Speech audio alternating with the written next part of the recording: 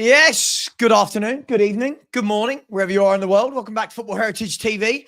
Hello to anyone who's been to the parade or coming back from the parade. I couldn't make it there myself today. The wife is away and I have a puppy, and the puppy is not going to sit on his own for hours and hours and hours. And I'll be honest, big crowds aren't really my thing. I don't really like the whole claustrophobic standing in one space for a little bit of time. Anyway, Tottenham Hotspur, European champions for 2025.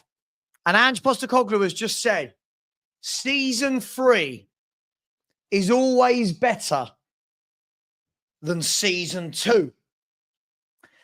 Big talk from a man that's just finished 15th, 16th or 17th in the Premier League table. Big talk for a man that has lost 21 Premier League games. But he has got credit in the bank with a Europa League win. We're going to be talking about that. There's going to be people joining me throughout the evening. Some of them are at the protest. Well, that's dead, isn't it? We'll talk about that as well. The protests are now dead. Some of them are at the parade. Some of them will be joining in due course. And we'll see what people have got to say. And if I get one more message from somebody saying, enjoy the win, I don't know what I have to do. I don't know if I have to stay and like that for... So big up to each and every one of you inside the chat. We'll do some hellos in a minute. I hope you're well. But that is the breaking news from what he said. By the way, apologies. I've just had a hat on. I should have really kept it on for this stream. Hair looks absolute shambolic mess, doesn't it? But season 3 is better than season 2. What does that mean? We'll break it down when more guests arrive. But genuinely, what does that mean? Also tonight, if anyone cares about the Serie A, in Serie A tonight, Inter Milan are playing away at Como. Napoli are playing at home to Cagliari. Now, as it stands, Inter Milan are winning 1-0, which means they are winning the Serie A title by 1 point.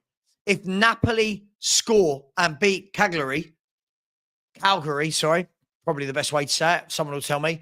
If they do, then they will win the title no matter what Inter Milan do. So I've actually got the game on. I've got Napoli. They're 0-0, 23 minutes gone, and they are up for it. But can they find a goal? Shane Bapu inside the house. How you doing? Steve Combo inside the house saying, as expected, I knew a significant percentage of our fan base would get caught in the emotions. I'm telling you, there's a lot of YouTubers that have now suddenly switched from Ange out to Ange in, and there's nothing wrong with that. Me, it takes more than an easy cup run for me to be fooled.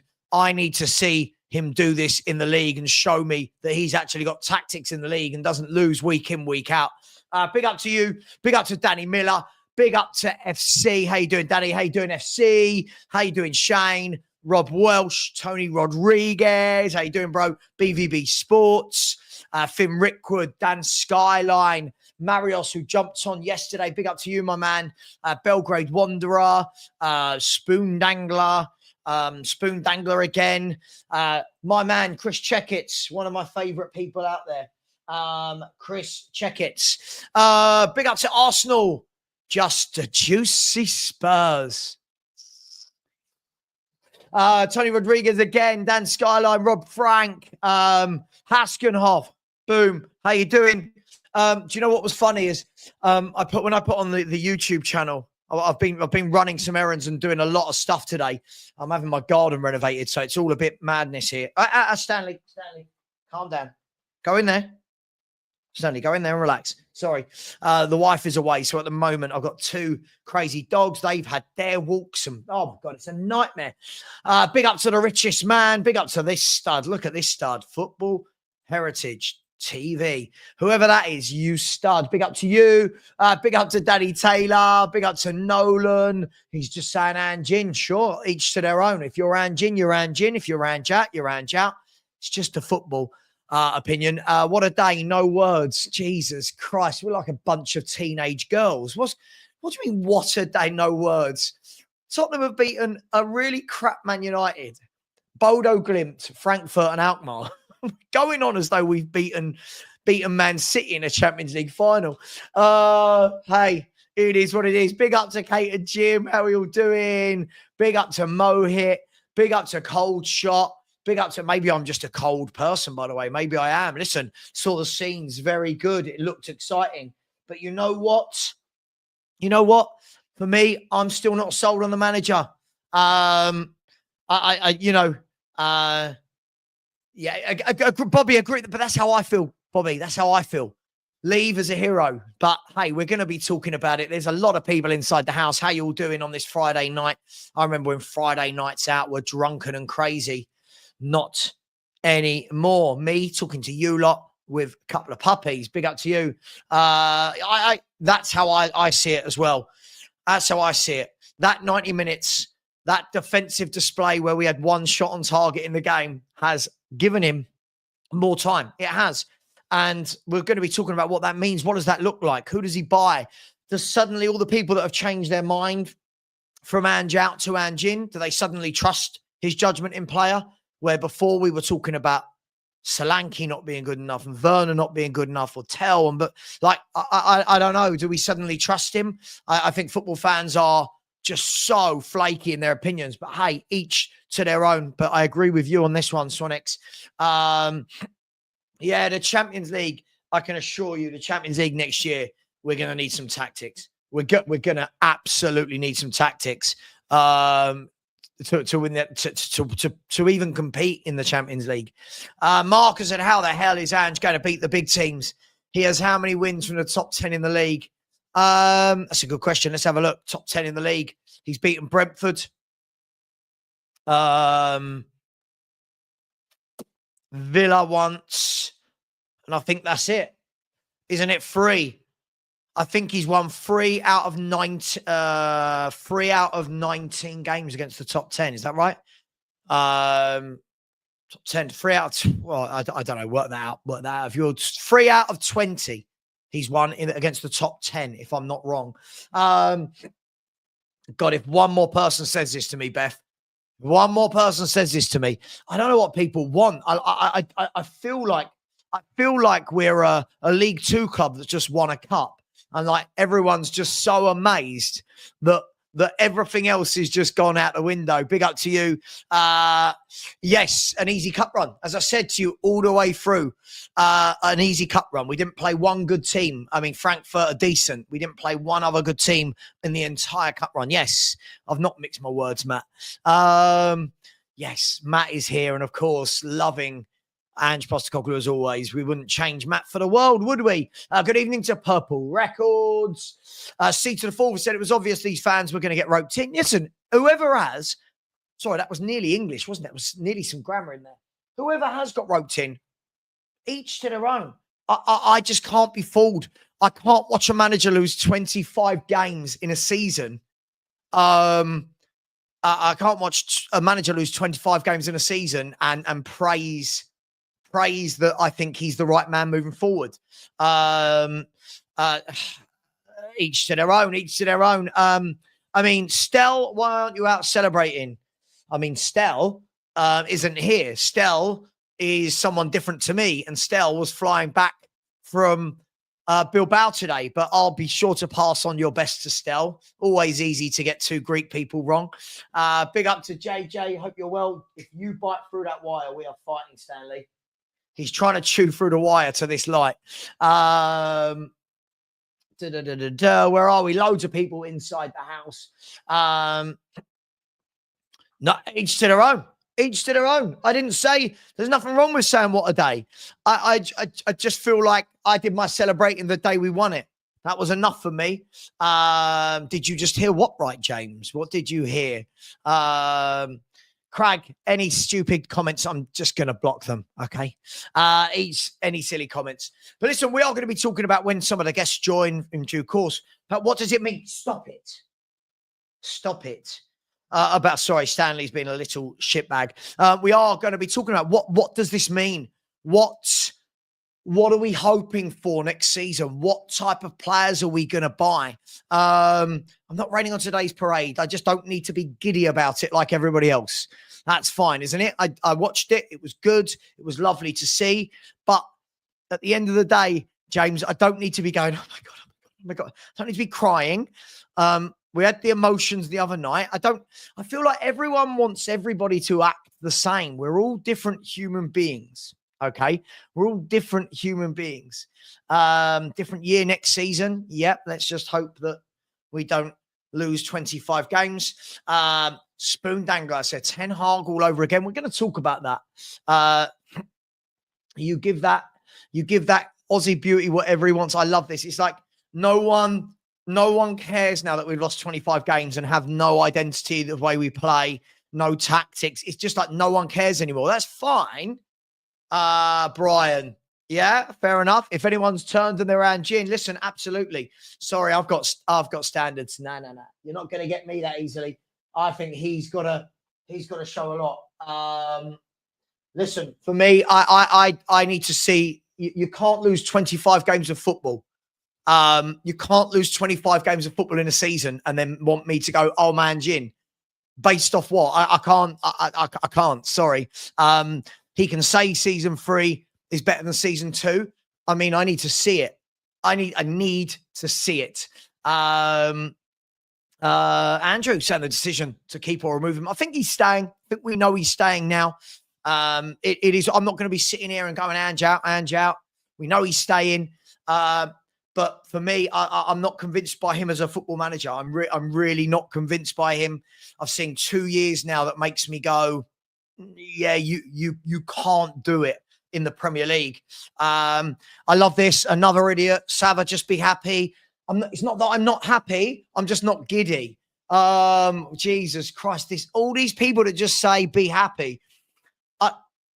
Oh my God. I wasn't wrong on Ange. The man's finishing 17th and I said he would win the Europa League. Lily White, please explain what I was wrong about. Please explain what I was wrong about. I keep hearing. Then James, simply fuck off. Simply fuck off. Listen, if you want to go and see Delusion, you know which channels to go and watch. I'm not that guy.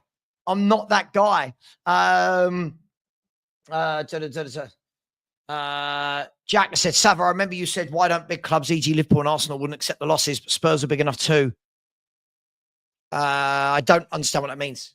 But it doesn't make sense, but thank you. Oh, this one. Oh, I love this. You must be a blast at parties. Oh, God, this one. I love this. You must be a blast at parties. This is the same guy that just called me Stell. Listen, yeah, you know, I love this is where I'm. How can you be Ange out before the final and change the opinion after one game? That's it. How weak-minded as an individual do you need to be that your opinion all year changes over 90 minutes? I can't do it. Thank you for winning the trophy. But for me, listen, 25 defeats. 25. Thank you, but you're here and you're paying me. You're irrelevant. God, they're all out tonight, aren't they? They're all out tonight. All the trolls who would never come on and say it to my face. Lee said, this guy's a clown. Oh, they're all out tonight, aren't they? They're all out tonight. Have we got anyone else being a bit horrible? It's Spursy to get rid of a coach who's won a trophy. He's not. I didn't say he was going. I didn't say he was going, Antonio. He isn't my type of manager. I'm sorry. He's not my type of manager. I don't know what people want me to say. I'm not saying he's going to get sacked. He's not getting sacked. Hey, I'm not sitting here saying Ange out. He's going to stay for sure. But at the end of the day, you know, everyone's so mad at me when I even said we were going to win the Europa League. No, not our greatest manager. Our most successful for 20 years. Yeah. Not our greatest. There's a huge difference between absolutely not our greatest.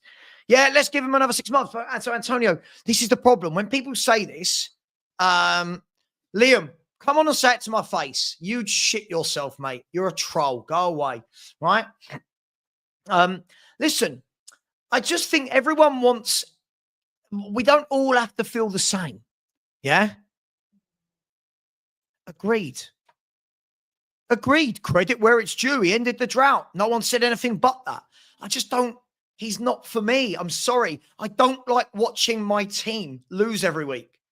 I don't understand how everyone's watching us lose every week and thinks that this is suddenly going to make him adapt and change in the Premier League. He told you he's not changing in the Premier League.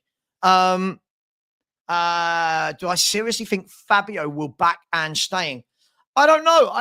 I genuinely don't know. I think fan pressure will make him stay, of course. It's absolutely not the players. It's absolutely the tactics. The tactics are horrific. Do you know how you know the tactics are horrific, Antonio? If the tactics aren't horrific, why has he ditched the tactics that lose in the Premier League to win the Europa League? If the tactics aren't horrific, why has he changed? Liam, I'm going to give you one more before you're blocked. Ridiculous. We had to win. Anyone saying I didn't want him to win it, we had to win. This club would have gone so far downhill if we didn't win that. I genuinely don't get it. It's absolute madness. Honestly, I do think that the internet has allowed for some really childish people. And I think some of these are adults. I think this might be an adult. Like, listen, I don't have to sit here and say Ange out, Ange out. I don't have to sit here and go, oh my God, he's great. Thank you for winning the trophy. For me, this has been a dreadful season to watch. This has been really tough to watch. Yeah, just for me personally. For me now, what he's got to do next season is prove it. He said that we couldn't cope with Europa League and Premier League. So next year you've got the Champions League and Premier League, and now everyone's getting giddy about him. Why is he suddenly going to change that? What's going to change? No one can give me actual rational football answers. Antonio, you're now turning into a bit of a troll. You're turning into a bit of a troll now. Slow down, or I'll just put you in slow mode. Listen, great parade. I'm not knocking it. I don't understand. People just want me to be delirious. See, the fourth, that's where I'm at with it. People literally have the Ten Hag example. Absolutely. This is my problem, is everyone will have short memories. If this guy starts terribly next season, if he does start terribly, just remember that you all wanted him in. That's all I'm going to say. Swanex has said, if he's staying and it looks like he is, for me, I need to see an experienced mate. I need to see him. Yes. I need to see him implement a defensive midfielder. I need to see him stop with the inverted fullbacks. I need to see him coach. Got to see him coach if he's going to do that. Listen, brilliant that we've had the cup run. Absolutely brilliant that he's broken the trophy drought. But now you're going into the league. He can't have another year like this year. He can't. If we're going to write it off as don't worry about the league, it's just about the Europa League, fine, for 1 year. What's he going to do next season? That's where I'm just a bit worried. If I'm honest, I'm just a bit worried. He loses a lot of the game. Seeing that should make everyone get behind the gaffer and the team. Now, I'm behind the team. He's not the manager for me, Matt. You can't tell other people how to feel. I'm not telling any of you how to feel. I just don't feel like I just don't feel like he's the right manager. I've seen 2 years of him. Tactically, it's awful. Longstaff, no, I want better than that, if I'm honest. Do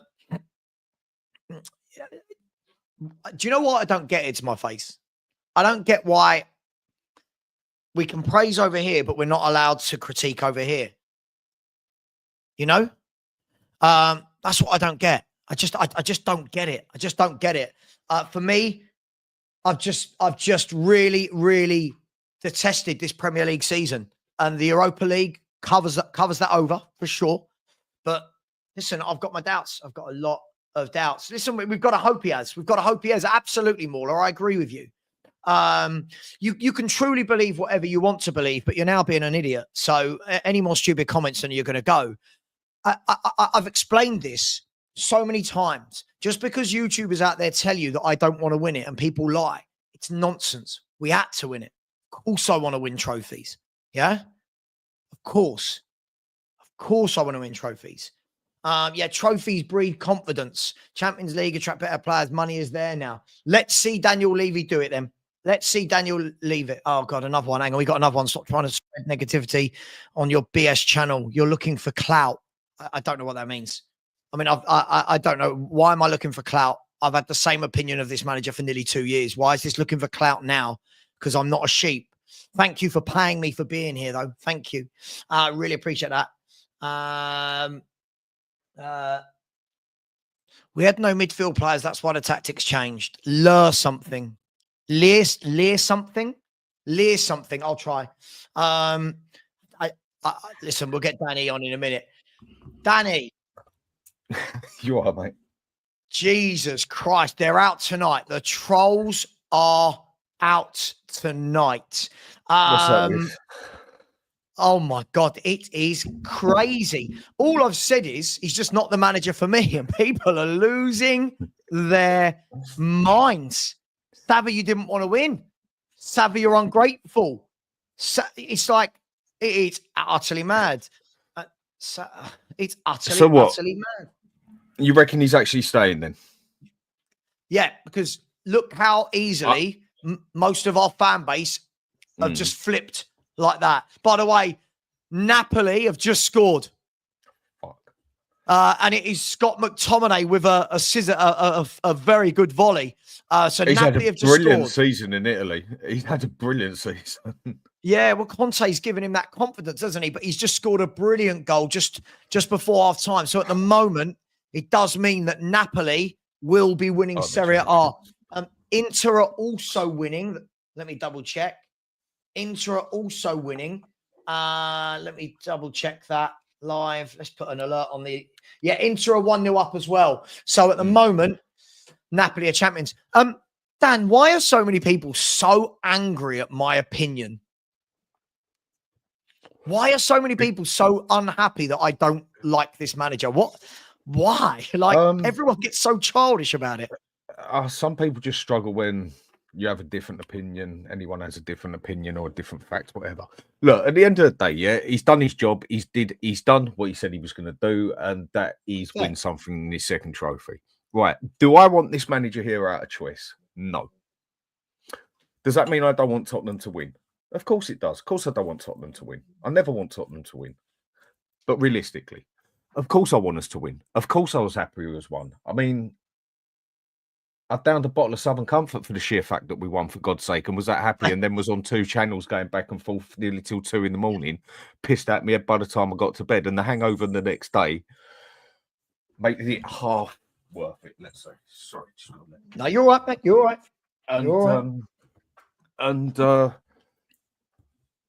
Yeah, not my choice to keep the manager, because the 17 games, what am I saying? The 21 games, possibly 22 we can lose. The season has been an utter disaster. But if you do want to put a positive side on it, you can say he has basically rescued himself with winning that Europa Cup and getting us in the Champions League. Sure. Now, absolutely. If it would have been the League Cup he won, you'd have still had some happy fans on here, but you'd have had a lot of people say, no, he's still got to go. It's the fact at the end of it that it's got the Champions League written on it as well, and has basically rescued the football club as a whole, sort of thing. I think a lot of people are starting to have that go in with it, whatever. I mean, each their own at the end of the day, whatever turns you on. Of course. I mean, but I don't. You know, the funny thing is, Dan. But the Dan, one this thing is the with funny this, thing. Go on. Sorry, just quickly. This is the funny thing.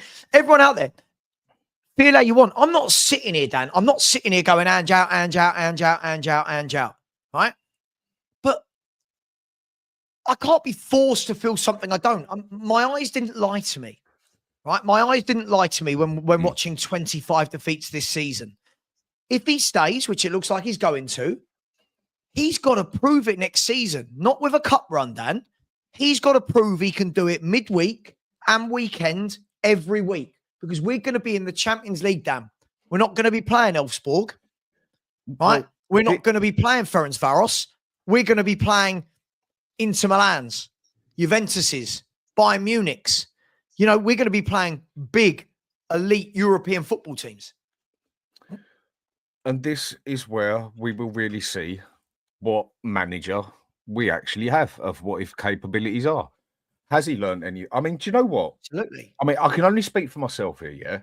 The thing that really frustrated me after that game was the talk he gave. When he blatantly said that he'd already thrown the league aside and knew the only chance we had was one of the cups, basically, and then when it comes down to it, only had the chance of one cup. If he would have actually said that at, say, Christmas, say, look, people, the Yeah. league's done and dusted. It's not working. I know where I've gone wrong. I am going to fix this next season. I'm going to do what I can in the league, but I am going to focus that we at least win one of those cups. Do you know what? I could stand back and say, all right, fella, you've put your hands up. Maybe not the best attitude some would have, but okay, I can go with that one. Yeah. But it's the way he tried to deter it all season and flip and flop it all season, which he did. And then blatantly admits at the end of the season that he'd already given up on the league 6 months earlier, basically, and was just focusing on the cups, was quite annoying. If he would have actually just admitted that, maybe not necessarily in the way I said it, because I haven't got the best way of putting it, I could have put my hands up to it a bit and said, okay, we'll see where we go. Let's see if you do get a cup here and we'll take it from there. Again, I think we have to be very, very careful as Tottenham here to have a close look at a club not a million miles from us in the situation as in Man United. Do we go with morals or do we be a real business? Do we be a force in the Premier League in football? Do we actually be a big club where morals and sympathy and empathy doesn't come into it? Do we actually be that big fan base where, I mean, what I asked on my channel, I'll ask you. Are you happy? Are you happy we won the cup? Me? Yeah. Yeah, mate, Yes, absolutely. yes or no? Yes, Yes or no? yes, Yeah. yes, Right. of course. I'll ask you another question. Are you satisfied now? No, No, nor am I. I want no, more. not in any way, shape, Exactly. or form. Exactly. I want more now. I'm not satisfied with this. Well done. I'm happy we've won it. I'm now looking ahead and I want to win more. I want more. So this is where we're going to see where the club takes us. Does it go and do the empathy side and the moral side and the fans and everything of why Man U did with Ten Hag on why he stayed basically, and then they wasted another 150 million and it went wrong? Yeah. Or, you know, it's something you've got to take into consideration seriously what happened there, because he was basically kept out of the moral of, well, it is the second season on the trot that he's won a cup for us, and okay, we'll give you a bit of time. So it's make or break then, this one. If we keep Ange and he gets another 150, 200 million and it works, then so be it. Then we can't complain. Listen, but if it goes the other way and it goes wrong, there are going to be a lot of people who sit here and say, maybe we should have learned a lesson off of Man U. I mean, the person who's going to come down to this, who makes this decision, is the person that deserves a hell of a lot of credit at the moment, and that is Daniel Levy. I mean, he made all this agreed. happen. He ignored all the fans. Agreed.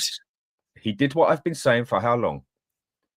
He did what everyone wanted. He got an attacking manager, backed the manager, give him 400 million quid, backed him through the hard times, didn't sack him at semi-finals, let him stay to the final. And through Levy doing that and ignoring a lot of us fans, it got us a cup in the process. So Levy's got to give credit here as well. So if anyone that I'm seeing saying, no, I don't think Ange should stay, whatever else and that, or giving Ange loads of credit when they were wanting him out, but then still slating Levy, to me, that's contradicting yourself, isn't it? Here's one for you, Dan. I know you've got the perfect response to people that say this sentence. I'll let you go at it. What is that? You're not managers, so what do you really know, guys? True. I play a bit of FIFA, bit of Football Manager. I've got a level 2 in goalkeeping and coaching, but you're only an armchair supporter as well. You're not a manager either, mate. So if my opinion is irrelevant, then your opinion on my opinion is irrelevant as well, and you can wind your neck in as well, mate. Do you know what makes me laugh? Again, you create football YouTube channels for football debates. When somebody's got a different opinion to the viewer watching, everyone turns into a world-class troll and starts saying stupid stuff. Why do people watch YouTube channels? Do you want me and Dan to just sit here and go, oh my God, everything's amazing? Like, listen, we won the cup. We had to win the cup. Fair play. Credit to Ange. Credit in the bank. Yes, he's not going to be going anywhere. I'm going to say this now. For anyone in the chat, answer this for me, right? Honestly, people in the chat, honestly, for all of those people that are very much Ange in, surely you've got to admit that he's got to change the way we play in the Premier League next summer. Surely you've got to at least admit that. Surely. Yeah. And Matt, if you're that thick that you don't understand, we're not comparing us to Man United, you idiot. We're not comparing us. We're comparing the sacking of a manager that had done poorly, then won a trophy. We're not comparing us to Man United. I don't know how you're not getting this. This is why you get blocked a lot, Matt. We're not comparing us to Manchester United. Look, all I know is, yeah, if I'm going to get behind this manager, I've got to see some tactics in the league that don't embarrass us. I've got to. Because Roxanne, who's in the chat, again, I can tell Roxanne's an adult because she came out with a very adult sentence and said two things can be true at once. You can praise for the cup, but also be extremely disappointed and angry at the league. And that's where I am. The cup, superb. The league, highly embarrassing. For me, that all levels itself out as, okay, what are you doing next season, Ange? Next season, are we going to see, Dan, two inverted fullbacks? Are we going to see no defensive midfielder? Are we going to see a high line where we're conceding week in, week out? If that's what we've got again, I don't want it. If he adapts, brilliant. But Dan, the problem is I've seen 2 years where he doesn't adapt. That is my biggest worry as a football fan. The tactical side of it scares the shit out of me. That is the issue I have with him as well. And even when people say he did adapt, yeah, he went from gung ho to shutting up shop at 45 minutes, which I didn't think was a good one, but it worked, so I'm not going to complain. Yeah. Yeah. When I say shut up shop, I talk about like 15 minutes or you're pushing on 20 minutes if you have to. I mean, that was a brave move he done there and it worked. Fair play. Credit where it's due at the end of the day. But so what is he going to do? I haven't seen no in the middle of him. The adapt has either been from gung-ho to shut up shop. The times we haven't used inverted wing backs is because we haven't been allowed to be used and where we've been pressured back so far, like with what Aston Villa did to us the other week. We couldn't even invert the wing backs even if we wanted to. What Man City done to us, we didn't invert the wing backs because they kept us so far back, but we done very good on the counter-attacking and took our chances in that. It's going to be... It only time will tell. Only time will tell with this. I'm only going. I believe in what I see. This is why I don't. This is why I'm not a religious person. I have to see it to believe it. Right. And that's that. And if I don't see it, I find it very hard to believe. I haven't seen him show me that he can adapt sophisticated in a league of this standard. Going to play Man U in a European Cup game and then just basically telling everyone to stand behind the ball. To me, that's not really adapting unless it's the last 10 minutes. That's just going from one extreme to another. I want to see that this manager can pull it off in the middle as well. If people say he's earned his time and he's earned his extra season, then so be it. Levy's going to want to make the decision on that. And then obviously us, along with everybody else, is going to judge the season as it goes through. Am I willing to put up with another 17 defeats to get a trophy? No, I don't want to go through that crap again. Some people are more just at the fact where we're so desperate at Spurs, and it really does show at the minute that they are willing to go 17th again if we get another trophy. And that's where, Dan, I can't wrap my head around that. I can't wrap my head around. I'm being vilified because I think that the league is a disgrace. Now, when people say, yeah, but a trophy. Yeah. Now let's decompartmentalize. Trophy over here, amazing. Worst ever Premier League season. Sorry, am I meant to, Dan, just ignore that this is our worst ever Premier League season? I'm not making that up. This is our worst ever Premier League season, and yet fans after one win have suddenly gone, I love him. Keep him for another year. Now, that's fine. But Dan, I'm going to say this, and I'm going to hold people accountable to this. The way I'm held accountable for things I say. If people are saying they now want him in, let's see how next season starts, Dan. Let's assume Levy rocks out, I don't know, with player sales coming in, Dan, maybe 150, 170 million in the transfer window, right? I reckon we'll probably have 100 million the club are going to give, and then 70, 80 million maybe from player sales, right? If this manager gets given that, fine. Yep, he's won the trophy, fine. Knock yourself out, you're staying. What I don't want to see from fans is suddenly go, one, he wasn't backed. Two, this manager needs to be sacked because he's not started the season well. And then a new manager comes in and we're going, well, hang on, he hasn't got his own players, right? And three, just remember that if we don't start well in the league next year, it won't be a surprise because for 19 months, Dan, the league has been dreadful. So I'm all for it. Ange, cool. Thank you very much for the trophy. If you're here next year, brilliant. I will want to try and get behind you if you change, if you adapt. And that doesn't mean putting 10 men behind the ball every game, but finding a way of incorporating his high-pressing, chaotic football with a bit of defensive structure. I don't think what I'm saying there is too harsh. That's the reality of it. I think the other thing that I've found really frustrating about this more than anything is the fact that sorry about that, it's just door. It's the fact that he could have done this in certain games in the league and we could have possibly been 9, 12 points better off. There's times where he could have actually done this in the league with the team he had and could have actually pulled this off. And he didn't. And that is the part, I must admit, I really don't understand there.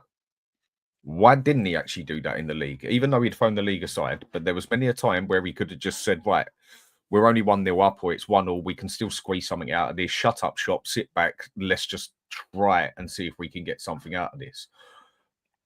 But he didn't. And this is just where I can't make the manager out. The thing you're just going to have to accept this season is that not a lot of people are going to care anymore with what happened with the league because at the moment, no one can really say Spurs don't win anything anymore. Okay, if you would then want to go in history, it isn't great, but we have now won a cup. So it is going to be easier to put the season aside and say, okay, give us what you got then. My ideal situation would have been he wins the cup, it all goes through, and then he basically, whether he sticks the finger up at the people or waves at the people and says, there you go, I did it on my second season, smug face, do what he wants, and walks out as a winner, basically. If he is definitely going to stay, and from what a few people are saying, it looks like he might well be, but don't overwrite Levy yet, then I'm going to sit back and say, right, I made my decision on what I wanted. I'm just going to have to go with the flow and see what happens now to see whether I was right or wrong. And hopefully I will be wrong, but I just do not think he has got the out and out skills to match a league of the Premier League standards, basically, or Bundesliga, Serie A or whatever. And the other thing this is going to show in now, this is going to see whether we actually have a good manager or not. Let's see what happens when the Champions League games come in. They're going to start being interesting. Right. Because I was one, along with you and others, who said, yes, we should be winning these games, but Bodo ain't no mugs away, and we've done a good job of it. Frankfurt wasn't an easy game, but again, a game we should be winning or have confidence on winning it anyway. We're now going to be going up against teams like Bayern Munich. We're now going to be going up teams like Inter Milan, Napoli, possibly Juventus, Real Madrid, Barcelona, Atletico Madrid, Paris Saint-Germain, Borussia Dortmund. Yeah. Now, if we'd have the way we did last night, because we had no other way to do it, and gone and done that against any of those teams I've mentioned, bar maybe one of them, we would have got absolutely destroyed. If we would have had our full team out and then gone and played Ange's way against any single one of those teams, we would get absolutely destroyed. This is now where we're going to see Is he really a good manager or not? Was this season down to the injuries? Was it down to this? Give me all the excuses you want. Okay, I've got a trophy. I'll put it aside. Now we're judging on this one. But I don't think he's going to get much sympathy because there's going to be no excuses. I agree. In the third one. I agree. Listen, as I said, Dan, I'm not going to sit here and say Ange out, Ange out. Everyone knows my opinion. Everyone knows it. I don't need to say it.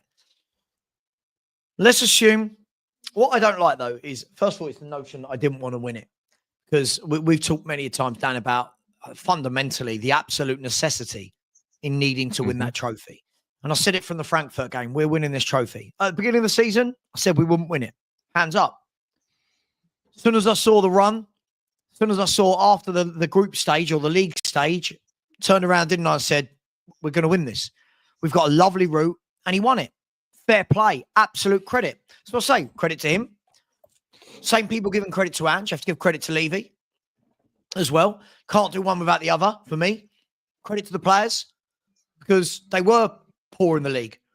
But in the Europa League, they did it differently. So I think what we've seen this season for me is two different Spurs. The Spurs I watch in the league, I'm embarrassed by. The manager I watch in the league, I'm embarrassed by. The Spurs I see in the Europa League, there's a togetherness. There was a defensive solidity. There was no inverting fullbacks. And it was like, yeah, that's what works.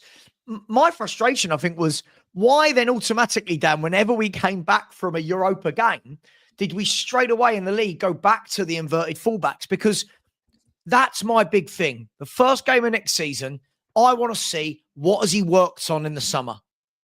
What is he working on this summer? Is he working on the inverted players?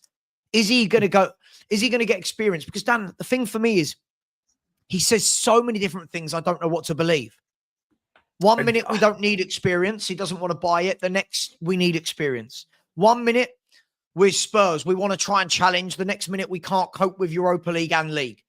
1 minute, we don't throw games. We have a winning mentality. The next is, we prioritize this.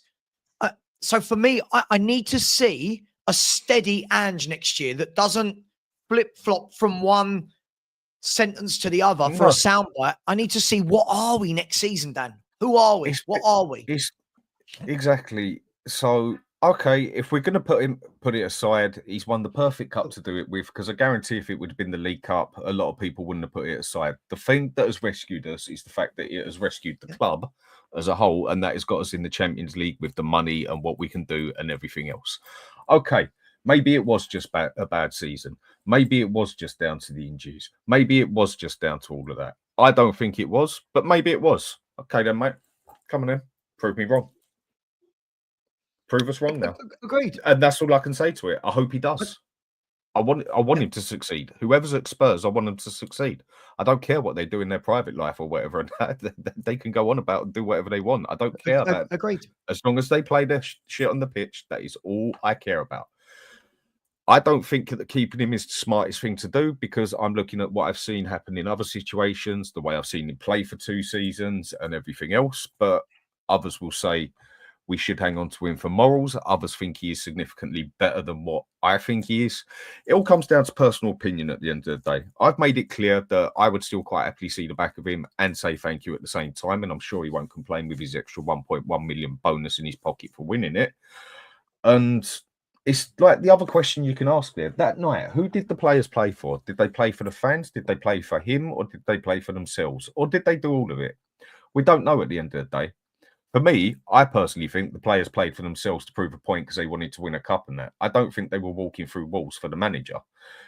Well, it didn't seem to look like they did it in other games anyway. Or maybe they have got the quality of being able to turn it on and off as they please. But we all know the BS in that system as well. So if he's going to stay, then so be it. Let's see what he does next season. And if next season starts repeating itself, there is not going to be one single person that has a leg to stand on to defend. But if it does go in a total different way and it does start going the right way, then I'll be one of the first ones to put my hands up and say, mate, absolutely. Well done. Absolutely. I'm more than happy. And I've said, brilliant. Thank you for ending the trophy drought. Right.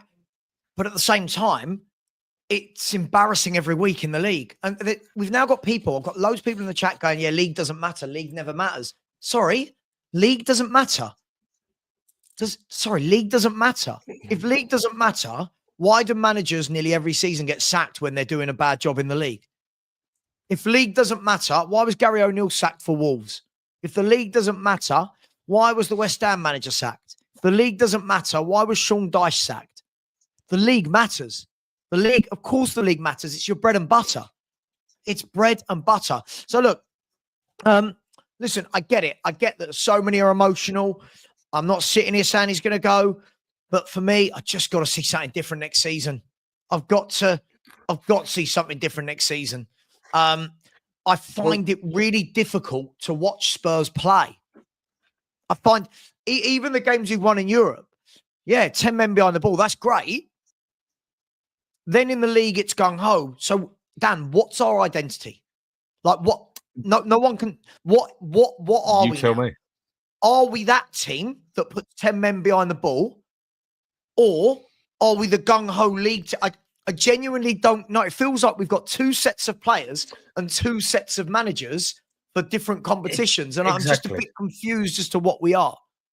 Well, another point I can make that I do find quite comical out of this, and I must admit, and there's certain people on here, you're going to know who I'm talking to, if you're going to be honest to yourselves in the chat, that is.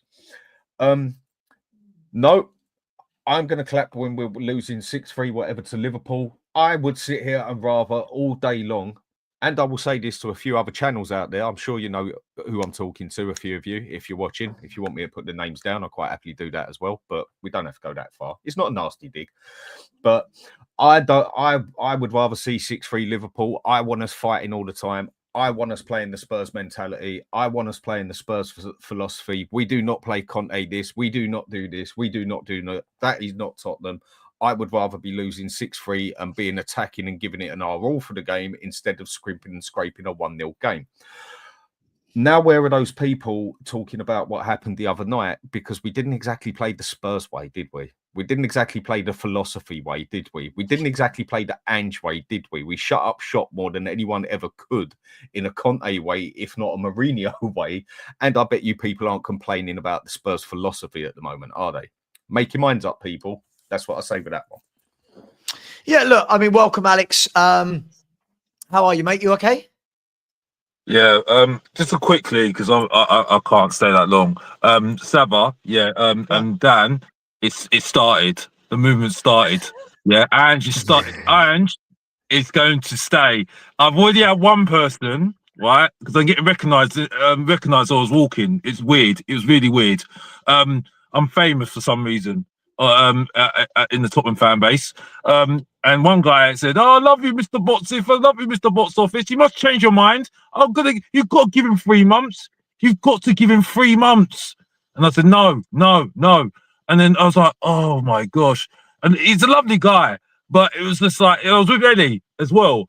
And he's like saying, no, you've got to give him 3 months. You've got to give him 2 months. You've got to give him 2 months. No. He's won us a European Cup. I'm like, bro, 21 losses. You know what I mean? Yeah, and then people were saying to me, "Oh no, but we got to enjoy it, bruv. Just enjoy it." But 21 losses, bro. 21 losses. Like this is like I said on my new video, saying Levy has done what Spurs fans want. Fans want, yeah. Done exactly what Spurs fans want. My new video, Hence why, Alex, is what's really funny about this is all the people getting arsey because I don't like Ange as a manager, right? When I say, okay, where's Daniel Levy's credit? Never credit him. Well, why? Ange was hired by Munn.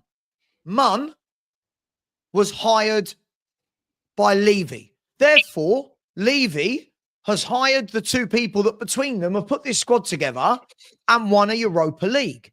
So why is Daniel Levy getting no credit for winning? By the way, I'm Levy out, Alex. You know this, right? I'm Levy out as well. Why are we sacking Scott Munn? Why are we getting rid of Scott Munn? He's the one that got bloody Ange Postecoglou in. Why are we getting rid of Johan Lang? Credit to everyone, right? Exactly. Credit to everyone. But we can't have a conversation because we're enjoying it. We can't have it. No, we can't do it. No, it's the wrong thing to say. If You know what I mean?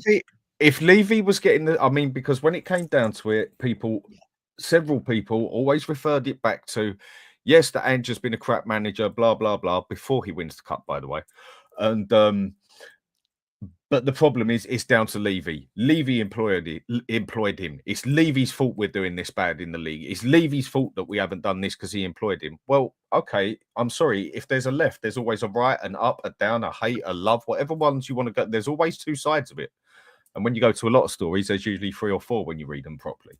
But my point is, if it was all Levy's fault that we was up shit street all season before we won anything, and he employed him and everything else, the fact that we've actually won something, whether people like it or not, and I know some people are not going to be able to do it and eat the humble pie on it, but you're going to have to turn around and say, well, Levy was the one who employed him then. Fair play to Levy for sticking to him then. But this is where you're going to get some people just aren't going to be able to do that because it's not what they want to say. Now, where do you turn it to? Now, where do things go? Now, where's everything going to go? That all of a sudden Spurs aren't this team that haven't won anything anymore. Okay, we've won the Europa Cup now. We're in the Champions League. We've had the most abysmal league ever. But we're not quite that Spursy team anymore just yet. Give it another 2 years, time will tell. You don't lose mud off your back that easy. But I'll tell you what, Dan. Where does everything go now? I'm going to say this and people can click me right now. If Ange stays, which it looks like he is, fair play to him, right? If Ange stays, fair play to him. And most of the fans seem to want that. Fine. Show us. Show us. Not just in a cup, but also, I'm going to ask everyone in the chat right now. For all those saying the league didn't matter this season, okay, fine. So what are the expectations for next season? This is what I want to know from, what are the expectations? Because next season, guys, right, we are in the Champions League. So all of these people that kept saying, oh, well, we've got to rotate players because we've got Europe midweek. Okay, you can't do that in the Champions League. You're going to need, for example, if Romero and Van der Ven are your back two and they're fit, they're going to have to play Sunday, Wednesday, Saturday, Tuesday, whatever it is. They're going to have to. You can't just go, oh, Danso and Davis, you go in for Inter Milan away, right? You're going to have to play your best players. So I'm going to ask this, right? Right? I'm going to say this. Fair enough. He stays. Everyone wants to keep saying, hang on, Lukaku's in. Lukaku scored. Napoli are 2-0 up. That's the title. That's the league title done. Yep. I'm going to say this now. Fair. Everyone wants to keep telling me I was wrong about Ange when I said he would win the Europa League about 2 months ago. Fine. If that's what they want to Sound think. like me. Right? Yep. Right. Everyone doesn't like that I don't rate him because tactically I think he's terrible in the league. So next season, I'm asking everyone in the chat, without a silly answer, without getting angry and you're a troll and Savva's this, tell me, what is it? What is the expectation next year that will make it acceptable? Because everyone now is telling me, sorry for the rant, guys, he's instilled winning mentality, right? Let's have a look at the buzz lines I've heard today. He's instilled winning mentality now. My mate Phil Coys said that he's instilled the confidence in the players to kick on now. Okay, winning mentality, instilled confidence, right? The third season is better than the second one. Okay, cool. Cool. Let's say I agree with all of that. What does next year look like then with all of these buzzwords that are getting thrown about? What is acceptable now so that everyone can't suddenly flip-flop next season? So if you turn around and say, well, next year he must be challenging for the Champions League in the league, Champions League finish, and he must get out of the group stages of the league, of the Champions League, fine. But then if that doesn't happen, lads, no excuses. No, oh, but he wasn't backed. Oh, but no excuses. You've had the bad year in the league this year. Next year, it can't be that. Does that all make sense? Is that fair? Do you know what I think he's done it? In a way, this is where I think next season is going to be very, very interesting, especially for Ange in, Ange out. Because I said if we win this Europa, it's going to divide this fan base even more. For a day or two, it'll get us bonded together, and then it has split us down the line even more, which it obviously. Sure. And now what he's done is, even if we would have lost that, there is still a very, very high majority out there. I can't go. There's a high percentage, I think the word is that I'm looking for, of who were still Ange in. Yeah. And that was finishing 17th and doing nothing. So he's now just put this winning mentality down. Basically, next season, he has to have a good season because he's not going to have the excuses, and he's going to be a letdown if he doesn't win anything. In some ways, he's almost made next season harder for himself now through winning that cup, because he's actually done it while we was at our worst as well. So if we haven't got the injuries next season, and we've bought players that he wants, obviously, and things like that, he's now got to basically stand by it, and he's got to get us another cup, or he's got to get us to another final and at least get us in the top 6. Absolutely. But this is what I'm saying, Dan. Accountability. If people are going to say these things, be accountable for it. So all the people that are having a pop, fine, have a pop at me. I'm allowed to be unhappy about what I've seen for nearly 20 months in the league. I'm allowed to be unhappy with that. It's been absolutely dreadful in the league for a very long time. And I do need to do some super chats. But, you know, Sean has said, that's fair, but what if he does do that? Absolutely. Sean, absolutely. If Ange does that, people like Dan and I'll speak for Dan here because I know his opinion on it. If Ange does that next season, gives a really good account of himself in the Premier League, right? As it gives a good account of himself in the Champions League, doesn't play this ridiculous football, doesn't lose nearly every other week, fans like me and Dan go, that's what we wanted, right? But it has to work both ways. So for all these fans that are going doolally about this and saying the league doesn't matter, what is acceptable next year? I've seen someone in there going, oh, top 10. No, that's not acceptable. If we're talking about winning mentality, Dan, I can't just go, oh, well, if he finishes 10th, that's an improvement. No. Hang on. I thought we was a Champions League team. Right. If we're a Champions League team, you've got to be, here we go. I'm going to say it now. Next season, Ange has to finish in the Champions League places in the league. We are now a Champions League team. If I'm going to give him credit for winning this, I'm going to put that expectation on him. So cool. I'll tell you what I'm going to do. I'm not going to say any more Ange out. Dan, I'm not going to say Ange out. I'm not going to say Ange out at all. I'm going to say, Ange, prove you can balance it, right? But equally, all the fans that are saying this, don't be upset then if he wants to sign more Dominic Solankis or more Timo Werners. Don't be upset if the Tactics lose games next year, right? Because what those people will do, Dan, the first person they'll blame is Daniel Levy.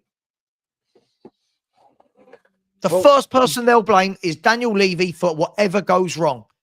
It does look like an easy scapegoat at times, doesn't it? I agree.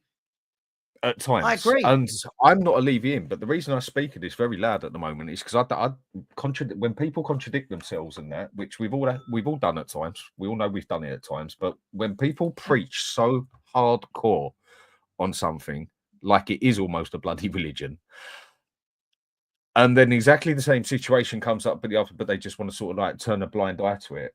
That's when I will start picking, and that's when I'll start winding people up, basically. And that's when I will really start going at something. Well, hang on a minute, mate. No, you can't just have it your way. It has to work both ways here. Whether we like it or not, I've grilled Ange all season. So has Savva, so have many others, so have a lot in the chat. But we've all got to sit back and say, do you know what, mate? One way or another, you pulled that cup off. Brilliant, excellent, well done, fella. You deserve all the credit for it. But so what was the anomaly then this season? Someone do tell me. Was the anomaly that Spurs finished 17th, or was the anomaly that Spurs won a cup? Yeah, right. Okay. This is why I'm so torn, Dan. You see where I'm going? This is why I'm so torn. Or was it both an anomaly? Let's hope it weren't both an anomaly. How can this be so good and this be so bad? Like it's not like if we had finished 10th, right? If we had dropped down to 10th, you go, oh, poor season, but we won the Europa League. We're 17th. We've lost more games than we've ever lost in a league season. But he's admitted he threw the league. He blatantly said it on TV that he blew the league out a good few months ago. So how long ago he did it, I don't know. But let's just say he blew it out 3 months ago, just for give 4 months ago, round about Christmas, give or take, because it was obvious we were getting destroyed, then had injuries and everything.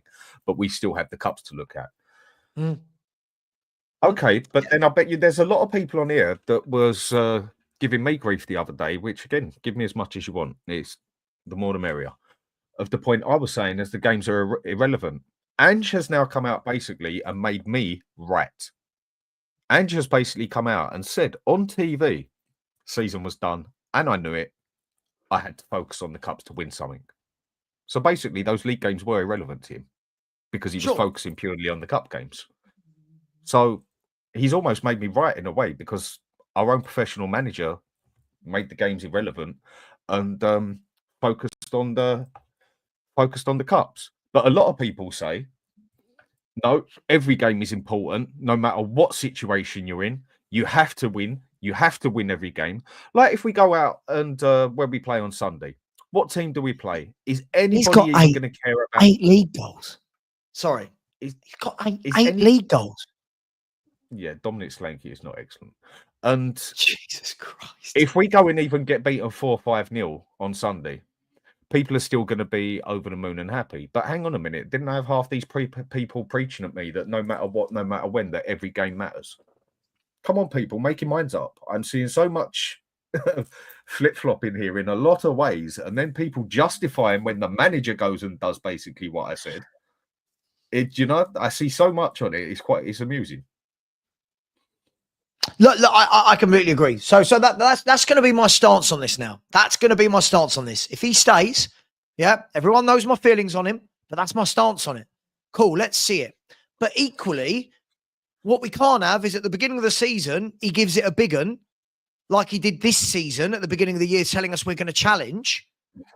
And then when he comes out at the end of the season, oh, no, well, hang on, I had to throw the league to concentrate on the Europa League. Well, hang on, we can't be doing that. So I want to see that. Listen, I've got loads of super chats I need to get through, Dan, if that's all right. There's about 10. So I'm going to get to them. Just before we do, just want to say big up to my man, Alex. Said, without backing Savva, Football Heritage TV, I assume you put those expectations if he gets a few proper experienced players. Alex, again, this is where I go back to. This is where the fan base have absolutely flip-flopped. Most of the fan base, Dan, when we were streaming in the summer, most of the fan base was telling me and you, not just me and you, oh my God, look how good these young players are that have come in. Ange is brilliant with young kids. Look at this window. Gray, Bergvall, Odeberg, they're all an upgrade on Solomon, Højbjerg. And we were being told, oh my God, Solanke's the missing piece for top 4. That's fine, Alex.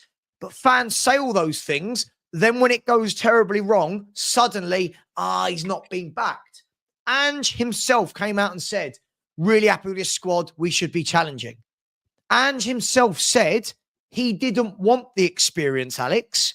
Then came out and said last month, we need more experience. So this whole, if he's without backing, it's amazing how quickly everybody who said we were going to finish 3rd, 4th, 5th, 6th is now suddenly saying he wasn't backed. I wish those people would say it at the time, Dan. I wish those people at the time would say, you know what? He's not been backed. This is going to be we're going to be bottom half, right? People are too scared of being ridiculed to say it. People are too scared to say, I think we're going to be a bottom half, or they genuinely believed we were good enough, right? I was told, look at the videos from YouTubers. Solanke's the missing piece. He'll get 20 to 25 goals. That will get us in the top 4. When these things don't happen, it's suddenly, Ange doesn't play to Solanke's strength. And you're like, well, hang on. You all told me he was perfect for Ange in the summer. Now he doesn't fit the Ange way of playing. Look, let me get some super chats. I just found that funny.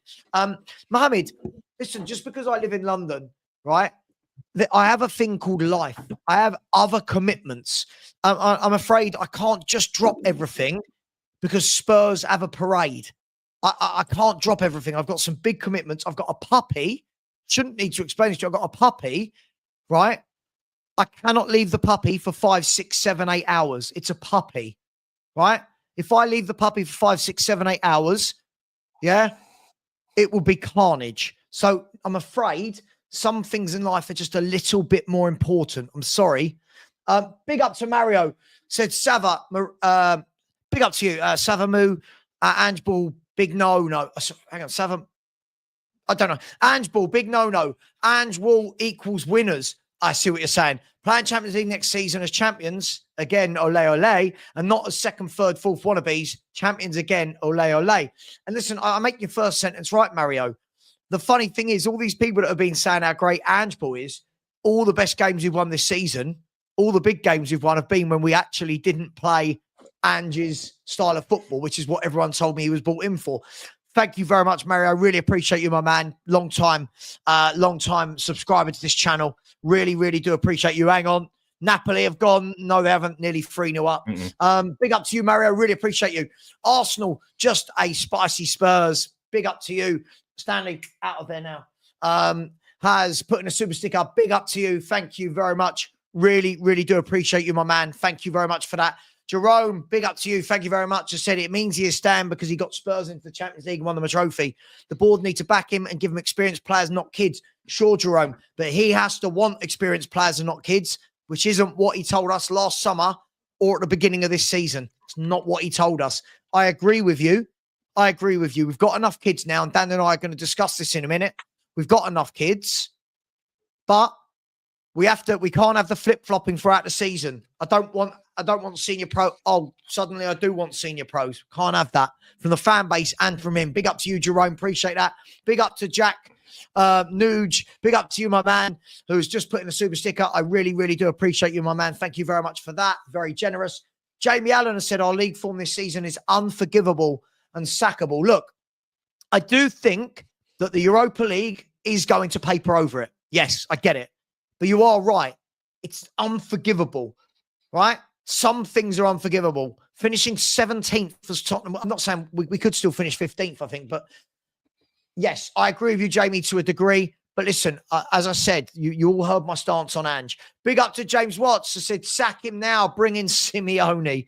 I'm not sure Simeone's going to want to join Spurs. I think he's the highest paid manager in world football, if I'm not wrong. Not sure he's going to want to leave that to come to Tottenham, but we'll see. Big up to you, James. Rob Birch, very generous indeed. This is Savva. You speak sense, mate. Enjoy the moment, but things got to change next season. Can join the conversation, give my opinion about Ange. Rob, I'll get you on at some point, mate. I definitely will. Listen, I agree. We enjoy it. Brilliant that we won it, but next season starts now. The club should be working right now. What's going to happen? Who are we bringing in? We're going to talk about that in a minute. Sorry about these, Dan. Big up to you. Thank you very much. Morton Barley. Big up, Gary. Really appreciate you, my man. Said, too far for the cup, but Premier League, Champions League is a bridge too far. Goodbye. Oh, it's half for the cup. But yeah, look, you know my opinions. I can't keep saying it. Otherwise, people are going to just say, oh, Savva said this. Savva's never happy. So I can't keep saying it. But big up to you, Gary. Shane O'Neill has said, it's the constant lying from him that gets me. I actually can't believe he suggested he'd been the league to win the Europa. It's beyond infuriating. Shane, what infuriated me was when all the players were injured, he turned around and said, watch, what was the word he used? Watch how remarkable we'll be when a player, remarkable, or watch something, watch how he dramatically improves, something like that when the players are back. Then the players came back and that's when he decides to throw the league. So I'm a bit confused. I'm really, really confused, but I agree with you, Shane. Thank you very much. Gessler Toon, big up to you with the super sticker. Really appreciate you. Thank you. Always very generous to me. I appreciate that. And someone who is also always very generous to me. Told you, Savva Wednesday. It was my lucky day. You did. Sanctuary 7, you did. And it was your lucky day and Spurs' lucky day. And we did win the final. Really appreciate that. Thank you very much, everybody. If you haven't smashed the like button, please do. If you haven't subscribed already, please do. We're chasing down 18,000. We're currently 67 away from 18,000. So please, please, please, if anyone would subscribe, that would be amazing. Dan. Knackered. So, Danny. Let's forget who the manager is now. Ange is the manager. Mm-hmm. What are Tottenham doing this window now? What do you want to see in this window that would make you say, Yes, he was backed. And yes, there are no excuses next season. What do Tottenham need to do? Everyone in the chat, what do Spurs need to do? Well, first thing for me, it comes down what Ange needs to do, and that's put his foot down on who he wants. Agreed. And we all know at the end of the day, the manager or coach or whatever you want to call them these days doesn't get necessarily the last say in it or whatever, but they definitely have some sort of say, and I'm sure they can push a bit more than some others do. Really, it's shown that even when we've had our full team, these tactics do not work. Sure. When we've got our B team, his main tactics do not work.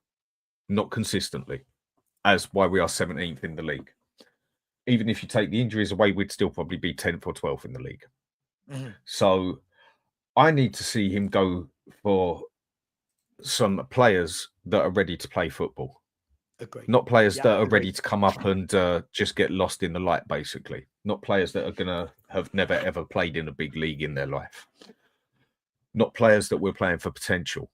First thing I want in there, which is so obvious, is either we have an out-and-out defensive midfielder in there, if he wants to keep inverting his wing-backs, where he's going to have to change a little bit of his philosophy,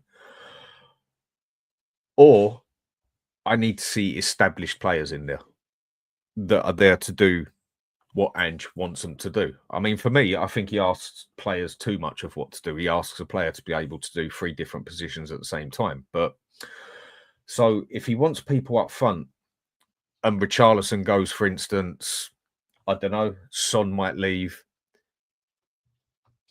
I want to see an established player come into that wing place or into that midfield place who walks into that first team. Not even necessarily one who has to fight his way into it. I want one that is more than good enough to walk into that first team, because there is players out there we can go and get with the money we're going to have now, the attraction of the Champions League. Will Ange be a put off to certain players coming? Definitely, 100%. Because if he doesn't change his tactics, can you honestly see a very, very good defender wanting to come and play this way? Call it opinionated again. But I want to see established players now. I want to see players that can walk into that first team and then knock the persons there down to the next level, basically. Not that we keep buying the kids and then justifying it. We're going in the Champions League now. And if we're now going to be honest, is Archie Gray even going to get a look? I hope not. Because he is not good enough for Champions League football yet. If it comes to that point where we have no other options, I get it. But this is what I'm saying by I want established players now. Players that have got experience. Players that know what they are doing. Not just going for bloody kids anymore. Not just even going for players that you're not even really using when you've got them. I want that to see that team improved. Over 2 years, we've had basically one player that you could say, I mean, can you say improved the team? But who gets into that first 11? And that is Solanke, really. In 2 years. I'd say that he is the main one that has come in this season. Sorry, shall I say this season? Yeah. That has in the last 3 windows. In the last 3 windows, out of all the signings, the only one that is a first team start, I get it, is Dominic Solanke. Yes, Dragoshin isn't, Werner isn't, Danso, good player, but isn't. Kinski isn't. Tell isn't. So yeah, you're absolutely right. Big up, Lubo. Good evening. Good evening to you, sir. How are we? We're okay. You? Yeah, mate. Yes, yeah. They're all out tonight. The trolls are out in force, Lubo. Yes. Out in force. We were just talking about. We've done the whole will Ange stay, will he not? We're now saying he's staying. Right. Forget what we want. He's staying. Right. What do we need to do, Lubo? What do we need to do this summer? What do we need to do so that there's no excuses next season and so that Spurs don't have to, apparently, only play in one competition at a time? What do we need to do? Well, he's got to make sure that we now have a squad big enough to handle 4 competitions. First thing they've got to do, they've got to get Perisic signed up, done and dusted. That's the first thing. And And then they've got to make Archie Gray captain. Good idea. Yeah. Well done, Phoenix. Good lad. Yeah, in the under 21, so that'd probably be a good idea. Johnson didn't want to leave. That's to literally grab him and take him away from the stage. All the other players have gone in, and he's still dancing. And so it was. I don't know what they're going to do. They've got to buy 4 very, very strong established players. They'll duck and dive with transfers in and out to get round financially. Yep. And one hopes that Ange looks at what he's done in both competitions and thinks, do you know what? Not being quite so wide open, I actually do quite well. See, this is a good game, this. You know, blimey, do you know, I've got this sussed. And totally change his way of thinking and just try and have a balance now. You know, nobody wants to see the way we played on Wednesday in every single league game next season. But we don't, by the same token, you know, that was going from one extreme to the other, wasn't it? And interestingly enough, if players like Madison, Bergvall, Kulusevski had been fit, would he have played the same way? Thankfully, we'll never find out because it worked out well. And, you know, there you go. So he's got to change the way of playing, bring in some established players now. We've got plenty of kids. There's no shortage of talented kids on the books, whether they're at Spurs or away on loan. There's no shortage. Agreed. Bring those through. You know, Levy spent a lot of money on the academy. You've got to start getting players through. If you don't, then there's no point having an academy scouting system, top coaches. We've got some really good coaches in the academy, from what I'm told. So that's got to start coming through. You know, Wayne Francois, I hope Orient win it as well. I'll be there cheering on Keelan Donnelly. Let's hope it's the Tottenham Orient double. That's what we want. Yeah, look, Lord Rodney and Stanley Cush, I feel like they're saying things. I don't know who they're talking to. You make a good point there, Lubo. Look, there are a lot of kids at this football club. There are. And this season, Ange has alluded to that's what he wanted rather than senior players. Since we know he's come out now and said, oh, actually, I do need more experience. So with that in mind, I don't want to see Tell signed, Lubo. No, with that in mind, I don't want to see Tell. I don't want to see a 19, 18-year-old in sight unless they're really good. Do you know what I mean? Unless they're really, really good, I don't want to see them coming in. What I want to see is 4 or 5 players that walk through that door that go in that 11. I want 4 or 5 that we go, he's got to start. Not, oh, but what about Johnson? He scored. No. Get me a better player. No sentiment. Get me a better footballer. Oh, but Solanke. No. Get me a better footballer. We're going into the next level now. We're going into the Champions League. So even now, you mentioned, not you, I mentioned Solanke. People are, oh, you don't understand what you've got. You can't go into a Champions League with Brennan Johnson and Solanke as 2 of your front 3, can you guys? Realistically, they can't be Champions League forwards. So again, people are going to have to suck this up. Some of the players that they love and rate are going to have to turn into squad players because that's what we're asking from Daniel Levy. We want him to buy better forwards, better midfielders. But what makes you think that he's going to change, though? We haven't said he's going to. We're saying what we've got to do. Yeah, I know, but this is the point I make. I understand what you're saying, what he's got to do. But by the same token, we've just won Europa League with these players. So why does he need a change? Because we're 17th in the league table, Alex. Yeah. And he's not going to have as weak competition in Europe next season as he has this season. Yeah, but I'm not talking like that. I understand that. But I'm thinking like Daniel Levy right now. Right? Why is he going to get up the wage bill when we just won Europa League? Because we're 17th in the league. We're 17th. Yeah, regardless, we're 17th in the league. No. Listen to me. And you can say whatever you want. No, said that. Ange won the No. Europa League. He's not in the Europa League this year. Yeah, I know He's that. not in it. He's in the I know that he's Champions not in the League. Europa League. He's in the Champions League. He's got to Look have. at the history. He's got to have a stronger squad for the Champions League, Alex. But Yeah. you're not answering my question. You're not answering my question, though. Levy got Ask a the shot. question. Ask the question. Ask the question outright. Ask the question to Lubo outright. Why would he change when he's got to how many finals? Right? We're still doing this youth project. He's going to get telling. Yeah, he's got all those youngsters that he's got to bring through. Right? Ange's going to be still here. It looks like now. Right? Sure. Right. So why would he change when he doesn't? And the wage bill, right? He doesn't go high on wages. So why would he change? And he's just won Europa League. But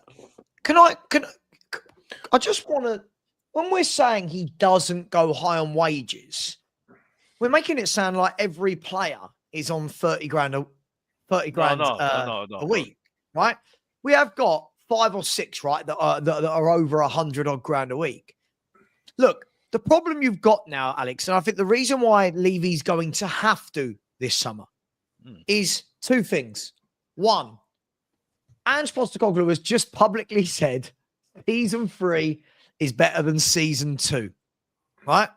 Levy has publicly said in his address to the players in that party, whatever, right, that this has got Spurs on the path to where we want to be, which is the top of football. So you've got the manager coming out and talking a massive game. You've got the owner coming out and talking a massive game, right? He can't not have a big summer now. He can't not. He's got to. Now, what that looks like, guys, I'm not expecting world-class players. I still don't think world-class players want to join Tottenham just because we've won 1 trophy.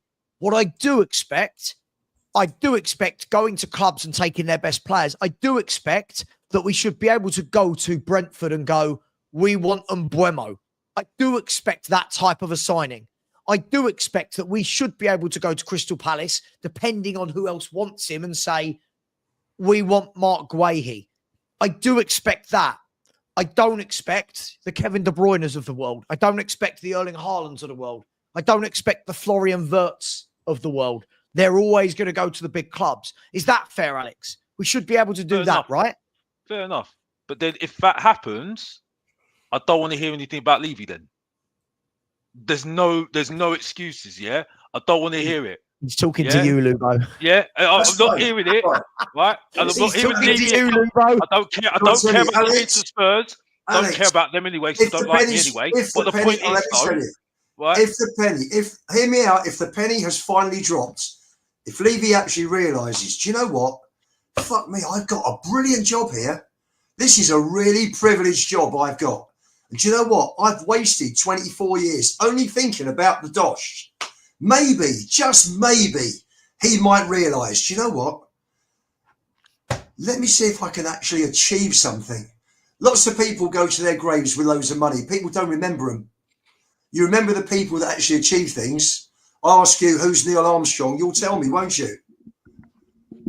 You'll tell. If I ask you about Caxton, you'll say, yeah, he started printing. Ask you about Fleming, you'll say, yeah, penicillin. Talk about Churchill, you'll say World War II. Talk about Daniel Levy, fucked up 24 years at Tottenham, made himself rich. Did he achieve anything? No. European. No. Ian.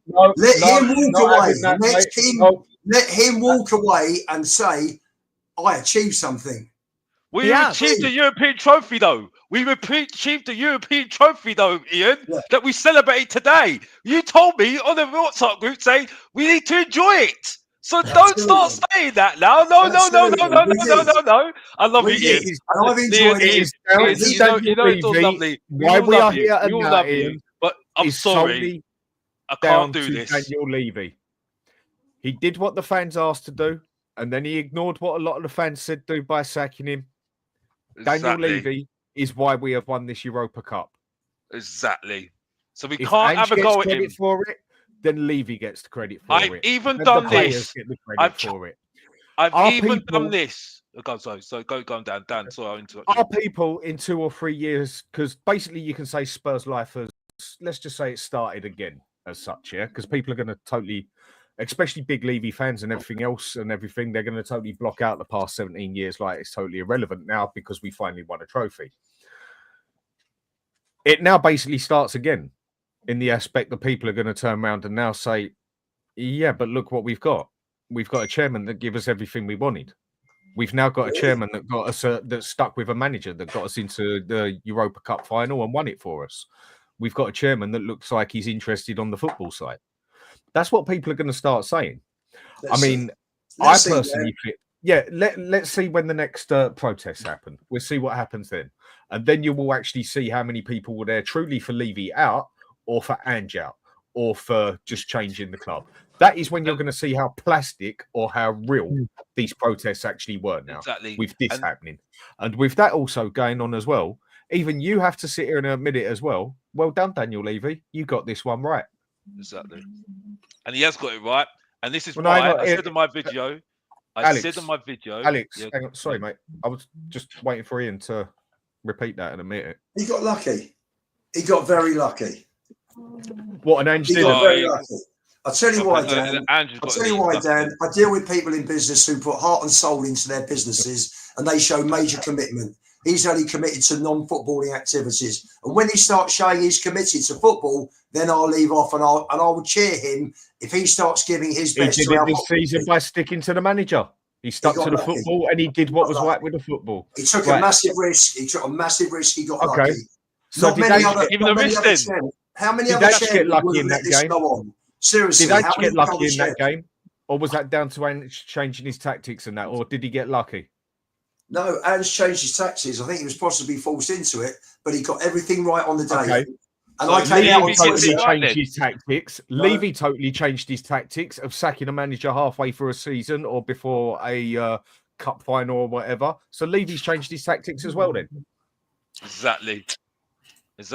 And this is why I gave credit to Sean Butler and J Rated because they backed them. They said about Levy, they backed him, and they've been justified by everything they said. I even said it to Dan. I gave him a phone call and said he's been justified. I'm sorry. Sorry. I've got to tell you, Dan. I've got to tell you, for a club like Tottenham Hotspur, meant to be one of the big six, I think Liverpool have won 12, City have won 15, Chelsea have won 20, we've won 2. It's an absolute disgrace. Let's not get carried away. Let's look. He's been there 24, 25 years. He's won 2 trophies. That is a disgrace. It's marginally better than it was a week ago. Let's not get carried away. So what is shit. So what is finishing 17th in the league and scrimping and scraping your way for a cup? Sorry, Dan. I'm looking at the big picture. It's a pretty big picture, mate. Let's not ignore the last 24 seasons. But can I listen? I just want to listen. And what I find interesting about this debate, by the way, thank you for the 2 people that did just subscribe. God, I nearly said that as a word. I'll bring Rich in a minute as well. Subscribe is the word that I just couldn't say for love nor money, like an absolute moron. Big up to everyone. We are now only 62 away from 18,000. 62. If everyone really is that happy that we won the Europa League, come on, guys and girls, smash that like button and subscribe. I'm just going to put it out there right now. No matter what I think of Ange, Levy's got to back him, right? If he's the manager next season, Levy's got to back him. But my issue is this, and this is my question to Lubo. I know you get really riled up when Daniel Levy's name is mentioned, and I'll bring in Rich after that. Welcome, Rich. Good evening to you, sir. Lovely video of you jogging earlier. That was what I wanted to see. You sweating on a treadmill. Lovely. Hang on, Alex, you don't listen so well. You don't listen. Nowhere did I say we're not missing out on players because he's haggling on wages. What I said was we do have a number of players that are on over 100 grand a week. So we can pay players 150, 160, 170 grand a week. So that's not what I said. Please don't. 2 of these, man. My mum taught me that. We've all got 2 of these. Unless you're... Can I answer this? Sav, can I answer that? Yeah, Mane go on. was- Then I'll ask you a Mane question. was because of wages. Ruben Diaz, Levy wouldn't pay the fee. He offered 10 million less. And this was 3 months before City even came on the scene. And Luis Diaz agent used Spurs' interest to get Liverpool because I think he was initially going to go to Liverpool in the summer. Spurs came in the January, and the agent notified Klopp, and Klopp said, "I'm not letting Diaz go to Tottenham," and we were never really in with a shout. So can't blame Levy for Diaz. The guy wanted to go to Liverpool. You can blame Levy for Mane, and you can blame Levy for Ruben Diaz. And what a difference if we'd have had those two players. Can I add a player here though that we can't blame Daniel Levy for? That everyone, right? Just I'll get back to that question to you in a minute. Everybody in this chat, barring a few, everyone when they're talking about who they want is putting Eze, right, in their group of players. Eze, get Eze, get Eze. Can we please realise Levy was open to giving that Ange Postecoglou Eze. Eze was open to coming to Tottenham Hotspur. Ange didn't want Eze. Lubo, that is true, isn't it? Pretty much. Ange didn't want him. No, Ange didn't want him. No club, Steve Parish said no club made an offer for Eze last summer. Spurs didn't even inquire after Ange joined. There was no inquiry. According to one or two people in the press who know what's going on, there was no offer. Well, Parish said there was no offer. So, if Palace's chairman said that, you've got to believe it. There was no offer. Well, look, let me get back to my question then, and then I will bring Rich in. Sorry, he's been very patient there. My question is this, Lubo. If we're going to say just the 2 trophies in 25 years, which is a fact, absolutely. What was the difference then? Because Ange Postecoglou won his trophy. The other managers in the finals didn't win theirs. So why does Daniel Levy get bashed for all of those finals where we failed to win and still get bashed in the final where Ange Postecoglou did manage? And this is fair play to Ange. He's got over the line when other managers didn't. Now, yes, I know what people are going to say. Yes, I think Ange has had the easier final of all of them, but he got over the line. Yeah, he did. But Ange got over the line. So I've said this to you before. We can't blame Daniel Levy for Man United beating us on penalties in a League Cup final. We can't beat Daniel Levy for a Champions League game where we just didn't turn up in the final. We can't blame Daniel Levy, in my opinion, for the Blackburn final where we lost. So don't you think it's just a tad unfair that if we're going, he's only won 2 in 25? Well, what if a couple of those managers had done some different things in the final? We could be saying 4. Couldn't we?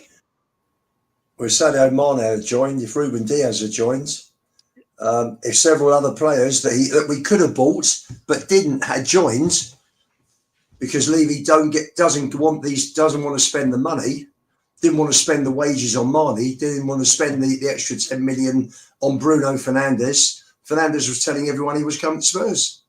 No, I agree, but that wasn't my question. But that wasn't my answer is, Sav, my answer is that if we had a stronger squad and better players, then we may well have got over the line.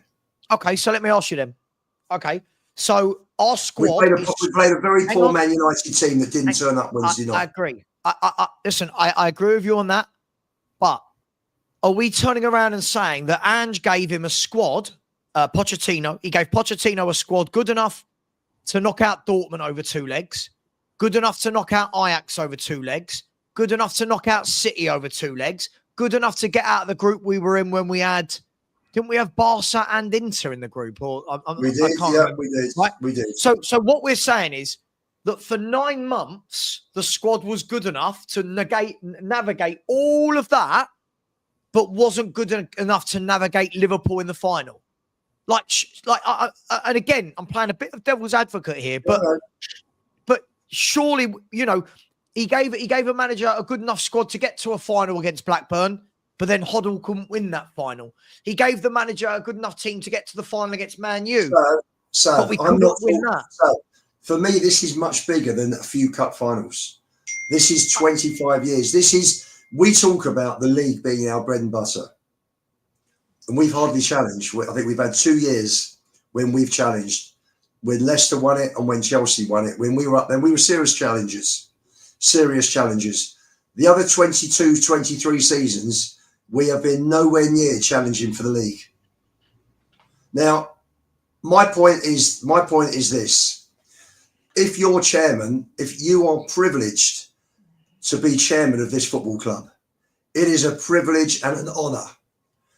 And he's never embraced that, ever. I understand that, but you...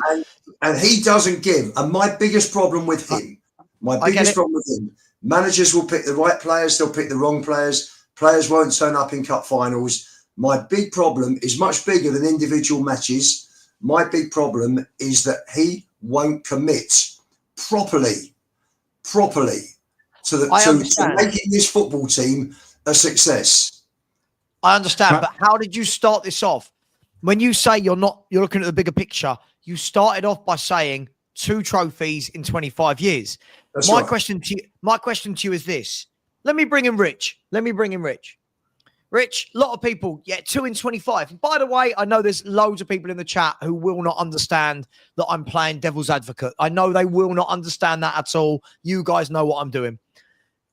Rich, if those 2 trophies had been 5, and by the way, Napoli are 60 seconds away from lifting the Serie A title. They're 2-0 up. So unless Calgary find hang on, he's through on goal. Oh, no. Rich, if those 2 titles had been 5, right? If we had won the Champions League, would there still be the same disdain for Levy if we had won 5 titles instead of 2? Trophies. Sorry, not titles. You know what I mean? No, there wouldn't be. But it's a really difficult one, isn't it? Because I'm Levy out. Always have been. Going back to when he gave Redknapp rubbish players, but I really wanted to come on to make my point about what we do now. And you can always guarantee that a sliding doors moment, Levy's going to make the wrong choice.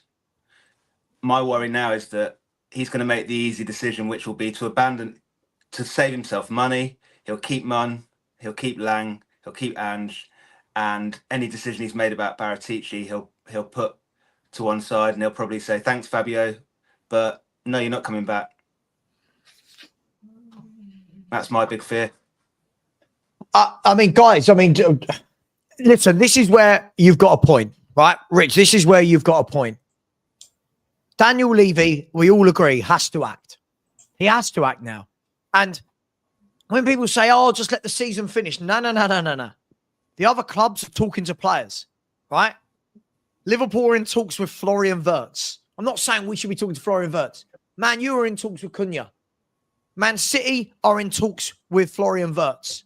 Man City will already be talking to people because they've got brilliant directors of football, right? We need to be doing that from right now. We need to. They should have surely, if Ange is staying, if Ange was the guy and he's the man, because surely he would have been sacked if we didn't win it, right? But he did win it. So if Ange is the man, guys, surely there should have been a short list of players drawn up for, if we get Champions League, this is the list.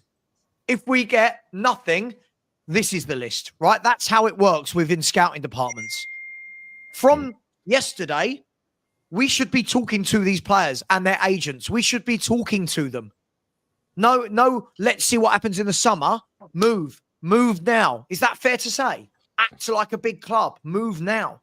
Well, there are rumours that we were already in talks with Thomas Frank and that it's virtually a done deal, but that obviously then we won it and just come out with his victory parade speech, which is now cast doubt on any of that. So will he rip up all the plans he's made and just think, do you know what, let's give it the first 10 games, Ten Hag style? I mean, look at Roberto Di Matteo at Chelsea. He had admittedly, it's a different situation. Ange's had nearly 2 years of building what he wants to build, and it's obviously all gone very, very wrong. And he hasn't managed the squad well. He's got lucky with a penalty in Frankfurt, a deflected goal in the final against a terrible Man United team. Look, don't get me wrong. I was on cloud 9 the other night, but I feel like I've got an Ange hangover. Like I've had too much ouzo. And I know that the parade today and the copium around it. Look, we are long-suffering fans, right? We are long-suffering fans. We put up with a lot from this chairman, from this club, from rival fan bases. So I can understand the jubilation today. I can understand that nobody wants to talk negatively about the team. The team put in a shift. The team, you could see they were together. Whatever I might say about Ange, and I'm probably one of the biggest dislikers, shall I say, of Ange out there. Can't stand him as a manager. I'm not keen on him as his press conferences. I think he brings the club into disrepute week on week. But look at what he's whether he's lucky or not is a different point. He's won us a major trophy. We're in the Champions League. But whenever you think that Levy's got it sus and he's bringing Paratici back and he's going to make a right decision, you can guarantee that he'll see the fans today. He'll be lapping it up. He'll be running around Coys Daniel, building a little trophy trophy cabinet, and you can guarantee he'll mess it up. Whatever he does, you can guarantee it will not be in the best interest of the footballing side. It'll be in the best interest of whatever the smoothest path for him will be. He will take. I mean, yeah, look, I mean, Dan, let me bring you in. I know what Lubo's going to say. I'll bring him in last on this. Look, it's the same conversation every summer, isn't it? It is, what are we doing this summer, right? This is the summer. What will happen, Dan? What will happen is we're about to see loads of big names being thrown about, aren't we? We're about to see loads of big names and everyone will start going, oh, my God. Last year, I remember that Gary kid that came onto my show and went, I guarantee that we're going to sign Eze, Doué, and Neto. And it was like, I said to him, not one of those is joining Tottenham. He was like, we're going to sign all three. Not one of them signed. Dan, he's got to go big. Doesn't have to be flashy. It doesn't have to be sexy. But he's got to go big, hasn't he, with senior pros. Ian, you've got to sort out that ping on your phone. It is so loud when it comes through, mate. It actually hurts. Like it hurt. Yeah, it's like, oh. Big up Mari, by the way. Dan, before I bring in Mari, he's got to go big. He's got to. He's got. I mean, one thing we all know, when it comes down to money, Levy is the one who will make money work for his way, one way or another. Whether it suits us or not is irrelevant on that one. It makes it work his way. But again, like we have proved today, does that mean? You don't necessarily have to go spending we ain't going to get world-class players, not established world-class players. It is not going to happen. But if we put more money on the table and are willing to up our wages, and now we're in the Champions League as well, we can look at bigger, better players than what we were looking at 2 weeks ago, basically, yeah? And for that, he has to be willing to put more money on the table. And when I mean more money on the table, I mean willing to pay more up front for the player, willing to pay more off in seasons of the player, the way they do it, instead of paying that percentage, pay a higher percentage, pay higher wages and everything. He's got to up the structure. Either that, or he's got to go out and get an extremely good scouting team that can go out and make buys like Roma did with... what's his name in midfield? I forgot his bloody name now. Paulino. Where we should have got, Roma, the one they got in midfield. Sorry, Roma. Manu Kone. Yeah, where we should have got, where for a fact we should have bought him and not Archie Gray, and he would have actually cost us less money and less wages. We need to be doing things like that now. Yeah, not going out and getting a player for hit and hope, basically, or things like that. Going out and getting established players, or go out and put that money into a scouting team that can actually save your money significantly on the other side if you've got a bloody good scouting team. It's what he's got to do now. And then it also comes down to what Ange is willing to accept as well. or what he asks for or what he wants. Sure. Is he going to stick to his way of play and ask for better players in those positions or the way he plays? Or is he going to be his third season and he's actually learned something that you can't play the Ange way in the Premier League every single game and adapt some of it? Time's going to tell. But what he needs to do is either be willing to put more money down and put his foot down, or he needs to get a better scouting department who can do the job for him and save him money in that aspect, in my opinion. No, I agree. Listen, I'll bring in Lubo and then I'll go to you. Evening, Mari. But by the way, people in the chat, I'm really. Hello, Magic Mike. Is this a magic microphone? Because what I'm saying, people aren't listening. Absolutely, Soul Sniper Gaming. I'm just saying that they've got to be doing it. I didn't say they weren't. I said we've got to be. Right? What I'm saying is when people are saying just enjoy this moment, I hope the club, enjoy the moment, but right, what's next? What's next? How are we moving? Who are we buying? What agents are we talking to? Guys, we told you 4 weeks ago, we wanted your player. Well, now we're in the Champions League. Does he want to come? That's what we've got to be doing. I'm not saying it's not happening. I'm just saying. People just really want to have a pop at anything you say. I could offer £1 million to everyone and they'd find reason for fault with it. Lubo, do you have faith that we're going to do that this window? Do you have faith that we're going to go and buy better players? I don't want to see Dominic Solanke's coming in, Lubo. I don't want to go and see players that have had one decent season in their career. I want to go and see senior pros that have been there, seen it, done it. Do you have faith that that's happening? If Parisi comes in, then I've got a lot more faith than if he doesn't.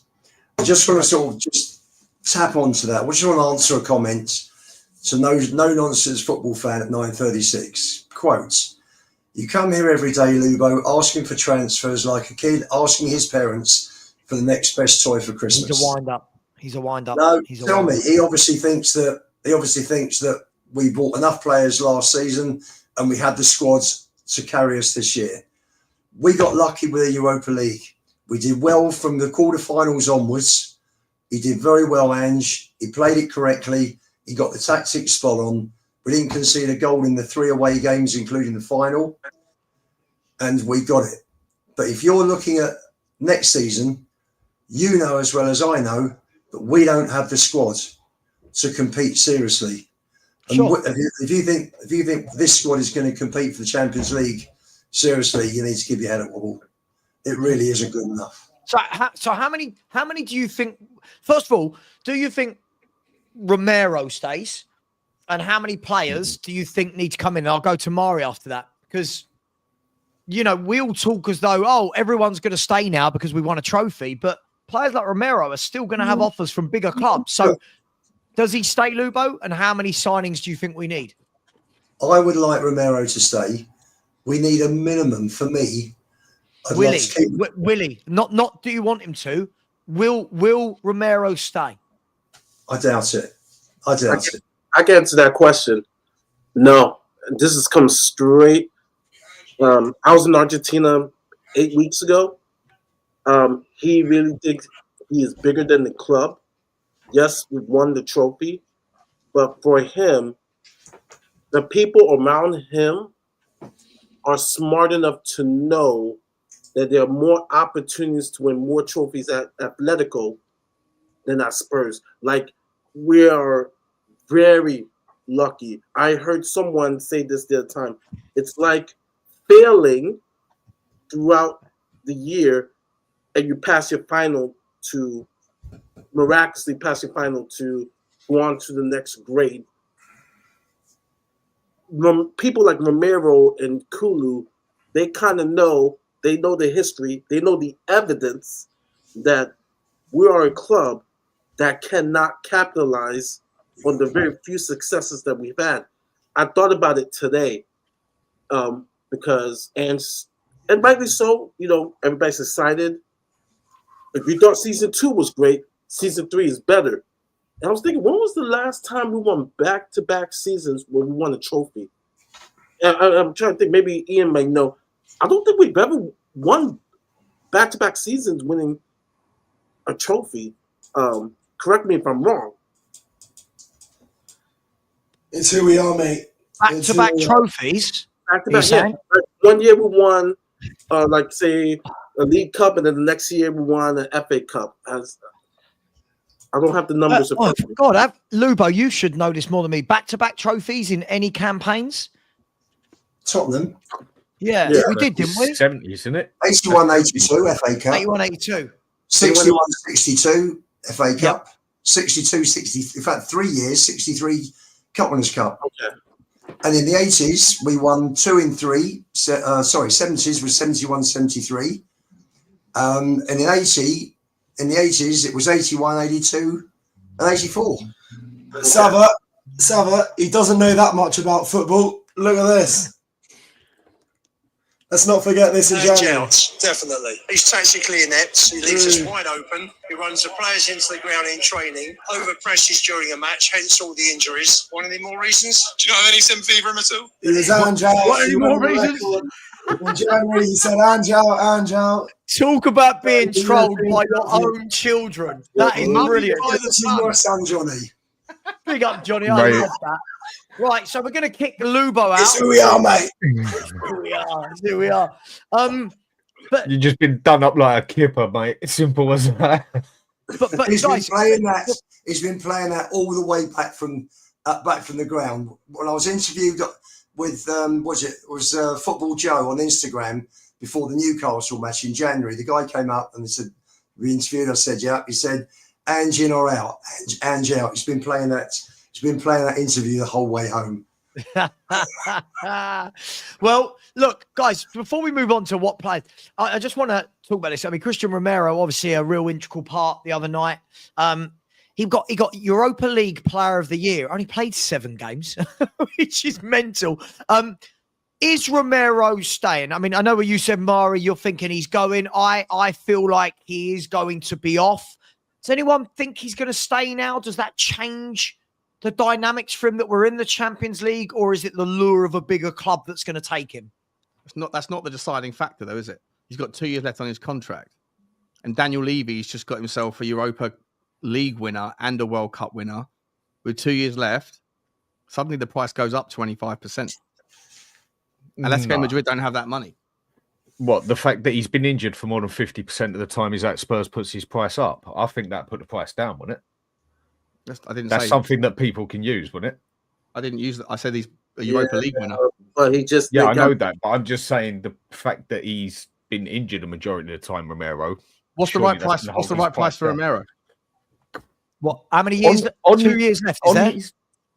On his day, I say he's a world-class player, but that's only on his day. In general, what's the right price? He's a good player. 80 million and he's gone. 2 weeks ago, $80 it was 50 million. Now it's got to be 75. 75. 80. With 2 years left, I can't imagine it being that much with 2 years. That's why I'm asking. I Would reckon the 60 injuries million. have an effect on his price? Would the amount of injuries had an effect on his price, or are people just going to still say that'll be the he negotiation? has a world-class game here and there and pay 85 million for him because he's won a World Cup and that? I mean, that'll be the thing that Atletico Madrid will come back with, or that the agents will. But Daniel Levy's going to say whatever price you thought you were getting him for, whatever price that is, a bit more. at 20% now. You've got a Europa League winner. This guy's been in 5 finals and won them all. mm-hmm. You know, we always talk about Atletico Madrid. Somebody's put a good point in the chat. I don't normally agree with Alex, so I'm going to do a box office and say, don't get used to it, Alex. Don't you get used to it. Well, I'm going to ignore the Romero Gueye thing. I think Gueye's an excellent centre-half who's very underrated. But what about a team like a PSG? I think, sure, like we're all saying it as though it would only be Atletico that would be after Romero. Surely, because Romero said that he wanted to go to Spain, right? He said the club that he hasn't been to is La Liga, or the league he hasn't been to is La Liga. That's where he sees his future. Barcelona. They ain't got the money unless they sell They another. always find it though, don't they? Yeah. But how many times can they sell private boxes in stadiums that aren't even built yet? That is a fair point. But I bet you if PSG put in the bid for him, I bet you Romero would quite happily go PSG. Do you think he would? Do you think he'd go to France? Quite happily I'd when be they really offer him disappointed if he 3-4 went to times the PSG. wages. A lot of this is what sure. I'm saying. Again, we don't know him as a person, but when it comes down to it, it is a business at the end of the day. A lot of players are a lot more mercenary than people seem to think these days. Call it opinion again. If Atletico didn't go for him, where he wanted to go or whatever, but PSG go in, put in a bid for him. Okay, he's going to a smaller league. He's going to a bigger club, technically, and they're going to offer 3-4 times the wages that pretty much any other club can do to an extent. Well, how much can they offer him? How much can they offer him, do you reckon? I would say, well, how much do we pay him? We pay him about 110 in it, something like that. Yeah, not a No, lot. who, Romero? Yeah, I think Yeah, he's on, how I much? think he's on 130. He's one of the only. No, he's on more than that. He's on 160. He's one of the 3 players that are on over 120 grand a week. Yeah. So he's on how much? So Okay. 150, Sean. Yeah. Okay. Cool. Yeah. PSG, I think, could quite easily walk in and double that without blinking an eyelid. Sure. Oh, of course, PSG can. And that's what I'm saying. So if PSG go in for him, I don't see him saying no to PSG either. I think that Tottenham could Especially offer if him a they new win the contract and get Champions League. him to 240. If I'm going to be honest, I'd rather sell him and use his money on 2 very good players that are, or 2 good players that are going to give me consistent seasons, not just one world-class game out of every 10 or 12, and not just 5 good games out of every 15 and whatever, and then here and there. Romero on his day is a world-class player. There is not many better defenders out there on his day. But for me, he's just not consistent enough to be called a world-class player, and he's injured on a regular basis. I would rather get someone like Guari. There's no better centre back in the Premier League that passed the ball better than him. I would, yeah, but again, he's got to have his world-class game, and he doesn't have enough of them for me. I would rather go with someone like Gary. I can't even pronounce his bloody name right, but Guay. you know what I mean. Guay, yeah, I'd rather go Never for him, injured. who I know hasn't had an injury system as yet. You're going to see at least a 7 out of 10, 32 out of the 38 games he plays or whatever in that.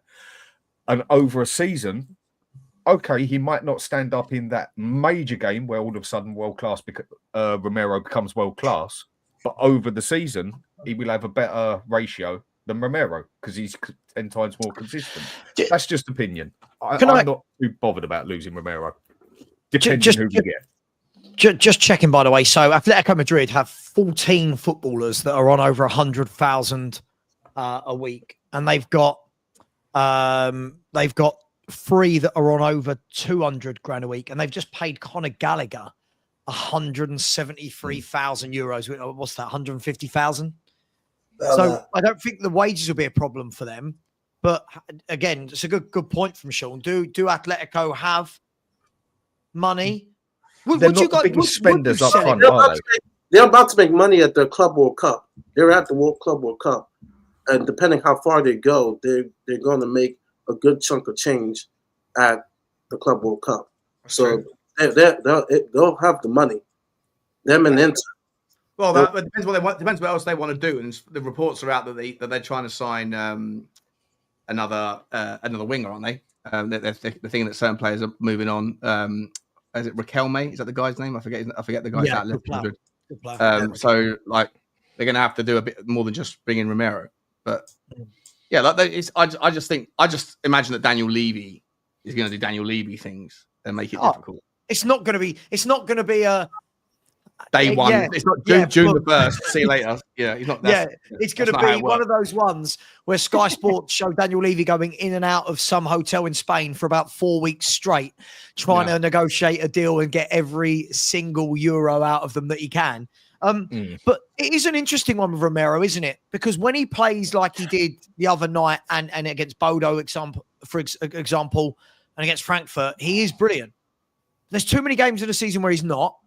And the bigger than all of that for me, guys, it is the fact of the availability. Him and Van der Ven, this is the problem. You're going into a Champions League campaign next year, and everyone brings up these stats. Oh, when Van der Ven and Romero play together. But if you can't get them out enough, and we've now had 2 years, guys, surely you'll agree on this. We've now had 2 years where we know we can't get them out on the pitch together a lot. Can you go into a Champions League campaign, a Champions League season saying, this is our back two that we trust, that we need to keep fit, because we've seen it for 2 years now?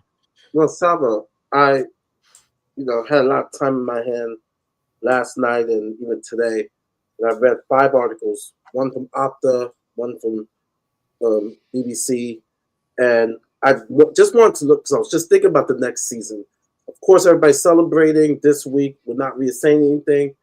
But as the time goes on these next couple of days, and I agree with you, we got to be on the move. One of the biggest excuses was, especially from Ange, okay, we were playing the Carabao Cup, Europa, and then the league is the reason why we did bad in the league, and then the injuries. And I really want to look at the history of Ange coached teams and injuries. And I have bad news for you. With our medics team, who historically has not been great, combined with Ange's history of players getting injured, they did studies, and I wish I had the articles to put up, like, the injuries excuse. We're going to have injuries, and traditionally, when we're a club that doesn't have depth, his team doctor that apparently was with us and Celtic was saying, well, we don't have the depth like, City and Liverpool to be able to, win a title like he did with Celtic, where Celtic was the best team.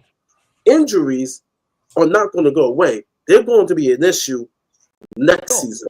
So I don't know how we're going to go. For those who want to keep him next season, all right, great plan, fine. But the injuries are going to be there. And so if he's saying that he can't handle the injuries and then the schedule, then it's like, then you kind of have to bring in a manager who can, Yeah. And I don't want to talk about it today because we just had the parade, but yeah, that's an honest question to think about. And you have to look at the history. His play, he demands a lot. We talk about the tactics. If you're a center back, you're literally talking to your agent like you're risking your career because you're going to get injured in the system. Yeah, I mean, let me ask then, Sean and Lupo. I mean, as I said, it's not about ability, but availability. 2 years left on his contract. The South American guys do tend to want to end up in La Liga. They do. They grow up with wanting to play there. Romero's a bit of a conundrum. And we're all talking here, right? He might want to go. Before we say, I've seen people saying we've got to keep him. But he might want to go, right? And if you've got a player who wants to go, 2 years left on the contract, Daniel Levy's not that silly, is he, to let that run down? I just think 2 years is not 1 year. It's not like they've still got a year. I agree. Like Harry Kane. Yeah, I just So think you're saying 2 years is still hard. him for this 2 next years year is like at least 40% of his contract. I just think that he's got some time on his side, and Daniel Levy's not. Look, say what you want about Daniel Levy, but he doesn't. Whatever you think about him, he's not someone that's going to sit there and just go, "Oh, because you want to go and because someone else wants you, that we're going to sit there and be shafted on that one." And I don't know what the right price is. Like I've been dabbling in this debate for months on the channel. I just think whatever the price was, and Atletico Madrid are gonna, or whoever it is, Real Madrid, they're gonna obviously try and find a way to like mechanize this, use the agent, use the player. We're harking back to Berbatov days. We're harking back to Michael Carrick days or Luka Modric, Gareth, all that stuff. Daniel Levy's been around the block, right? This isn't his first rodeo. He usually gets the price that he wants. And if it means that Tottenham, don't solve that issue in terms of his outgoing, I think right now, the Tottenham have got bigger fish to fry, which is not worrying necessarily entirely around our summer no longer depends entirely on outgoings. It absolutely does not. I just spent 3 hours chewing over what sort of money we can play with right now, right? And you got 15 million. If we go and win the Super Cup, you get 15 million pounds. You get 7 million for participating in it. Right, we all of that kind of merit point money that's gone is now null and void. We've earned our money back in various different ways from what's happening today. We've got an extra 80 million circa coming in from the Champions League. We're no longer this whole sell to buy thing is now just dead in the water. Now we got the chance to be aggressive, and Tottenham needs to go and find their solutions. And if those solutions end up with Romero leaving, I think that's something that will be down the end of the window. I don't think it's going to happen anytime soon. So I think that Daniel Levy's got 3 months on his side. what I worry about is, for what it's worth, like, you know, I saw the title of your show. I was watching it live on my channel when Ange comes out and says season 3 is better than season 2, right? Okay, that sounds to me like someone who's been told I'm still here, right? No, of course. Listen, yeah. Listen, we, as I said, Sean, whoever the manager is next season, and it looks like it's going to be Ange. I've already said my bit. I'm not going to do the Ange out thing. Everyone knows I don't like Ange. He's got to adapt. But the key thing here is Daniel Levy as well has come out. He's saying big words like, you know, we're on the path to where we want to be, which is the top of football. This summer needs to be big. It's the best summer. It's the biggest summer. It's more important than it was. It's more important than it was in 2019. I know everyone harks back to those 500 days. I've said it 1,000 times. The worst thing that could have happened to Tottenham was getting to the final at that stage and then not winning it, because it reset expectations. It was an abnormal event, and people they bought the stock at the top of the market, right? And then they hold the club responsible for the natural gravity back down to earth. Now we're not in that situation.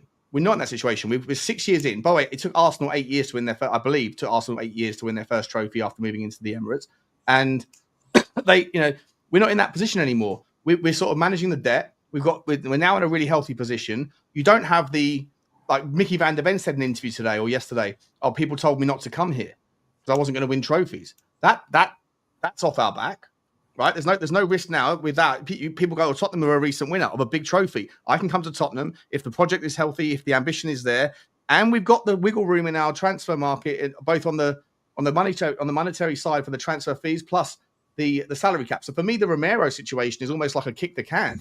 Fuck that. If Atletico Madrid think that they can get him on the cheap, no, not anymore. Let Levy do what Levy does very well, which is hold. I have a question. Point, Sean. The only thing that I fear is that, you know, people question his attitude this season, and you trust having a settled player. I mean, if this trophy is enough to make him happy and behave, you know, with the club going on to the next season, I have not just his attitude this season, Murray. It's his attitude overall. When you look at Romero, again, we can only judge a player by what we see on the pitch, how we see him act. Romero is no Harry Kane. He's no bitch. Everyone knows my attitude with that. And I have the personal opinion, the way Romero puts himself across. Right, a bid comes in for him.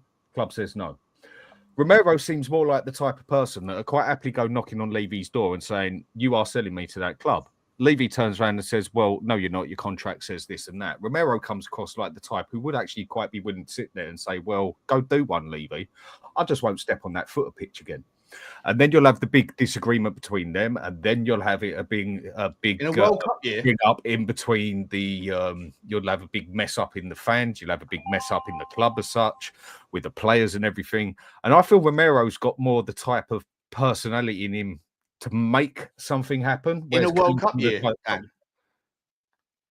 I wouldn't put it past him because I don't. What, he's gonna put his feet up and say, I'm not going to play for the club unless you give me the move. He'll still play for Argentina. He'll play for Argentina. He'll play for Argentina, even if he doesn't make a single appearance for Tottenham next year. He's their best centre right? That is what I'm about to say. My point. He has much clout. What I was going to say was, Sean, I agree with you that in theory, kick the can down the road. I get it. 2 years is not one. Huge difference, right? So I'm not saying it doesn't happen. I'm just saying it's not Romero's future is not the priority for Tottenham right now. No, I know. Future is the priority for Tottenham right now. And Romero is a part of that, or maybe not be the part of that. But Atletico Madrid are not going to strong arm Daniel Levy. No. But hang on. Let me get to my point. My point was, I get what we can kick it down the road, but I do think what Danny has said is right. If the player, and Romero very much is that character, right? If the player starts doing the whole, I want to move, right? At some point, Levy has to make that decision. Hang on, I've got a player that doesn't want to. I'm not. By the way, this is all hypothetical. Everything we talk about, by the way, panel is hypothetical, right? Remember Tristan Eriksson? Right. Yeah. I don't want to be here anymore. So and so have put in a bid for me. My head is turned. My head's been turned for a while. I'm hypothetical, right? There's 2 years left, though, Sav. Sean, Murray, hang on, Ericsson was hang in on. 6 months of his contract. Hang on. I agree. Trust me. Having been inside a football club, when a player does not want to, I'm not saying he does. If the player knocks on the door and says, they want me, my agent's spoken to them, I want to move from Tottenham, and he might not, that then makes it very difficult to then have a very fit, focused, committed Romero on side. And Levy then has a decision to make. Do you rattle the changing room and have a very unhappy leadership member in your leadership team? Or do you go, well, hang on, I can get 60 million and I can go and buy a centre half for that? But by that logic, why is 60 million the fair price? If Atletico Madrid, the agent, and Christian Romero can force that because they have the player power and the club that's willing, why not just do exactly the same thing but say we're only giving you 30 million quid? At what point does Daniel Levy say "fuck you"? There's a bit of a difference between 30 and 60 million. I get your point with that, yeah. But the point is, Romero comes across, whereas Harry Kane should never have stepped foot on a Tottenham pitch again when City and that were interested, and he could have made something happen. But Harry Kane just isn't that sort of person. Romero comes like he is. And Romero, for me, comes across like the person with the attitude on him that would just sit there and say, okay, I've got a World Cup coming up, but I still walk into that World Cup team. Do you know what, Levy? Go forth and multiply, mate. Hope your wife's had a good night, and I'm going to sit on the sideline, and you ain't going to do nothing. Is he going to care that he isn't going to get paid? Hang on. What? Players have never forced their way out of a club. No. You're saying he puts his feet up in a World Cup year, doesn't play as a. I said he could, and then walks into the team anyway. When has that ever happened? I said he could. There's been players out there that haven't had very good seasons and still get into their teams or whatever. Very good. Romero is a very important. Romero is an important person in that. I'll give you the full story. I just think he's got the attitude for it. I think he's got the attitude to sit there and do that. I'm not saying he necessarily. I got a chance to. Go on, Mark. Yeah, I got a chance to actually, by accident, ask a question to a producer for TYC Sports, which is the ESPN, Sky Sports of Argentina, when I spent the 2 weeks down in Argentina this past March. And from what they're saying, Romero feels, because yes, teammates are saying, now we've won a trophy, man, you're still at Spurs? He feels like he's bigger than our club. Like, this is what's told to me. Like, in Argentina, they feel like he feels that he's bigger than the club. And so for me, I'm like, that's when I and you know me, I love Romero, but I was just like, when I came back from the trip, I was like, I think it's time to have that divorce. He does give that attitude, doesn't he? Yeah. Where he thinks he's bigger than Spurs, basically. You don't want to rock the dressing room next season. If he's complaining, he's down two wins, he's having that attitude, we're ready. I think we're in trouble if we have Ange next season with injuries or whatsoever, but then to have the attitude, possibly, if Atletico is putting 60, 70 down, you're going to have to take it. And even if it's a World Cup year, his starting spot is not threatened. He walks in. Romero is starting. They've never had a strong defense, Argentina, really, have they? It's never been their strongest point of the international teams they had.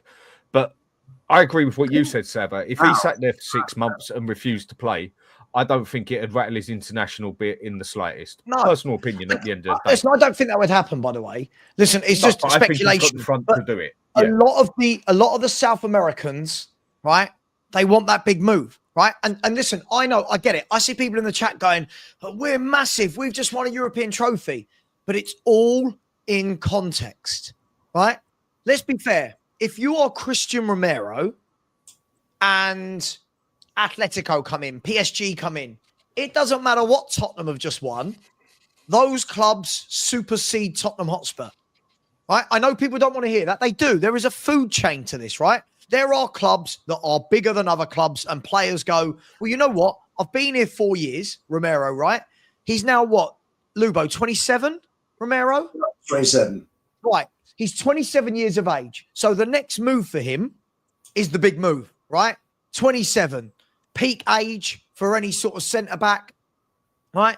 4 or 5 year contract that takes him through to 32, right? That's the problem you've got. If PSG, if Atletico, if Real, if Barca, if these clubs come knocking, I know we want to think that we're massive, but players, I don't care who you are. If you're Son, if you're Kane, we saw it, Bale, Modric, Carrick, Sheringham, it doesn't matter who you are. Those big clubs go, we want you. And now the players go in, hang on, how do I get out of here? And that's not me putting down Spurs.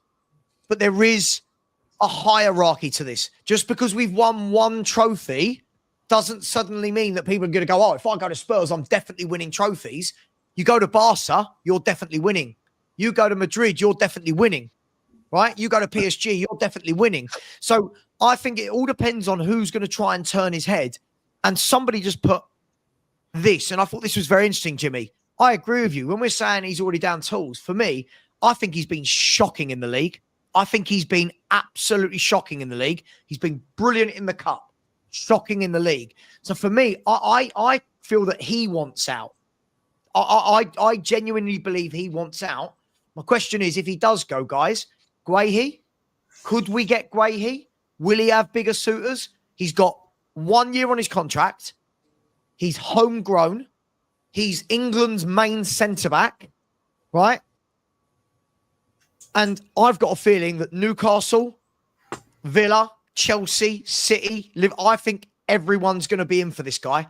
I truly believe everyone's going to go in for Mark Gray. Would you take him? Could we get him? I'll take him. I don't think he's as good as everyone else does. I think he's a good player. Don't get me wrong. I'm not saying. Hang on. I can see you were about to say something. I'm saying. I think he's brilliant. I think he's done superb. Yeah, I just don't think he's as good as other people do. I'm not saying he's a bad player. It's like pick your poison. But I just think he's overrated. You think he's underrated. I think he's overrated. I think he's a good player. I don't think he's sensational. I think he's got a clumsy gene in him. And maybe that's a positive or negativity bias that I have on him based on an opinion that I formed about him 2 years ago when I saw him get his misread the bounce in several games. The ball bounced in front of him, then bounced over his head. I think his timing can be better. I think he's got, there's a lot of reasons to like him. And would I hate him at Tottenham? Absolutely not. I think he's also versatile. He's even though he's right-footed, he can play on the left-hand side of a back three. If you could keep Romero and Van de Ven, and then because one or both of those players are out for 50% of the season, then it would be amazing to be able to have someone of the caliber of Guehi or someone else to be able to come in who's of that ilk, and then the level doesn't drop. Right? That's for me. I think that's a brilliant. Who would you, Scott? The Romero thing, though, for me, I'm just like, I think Tottenham have been down the road before where you get bullied by players saying they want to leave. But back when that shit used to happen at Tottenham, it was when Tottenham were like clearly a sort of second tier team versus our competition for those players. We were a selling club under duress. I don't think we're in that world anymore, and I don't think Daniel Levy's, as he's got older, I just don't think he takes that sort of bollocks. So the point I was making about Romero was more just around, like, if you're gonna invoke this narrative that the player, the agent, and the buying club can control the outcome, then like at what price point is acceptable? And I think that 60 million quid is too cheap for a guy who's got 5 finals, 5 wins. He is. I hear all the arguments. I'm not a massive fan of Romero. Like, I think the geese. Everything you've said about him, availability, Sean, isn't it? It's his availability. I subscribe to all of that. I do, but I think if Atletico Madrid think that they can come in and strong arm us because the player wants to leave, I think Daniel Levy will tell him to go fish, and I think that he's got enough time on his side to hold that one out. Which is the point I was making. Was at the start of the summer window. I think Tottenham need to focus on what we want. And then if there's a negotiation around Madrid, Atletico Madrid or whoever else for Romero, that's cool. But if Atletico Madrid come in and say 50 million quid, I think Daniel Levy has every right. And I would be angry with him if he sold him for 50 million quid, because I think he's far better than that based on his merit. And I think that what Daniel Levy should do is say, would you want to keep him if he don't want to be here? No, but I don't want to sell him for pennies in the No, fucking no, I'm not pound. saying that. Take the money. Take the money aside. Take the money aside. Would you want to I don't keep want anyone a that player? doesn't want to be here. I don't. Of course not. Right. Of Okay. course not. Just Yeah. okay. Of Cool. course And not. then look at how Romero At the is. same time, I'm not going to. The attitude I don't he's got. particularly like my house, right? I'd like to move to a new house if I could. Somewhere closer to Tottenham, if I'm entirely honest. The drive to the Tottenham games is a nightmare. But I'm not going to just like sell it for half the value because No, you know what I mean. agreed. Yeah, but that's a Agreed. bit different. But Romero is definitely, again, I can only say how he comes across. He comes across with the sort of person who could have a lot more of an attitude that could destroy a dressing room than Harry Kane could. Yeah. He comes across with a lot more of an attitude that would actually quite refuse to play for the club unless they sold him. Romero. It sets a shitty precedent, not you. Dan. What And, you're suggesting? wait, sorry. Sorry, go on. I'm sorry. just saying how he comes across as a person. He might be a total different person for all I know. He might love sitting there and listening to rap music. He likes sitting there listening to orchestra music. I don't bloody know, yeah. But what I'm saying is just how he comes across. And there has been plenty of players out there who have said, well, if you don't give me this transfer, I just ain't going to play for you. As soon as that starts getting out into the word, straight away, in my opinion, that starts. But Dan, but what happens if you bulk at that? What happens if you bulk at that? What happens to James Maddison next year? I don't know where it's going to go. Would Maddison fight as hard as Romero? No, We're I'm only just saying, talking but about Romero. I just don't know. The argument you're making is setting a precedent that as soon as a player wants to go and threatens to disrupt the dressing room if he doesn't get his way. But there's not many players that would do it. I feel he's one of the players that would actually stand by it hook, line, and sinker, whereas someone else might have a little based on just the personality he comes across with. I can only judge by what I see. I have not stated he will do it.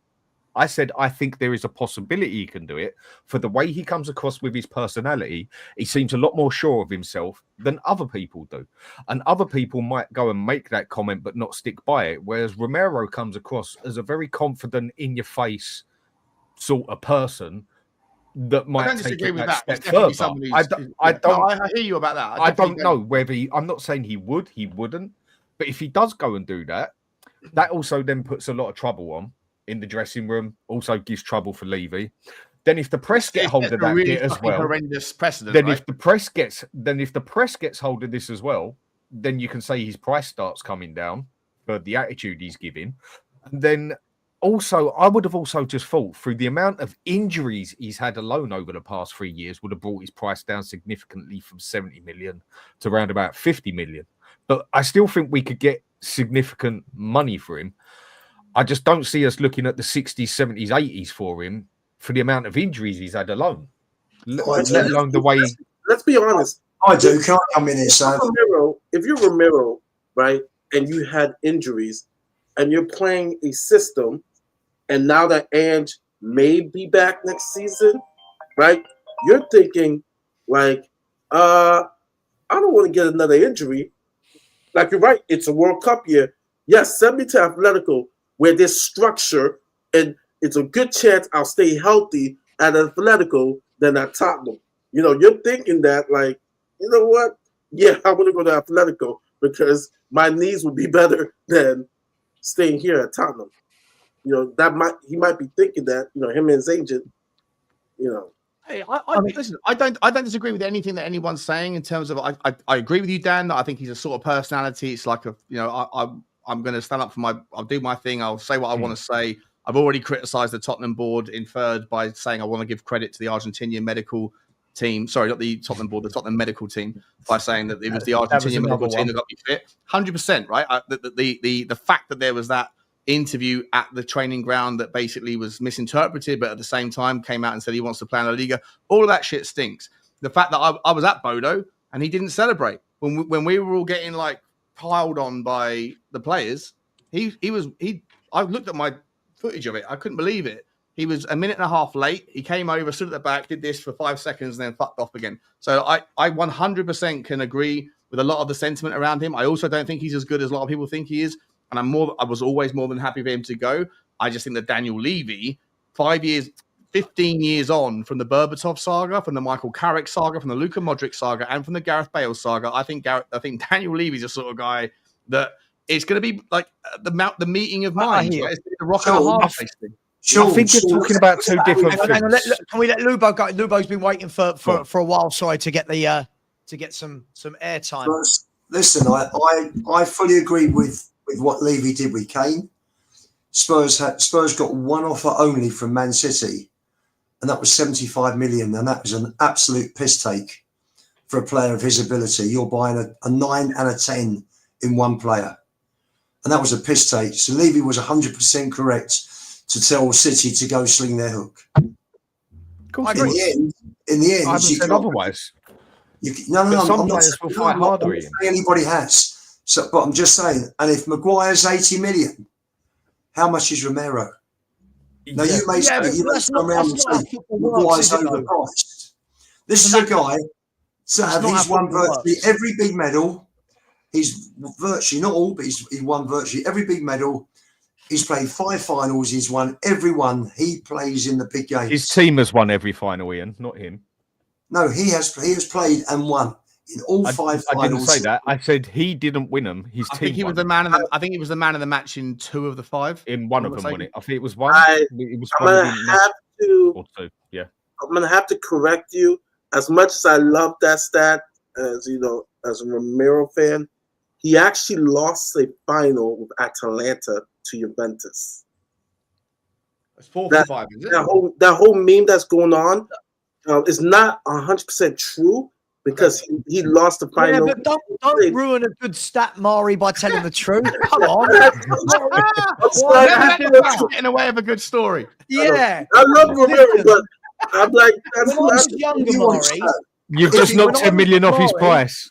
Mari, when I was younger. All right, now, what did you say? 60 million? I'll bite your hand off for it. Let's go. He's only got Mari, 80% track record.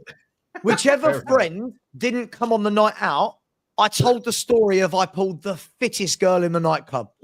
All my other friends knew that weren't true, but that turned out she was just a marathon runner. But I just want to say about this 80 million thing, Lubo. I get it, right? Like I hear this all the time from football fans where they go, well, if he's worth this, he's worth this.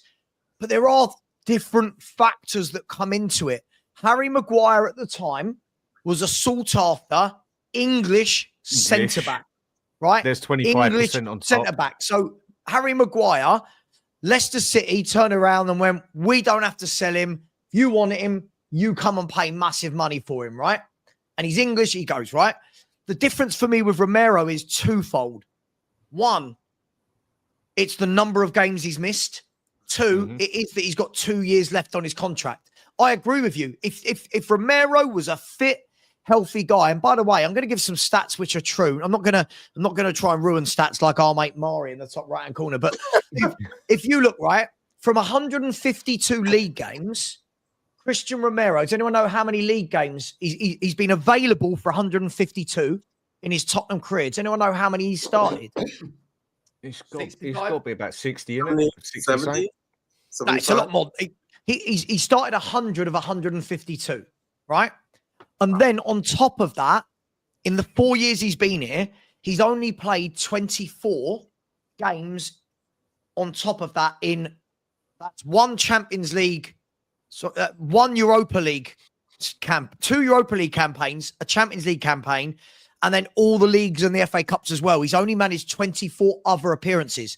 So in 4 years, I don't have the exact stat of how many games that is, but that's not a lot when you break it down like that. And in that same time, I bet you if you look at other players, look at Mo Salah, these type of players, they're playing every God-given minute.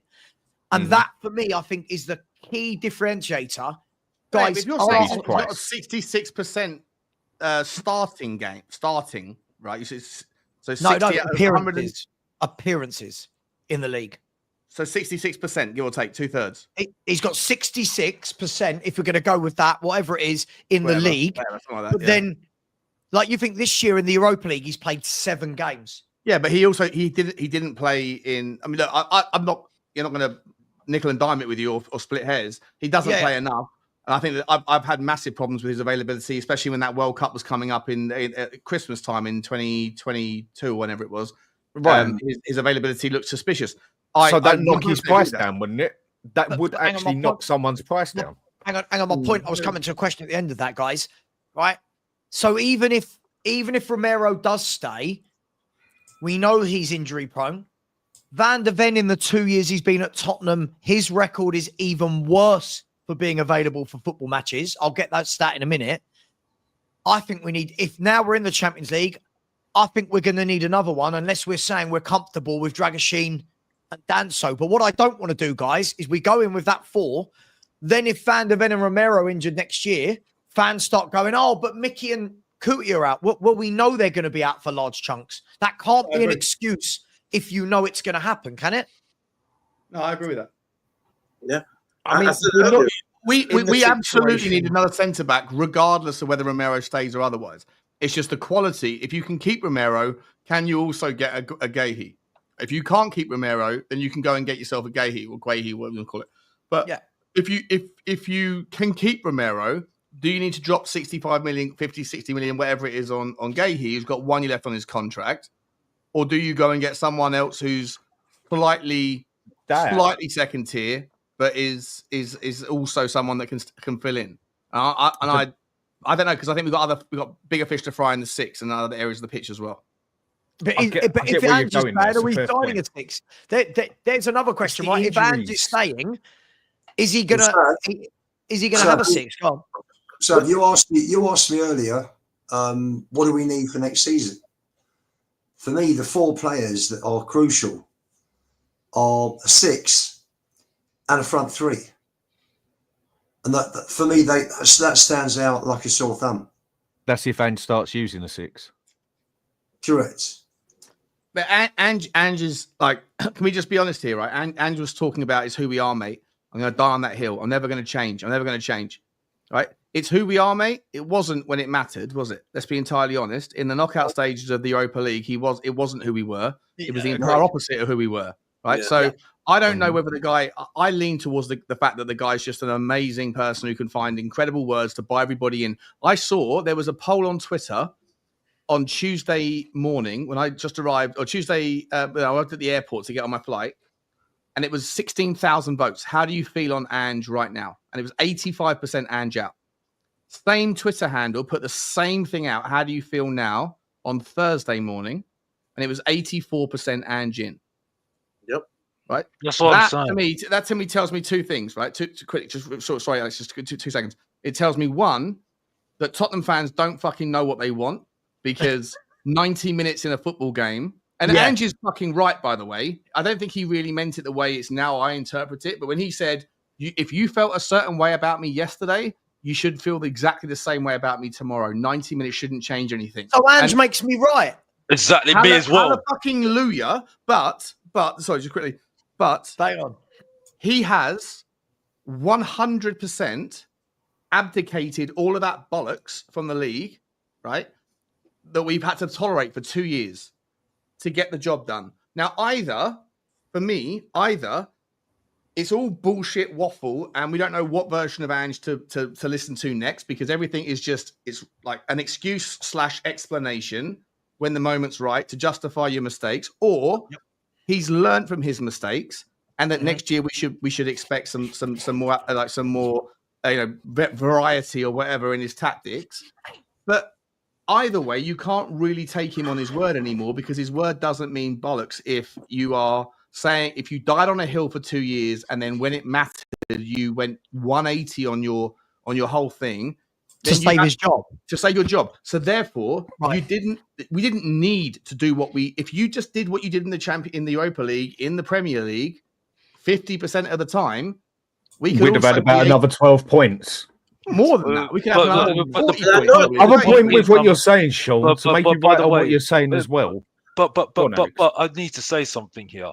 It wasn't him. I still stick by it was not him, right? Because all that happened was the players did what they were normally used to do. Right? The only thing that I think he was told to do. He set the team up differently. Come on, I don't agree with that. We've got on paper, when used correctly, we have probably the second or third best back 5 in the Premier League. We haven't used it. I can come back at you then. Why do you not do that in the Premier League then? Every single game then? Why do you not do that in the Premier League then? You see what I'm saying? It was who we were, mate, until it mattered. But that's the point. That's the point, because we all saw this against Man City 4-0. No, we all saw this at 4-0 against Man City. Why do you not stick to it then? We'll not have 21 losses. I This is know. the point I'm making. Alex, can I back on from your point? I'm going to back you up on this point, though, right? So right now and all the time, right now in my chat and all the time, what I hear is, yeah, but the league didn't matter anymore. Fine. Let's say he's throwing the league. Why would you play a different formation from the league to the Europa? If the league didn't matter anymore, why would you not be playing the same way you do in Europe to drill it into the players in the league and being more defensively solid? Why would you go, right, the league doesn't matter, just go gung-ho. These games matter, let's be defensively solid. It doesn't make sense. And Sean, make sense. I completely agree with you, right? So Ange has given me permission to feel the same way about him. What I've said today is I'm not going to sit all summer and go Ange out, Ange out, Ange out. Everyone in Spurs world knows I don't like Ange. What I am saying is, if he stays, let's see then. Let's see what this man now does. But no more dying on hills, Savva. No more bollocks in the no more dying on bullshit fucking anthills that we didn't need to do it. We wasted 2 years listening to this donut justify his he says this now. Oh, by the way, if you're paying attention, then what that meant was what you said 6 months ago was a load of fucking bollocks, right? There's no need to die on these silly little hills. Sean, that's my point. My point is this. What he does is he's a soup. You were right. I heard you say the other day, he's a wordsmith. He is brilliant at saying. He's a politician. Hang on. He is brilliant at saying what the Ange in fans grasp onto. So if Ange comes out, and again, I always use this by example. If Ange came out when he did and said, I don't want to buy experienced players and leaders, I want to develop them, right? All of the Angian people at the time when I was cussing that all said, nah, he's doing it the right way. He's going to develop them. It's what he did at Yokohama. It's what he did at Celtic, blah, blah, blah, blah, blah. He's now come out and said, I need more experienced players.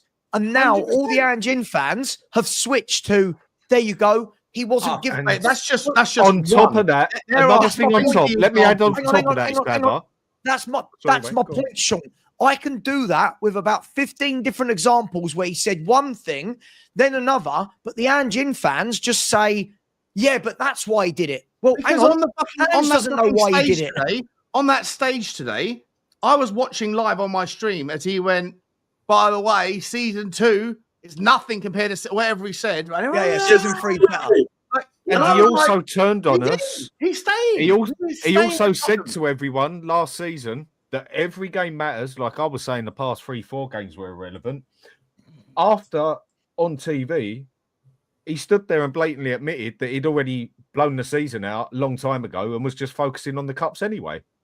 But then again, I thought every game was just as important as each other, by his words. It's only people that are paying attention. People that pay attention and remember what he said. Mm-hmm. Like, hear what you said today. I remember what he said a month ago. Like when the best example was injuries aren't my fault. Right? Why is that? Because we don't train anymore. Okay. So then why the fuck did we do the back 3 at Everton away? Right? If that's not something you've ever trained for, then why the hell did you invoke a new tactic randomly and then shelve it after 45 minutes? I agree. There's so many examples of the things. If you listen but to it's when people only hear what they want to hear and they only remember what they want to remember. Usually with someone, the way a politician as such goes on, which he does, it's no different to having a debate with someone on YouTube, for God's sake. Usually, as long as you listen good enough, you can give someone enough rope to hang themselves when they do it the same way he does, yeah? 100%. And there is many a time that where people, Ange, as the example, has stated this, stated that, and then within a month or two down the line, come back on it. And a lot of people just seem to forget. Either they have forgot, or even when they get told about it, make an excuse about it or whatever. But he blatantly said yesterday, clear as day, not in these exact words that I used, but he blatantly put there and said the league was done and dusted. I knew that. I was going for the cups because we had to win something. End of. The league was done and dusted before Christmas, then, in his eyes. Surely it must have been. And the thing is, I thought every game mattered. I thought every game was just important. It's going to happen next Sunday. I thought this Sunday would be just as important as Crystal Palace a couple of days ago. By the way, Dan, every game matters, doesn't it? How does season 3 become better than season 2 in reality? We ain't winning the Champions League next year, and we certainly aren't winning the league. So how the fuck does season 3 become better than season 2? Is he saying we're going to win 2 cups? He's got to get Sean, top it 4 doesn't and get a matter. cup. No, What he says matters, whatever Sean? people want to hear. Sean, He's a right. fucking salesman. What matters? Exactly. It's charismatic. Yeah. That soundbite is what matters, not what he said. It's the way he said it. This is exactly the same as when, I don't know if any of you have ever watched Family Guy, right? Yeah. But there's a clip in Family Guy where Of Lois course. Griffin is running for mayor, right? And she's saying things and no one's listening. And then she just goes, 9-11. And everyone goes, yeah. And she goes, 9-11. And everyone starts clapping. And it's Ange's brilliant. Listen, I'll give him that. He's brilliant. Sorry, Mike, give me 1 second, right? Yeah. He's brilliant at that. But again, the statement that season 3 is better than season 2 when you've just won the Europa League, right? This is where I throw it to the Ange fans. What does that mean? Because what I don't want to hear next season is, oh yeah, but we've got Inter Milan on Wednesday, so against Fulham on Saturday, Romero, Maddison, Kulu, they're all being rested. No. You're playing in the Champions League. We know that. Right? Better season. Sorry, Maury. God, Maury, sorry. Yeah. I just... No, I was saying this last season, and I said it again. He has that charismatic gift of talking, and I see why people live on every word. I'm like, he went to the Obama School of Charismatic Talking. Yeah. Because whatever comes out of his mouth, people believe, yes, we can. And so Sean is spot on. When he said that, people are like, I want to see season 3. I want to see season 3. Like it's a movie. I want to see season 3. We don't care about the 21 losses. I want to see season 20. Season 3. Mari, 150,000 people that were close enough in that 300,000 like parade there that heard that. They were all singing I'm loving Big Ange instead. They went mental. It's like I guess it comes back to this, right? When you think about how dumb the average person is, and then you remember that half the people in the world are dumber than that, then you kind of go, oh, now I get it. Because all he is a talking head that tells you what you want to hear in the moment. And if you're not paying attention, then you will always be sucked in by the snake oil. Right? There's no way that he creates a better season. Like, you're not going to win the Champions League, and you can't drop into the Europa League and do what you just did. So you're going to you get to the quarterfinals, maybe. Yeah, winning the whatever. Champions League is the only way you trump Sean. You're not winning the Premier League. Sean, So how can you possibly beat this year if success or better equals trophies? Exactly. And Sean, and here's the thing that is very sly and tricky. And as a counselor, I in psychology, it's very, very well played. You look at Wolfie the other day, tell Savva, you should be grateful for the trophy. Our fan base sucks it in. We are so grateful that we forgot that season was so miserable. Our home field wasn't even a fortress. It was a joke as teams came week after week and pumped us. Yes, we're elated about the trophy, but this is where common sense comes in. As the days go by, okay, let's go back. We've had how many losses at home? How many losses? I think, is it 10 or 9? Sean, can I ask you a question? And then his very words, One of you. So I can't. And then I'll land. And then his very words, oh, the reason why we lost is because of the Europa League combined with injuries. And like I said, injuries has always been a history with him. It's not going away. Now we're playing, like you said, the Champions League along with the league.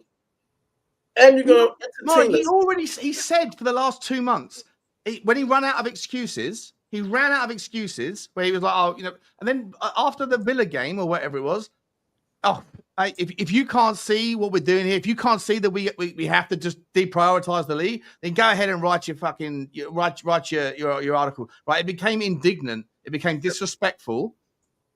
there is no way that he can improve on this season because you're not going to win unless he wins the Champions. If he does that, then obviously I'm and the But money. he Right? knows that. He ain't going to win the Sean. Champions He League. He ain't going to win knows the Premier that. League. And by the way, He the knows Carabao Cup this year was a harder cup to win than the Europa League. Let's be entirely honest, right? But And the sure. FA Cup the same. So, Can I like to ask you- me, if we're falling for that bollocks, and everybody is, by the way, because on my last show, I did a poll. I said, are you Ange in right now or Ange out? And it absolutely replicated what happened in that poll that I spoke about earlier. 15,000 people flipped on their head in 24 hours from Ange out to Ange in, all because of a 90-minute game of football that, by the way, was against a team that we've already beaten 3 times this season. And they were dog shit. It wasn't the better of 2 good teams. It was the better of It a was really who was bad worse one. on the But day. It Sean- was who was but shitter Sean- on the day.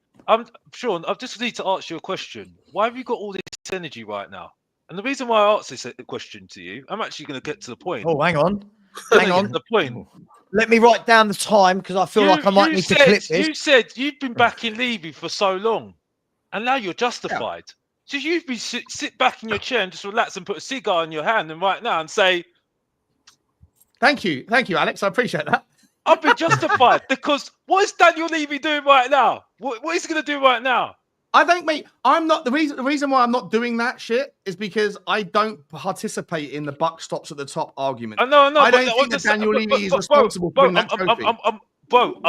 I'm justifying everything. I know you are, and I appreciate. I said it on my video. I said Spurs, Sean and JR rated, who was backing Ange, backing Levy, all that time. Now Levy. I wasn't backing exactly. I appreciate you saying that, Alex, but just to be entirely clear and concise, I wasn't someone that said the buck stops at the top. I always said that's a fine argument to make, but if you're going to make it, which everybody on the Levy outside has, then I want to see those people. And there's a couple on here that I'd love to hear their thoughts on. But I said I want to hear them be consistent. All I've ever asked is for consistency. I'm not someone who thinks that Daniel Levy gets the credit for this.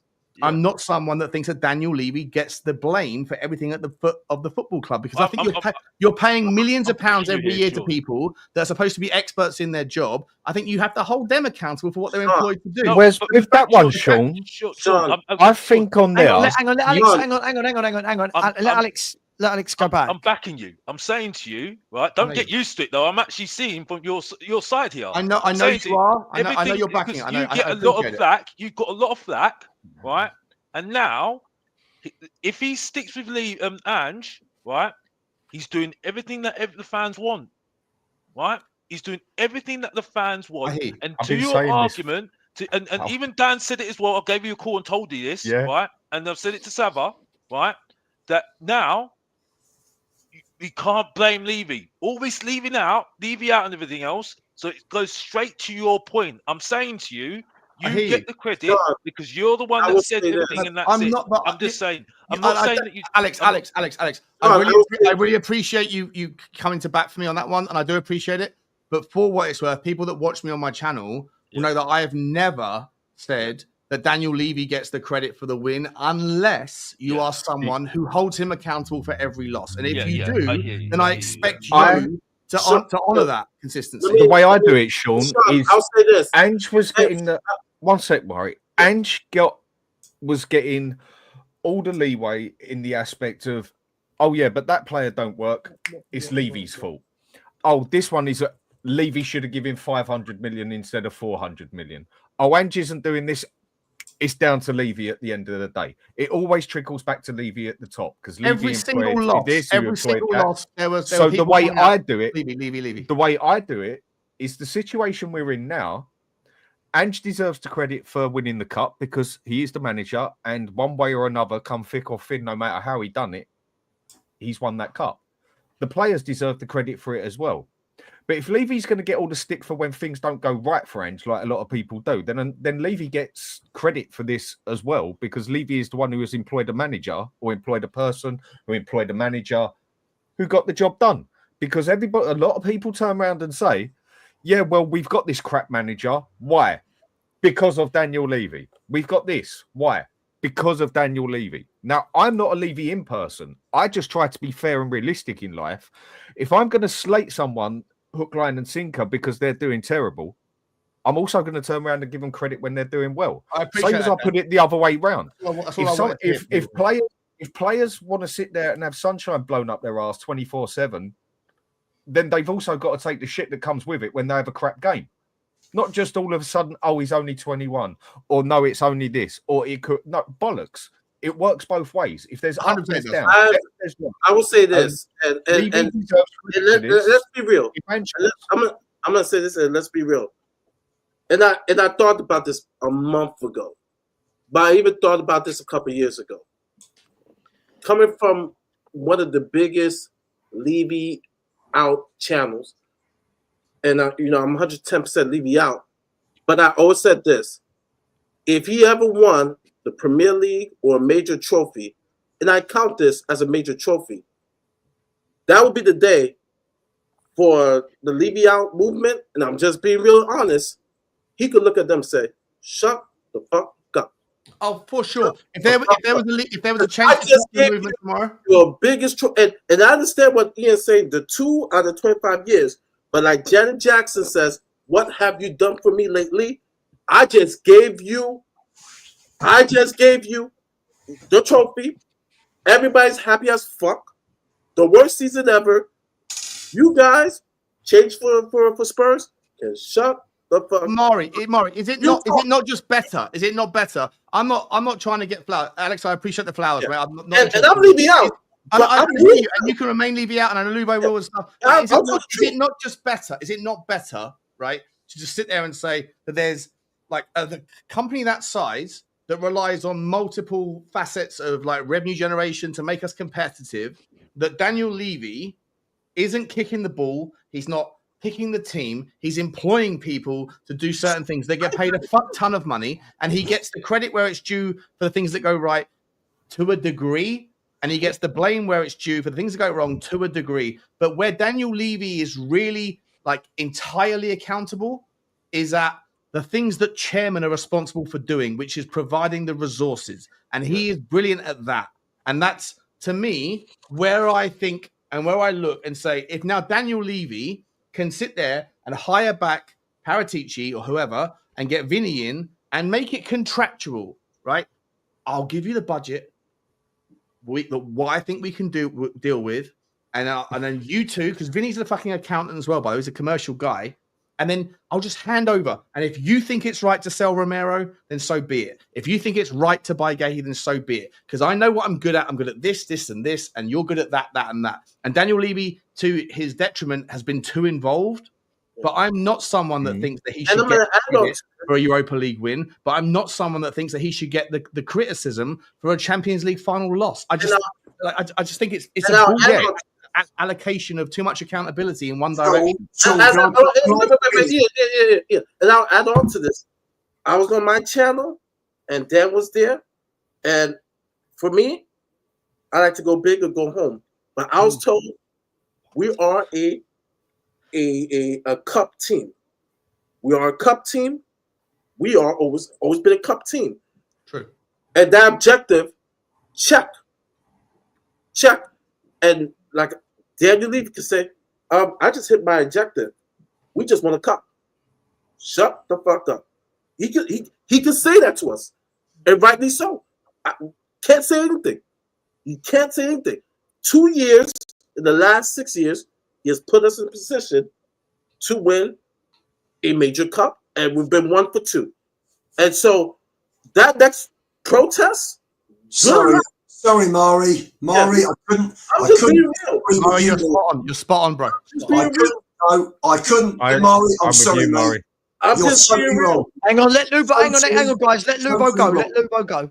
Totally wrong. Totally wrong. 1,000,000% wrong. Sorry, mates. The one good thing I would say about Ange is this mentality about winning, which he's brought. Okay?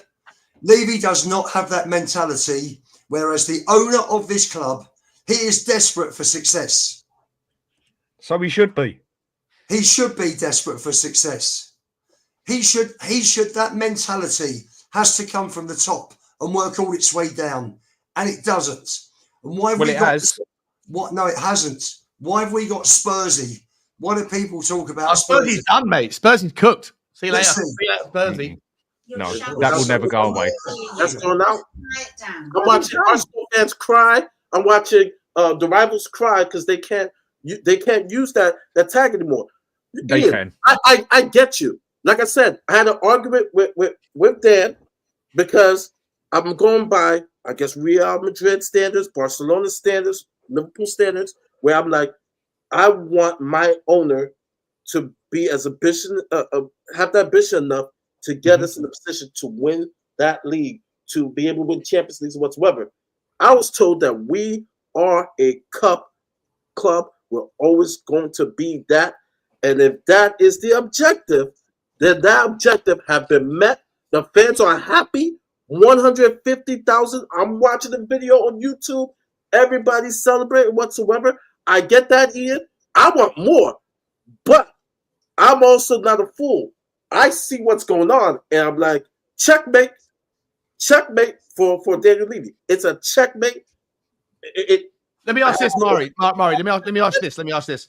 Do you think that Daniel Levy, when he put his video out last night or the night before last, right, when he was doing their parties and he went, "We're champions," he's obviously had a few beers, right? And he was celebrated. Now, I'm not sure I said it on this stream or the one I was just on, but he didn't rock up, right? He wasn't at the celebrations today, or he might have been there, but he certainly wasn't on the stage. He was in the backgrounds. He was in the backgrounds. Who's that? He Levy? certainly wasn't front and center, right? He wasn't front and center. Levy So he was let, there. No, he wasn't front and center. He stayed in the background. he let the team and the manager have their moment, and that's I think that was well played PR from him. One of a number of PR wins for him recently, by the way. But do you think?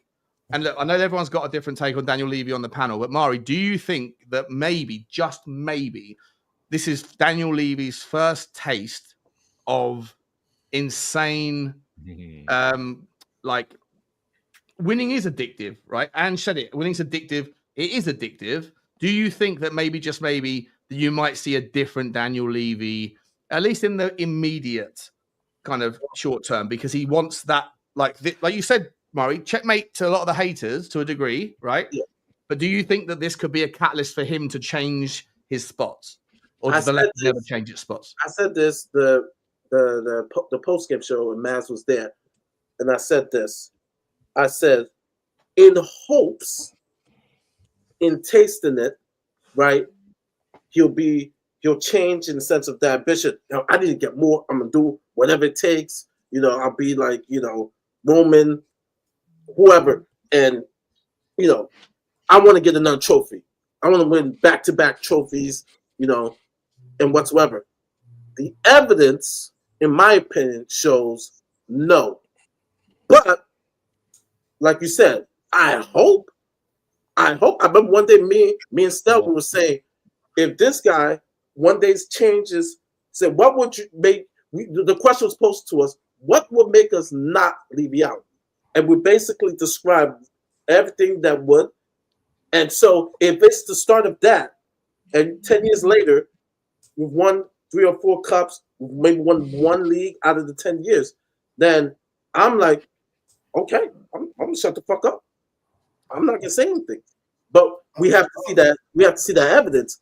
Of course, is it possible? Yeah. And we don't know yet. We don't know yet. Yeah. So hold on. The only reason I'll say this because the only reason I say this because some of you probably don't follow the NBA.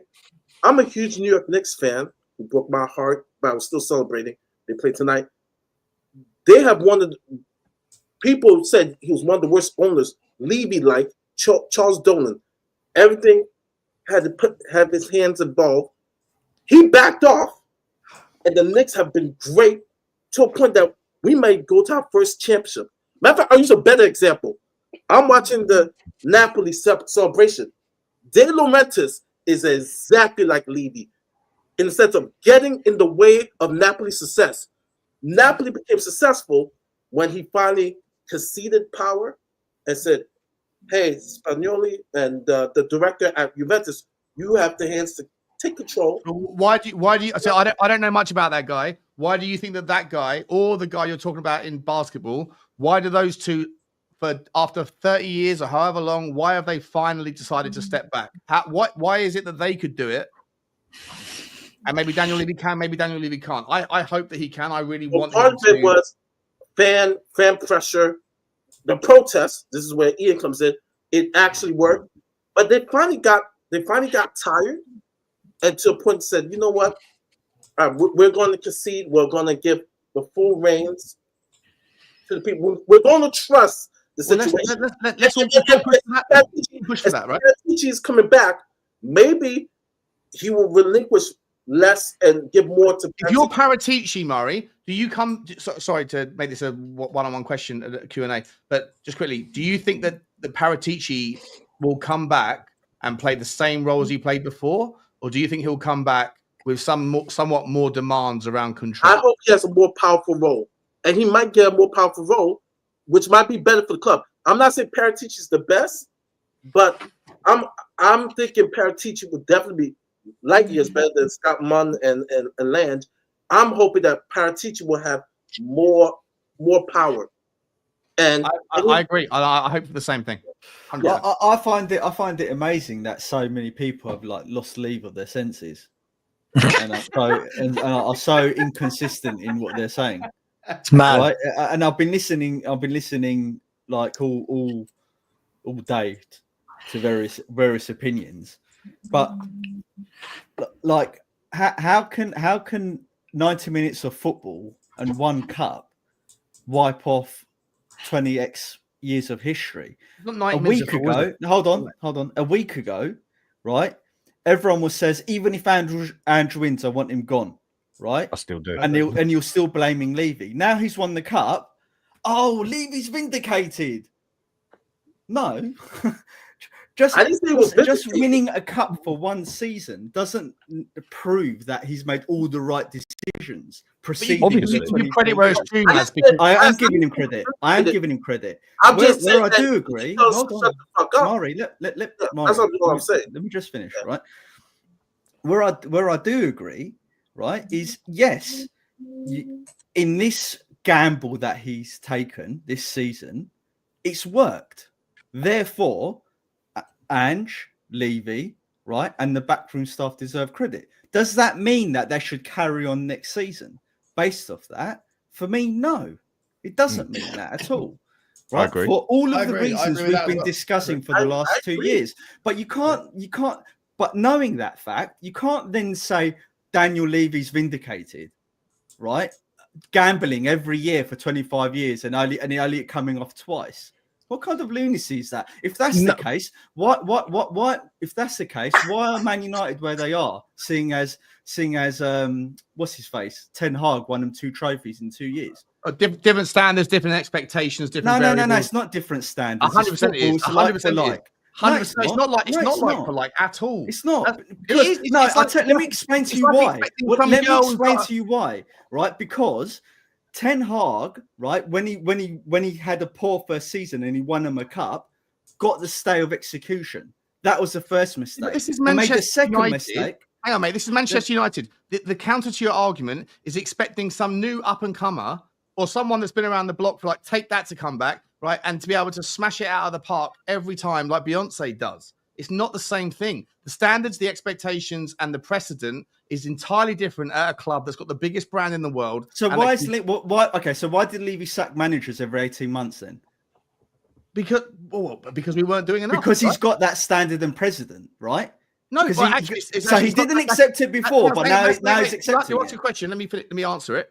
That's the 18-month rule is not a thing that's solely aimed at Tottenham Hotspur. That's a Premier League standard that is seen across every club. But Levy's fate. No. Hang on. Because we don't. Every club, bar 7 managers that have extended that average tenure, going back to Alex Ferguson, to David Moyes, to Arsene Wenger, to Pep Guardiola, to Jurgen Klopp, and to Pochettino, believe it or not, who was in there in the 5 years. The average tenure, even including those things, is 18 months. So when you say, why is Daniel Levy guilty of doing it? I can make the same argument for all of the other clubs that used to be as successful as Tottenham Hotspur were, but weren't anymore. That means then that they're all playing on the same playing field. By everybody in this fan base, they're all playing on the same playing field. Grass is always greener, and that Aston Villa Sean, that means shit.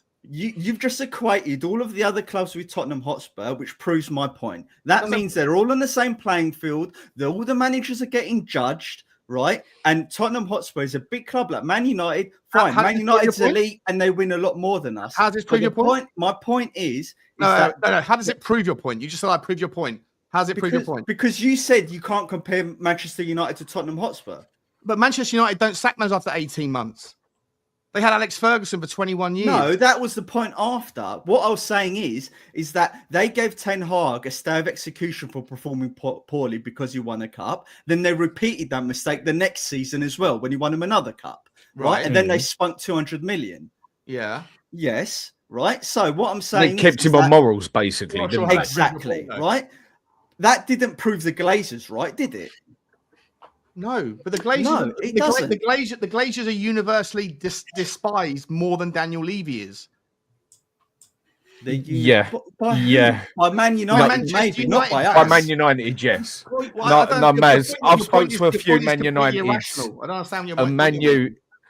I think Man U. From what I've spoken to Man U fans and Man U fans I've got, and I've said to them many a time, like, I'll swap you if you want. I do actually think that Man U despise the Glazers more than Spurs despise Levy. No, all I'm saying is they're despised by Man United. They're not despised by Tottenham fans or Arsenal. No. I'm talking only by their fans. Every other fan out there absolutely loves Daniel Levy. Also, the Glazers didn't make a saying synonymous with their football club, Spursy, i.e. as an example. My point is, Sean, right, is everyone's saying that all of a sudden Levy's vindicated, right? And no one said he was vindicated. Who's saying that? No, I know where you're going at it. Well, no, you just said I agree. Mate, that's what you said. Did you not say that? Mari said, it's Mari's opinion. He's one. Not everyone. So you didn't agree with Mari then? You didn't spend the last, when Mari was saying that his stuff, you didn't agree with him. I just imagined it was actually Alex that came on and said, "Sean, I'll give you your flowers and whatever I'm inferring." And I said, "I don't." And then Mari added to his point. Not my point with him, and he said, "Yeah, checkmate." If the buck stops at the top, which it shouldn't, because it's an overly simplistic way of analysing anyone's performance. Simplistic. What bollocks is that? In what world? What you think in corporate life? That's overly simplistic. Okay. What nonsense is that? Simplistic. To sit there and say that a club. Hang on. Just 1 second. Sorry.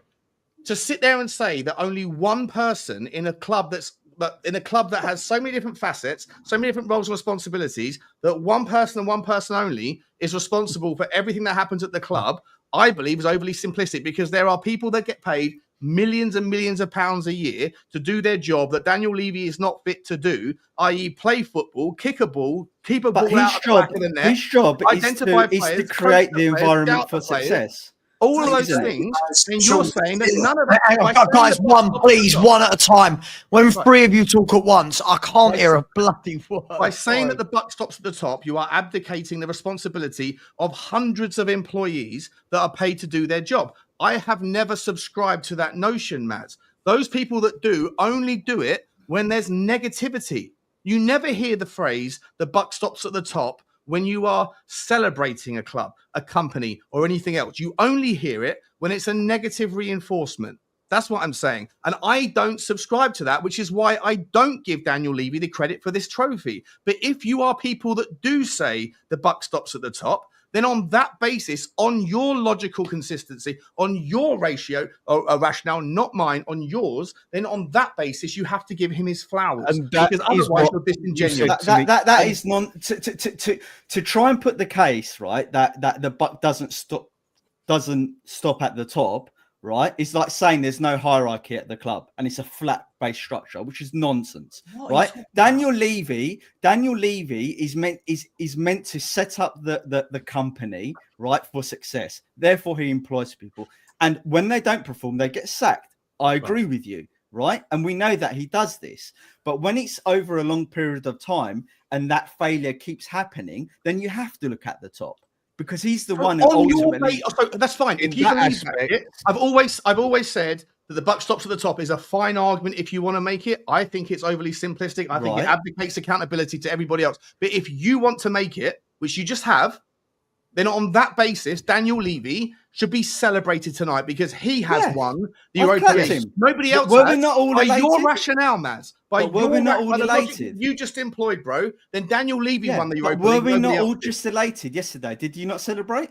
Did you? Oh, yeah, I did. But did you give Daniel Levy his flowers? I was clapping them. Yes. You know, but right now you're coming on saying that Daniel Levy's terrible. What I'm saying, your own logic, because he did. Yes, because I can back you up on this, Maz, because I brought it up, and I specifically bring this up for a reason, as to be a bit of a shit stirrer at the same time, because I know it rattles certain people. I won't deny that. Yeah.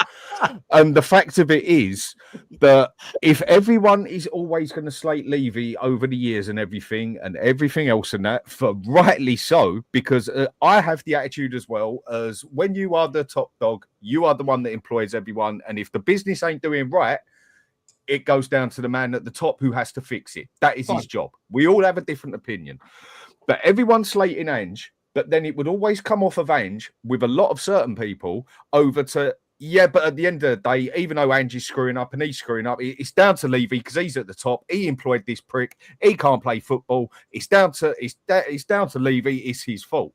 So then I just throw it across, being a bit of a devil's advocate, but it's also the way I believe it, as in giving credit where it's due, and you also grill someone when it's due, is if the Ange has to get credit for this, and so do the players, even though how terrible Ange has been this year, then you've got to work it all the way up to the top, and then Levy's got to get his bit of credit for this as well. It's a deserved bit of credit for this, but over 25 years, bit of credit. No. By that logic, it's entirely his. No, it is. Because this is one season. You don't judge a tenure over one season. If the buck stops at the top, Maz, by your logic, everyone deserves the credit. He employed them. He employed it. He employed the person, right? So it's on Levy. The next person does their job and employs the next man. Right, it's on him, but it still works up because the employment came from the top.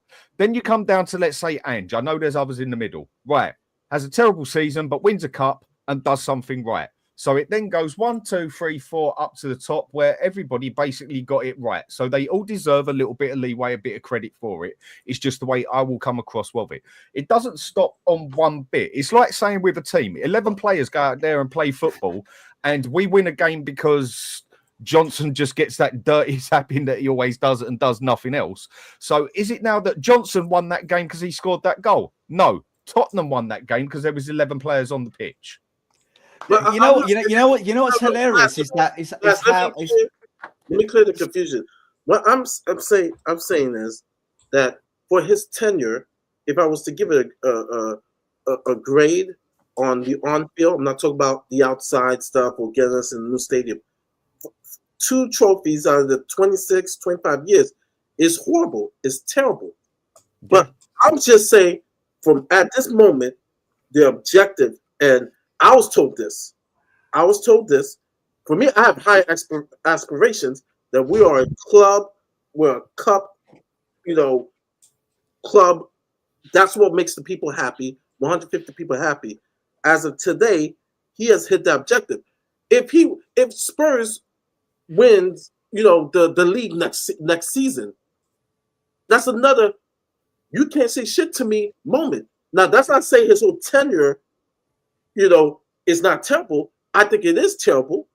But at the moment, if we win the league next season, what can I say? But Murray, I'm trying to help the Levy outers here, right? I'm really trying to help them because I'm not giving Daniel Levy the credit.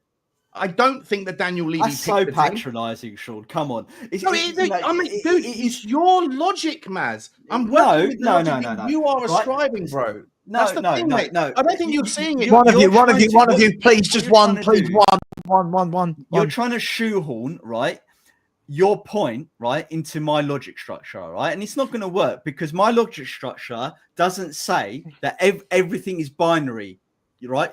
Either you win the cup or you don't. That's what the buck stops at the top means, mate. No, that's what the buck stops at the top means, bro. It means no one else. It means everything that is everything is at the floor of the people at the top. Ultimately, yes. Ultimately, and when you look at his tenure, right, 2 true trophies over 25 years is not exactly successful, is it? We're talking about in the moment. Does Daniel Levy get all of the credit for all of what happened on Wednesday night, and No, nobody he else. gets some of And it, the like answer everybody is else. Yes. It's a The team. answer is yes. If you No. overly simplify, no, hang on a second, Dan. No, it's not. Of course, the answer is no. Of course, the answer is no. But by the logic that the buck stops at the top and everything at this, You're trying to club deduce my is whole responsible. argument to a binary No. yes or no. That's what yes, the buck you are. stops at the top means. But Sean, I just said when the game gets played, it gets played as a team, and Dan, Johnson put it in the hear back you, of mate. net, I'm and not, you I'm agree. not advocating. So the whole lot is a team as well. They all get Dan, everyone I'm everyone. gets with you, credit. bro. I'm with you. I'm not saying that Daniel Levy gets the credit. Yeah, but I think yeah, but- Daniel Levy gets but fuck all credit for this. You're making Levy's tenure literally this season a microcosm, right, of his whole tenure is this season just because he's achieved No, one I'm thing. not. I'm You saying are. in this. No, dude. Mate. You just said it now in this moment. Engaged brain, mate. In this I'm moment. saying those people that have ascribed his previous 20 years as failure on every level because we haven't won jack shit and that the buck stops at the top, which is what I hear on the channel that you spend all your time on. I hear it all day, every day. Every time we lose a game of football, every time we lose a game of football in the Premier League, the conversation spends 3 minutes talking about the game and 3 hours talking about the owner, right? And that's fine, by the way. Do what you want. I'm happy, like everyone, each to their own. But the argument is the buck stops at the top when we lose. If you want that to be taken seriously, then you have to give him credit by the same logic that you employ every time we lose. If it's Daniel Levy's fault we lose to Ipswich, And that's what if Maz it's Daniel did. Levy's fault we lose to Palace, if it's Levy's fault we lose to Liverpool, all that shit, then it's Daniel Levy's celebration time to, like on Wednesday night. And that's exactly what Maz did the other night when I brought that up and just brought that off there. When I brought that up on there, he sat back and said, yeah, he gets some of the credit as well. That's what he's been doing. And the whole I am time. with you 1,000,000%. I'm also more with you because I don't think that Daniel Levy deserves his flowers. I think that Daniel Levy is just someone who I believe is responsible for providing money to let other people do with it. Now, what I would love to see is Daniel Levy just stop getting his oar in on things that he doesn't understand, which is how much is a certain player worth. It would help a lot. I Because agree. he doesn't know those things because he's not a football guy. So I'm with you on all those things, but I'm not someone that sits there and gives him flowers for last night. But I'm also not someone that gives him the criticism when we lose to Ipswich. He doesn't kick the ball, he doesn't pick the team. That's absolutely But nonsense. You do, Maz. The criticism, you do, mate. I know. You do. Listen, the criticism is the whole body of evidence over many seasons points to the failures that is happening at the club, right? So when we do lose the odd game, right, or a lot of games this season, of course you're going to point upwards, right? Because he's the one who's implemented that structure. But point upwards now. What did I say when I first came on the show? Am I like fucking mad or something? I came on. Do you want to rewind it back, watch it, and then come Sean, back to he's now? been saying he deserves credit for How what has much happened credit? today. How does the buck stop at the top for the win? Yes. The buck Now, stops. Okay, yes. so Daniel Levy So gets. so it's he's Daniel Levy's trophy. gambled. He's gambled, right, and it's paid off, right. On the wider point, is that something you're willing to do every single year with the threat of relegation? I'm Fuck sure it's no.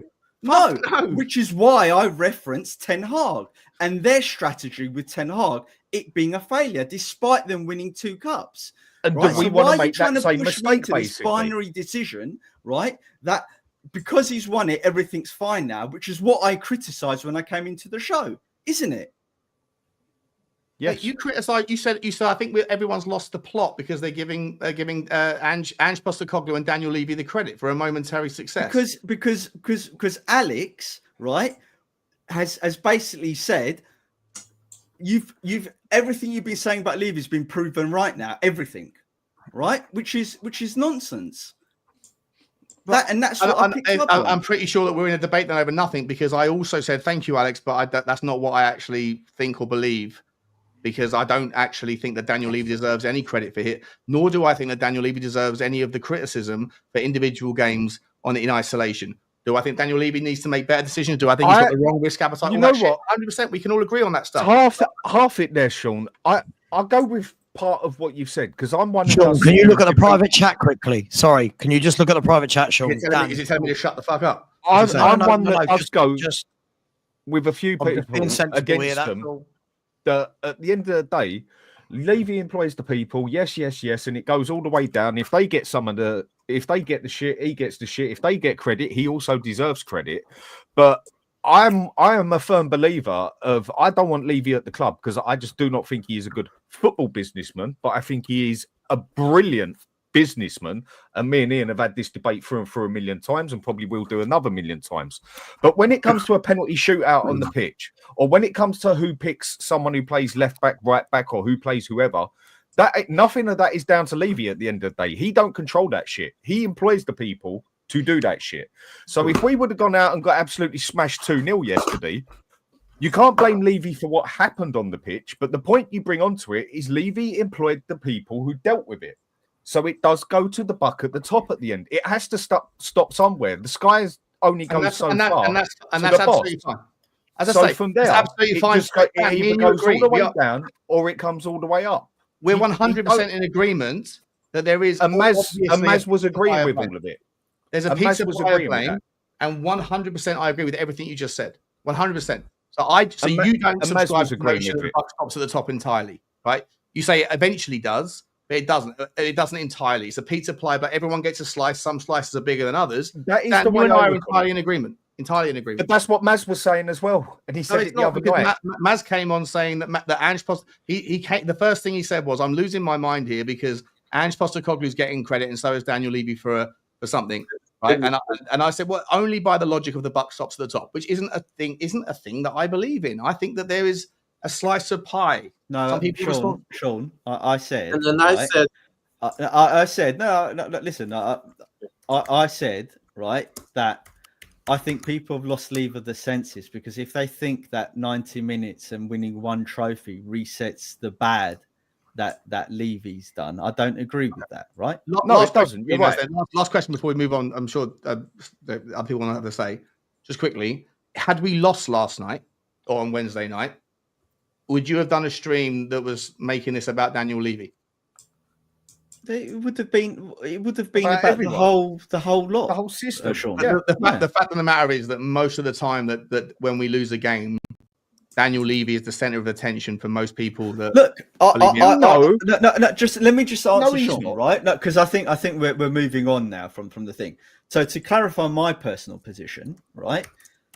I think that what has been achieved this season is fantastic, right? Despite the league, right? I've been waiting for my club to win a major honor for just as long as you have, Sean, right? All right. Everyone deserves credit for that, even Ange. He gambled, right? He won in the end because he gambled on whatever, the cups, right? As did Levy because he kept him in post, despite probably everyone's better judgment, right? And because of that, you have to give them credit. And I agree with that. It doesn't wipe the sins of the past away, all the bad decisions, right? Right? And going forward from that, if this is his eureka moment, I can't think of a better saying, right? And he starts making the right decisions going forward, i.e., implements that Guna guy, and allows him to take the reins. Yeah, Vinny and Paratici comes in, and all of a sudden we start signing players of the caliber that we would want to see at Spurs. Right, then that is a step in the right direction. And I also agree with you, right, that fortunately or unfortunately, and I'm in the unfortunately club, right, that the protests will probably die because of this. But on the flip side, with good reason, because we've won a major trophy. And all we want as fans, all I want as a fan is for us to win major trophies. What I think will probably happen, right, is we may go another 10 years without winning Jackal, right? And that's why I don't think Daniel Levy is the right man for the club. Does that make this does is that clarify this is everything? why we will see what these protests actually meant. Is it that the people there for the protests of what it should be was Levy out because over 25 years he has been an abysmal football chairman but an excellent businessman? Or then is it also going to show that a lot of people there for Ange out, a lot of people there for Levy out, a lot of people there for just better at Spurs overall?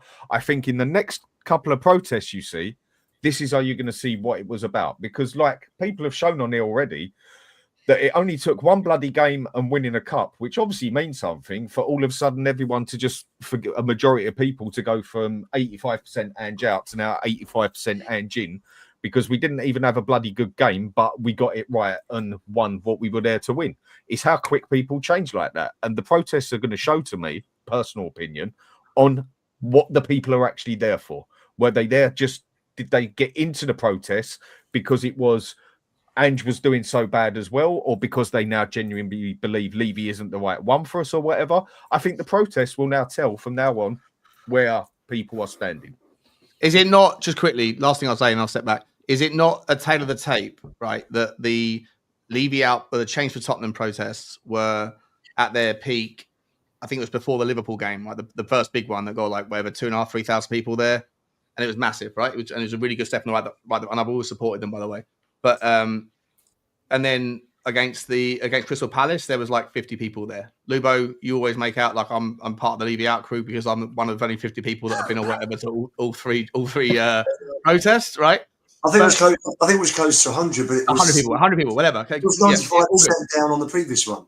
Okay, but if you saw today when Ange spoke his words in front of the 150,000 people, and everyone was singing his name. They haven't sung it for 9 months or for 6 months, right? They haven't sung it until Wednesday night. Until Wednesday night, and then they started singing. And then as soon as you said season 3 is better than season 2, everyone went mental, like in uproar. Is that not a demonstration of how, I'll say fickle is the wrong word, but the Johnny come latelys will move in any direction the weather vane is moving in? Yeah, I'd say the biggest problem, flaky. Yeah. The biggest problem for me, and you know, I followed Spurs now 16 years, so there aren't that many fans that follow them anywhere near as long as I have, and I've seen the great players come in, I've seen the cup runs, so I'm in a position where I've got perspective on Levy's 25 years. I've got a perspective because I've seen 60 years. I was delighted for my son because he was 8 when he went to Wembley and he can't remember that much of it. So for him, Wednesday night was really special. But people don't understand. They don't understand. They don't see the fact that there are chairmen all over the Premier League, all over the Football League, that are doing their best with much less money, financial strength to spend. All I want from Levy, there are no guarantees in life regarding trophies. All I want is for our chairman to want success and be as desperate for success as all the fans that are smacking fortunes into the club, because he owes the fans. He turned round in his match program the day we left the lane and said, "We are custodians." He is a custodian of a football club.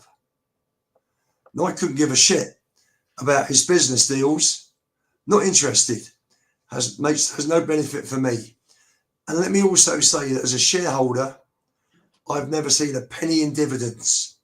And the way he cuts out the shareholders is by paying himself a bonus. So he can't call it a dividend, because if he does, he's got to pay the 13% who own the shares, who are not in it. So everything for him, there's nothing is straight down the line. Nothing is for the fans.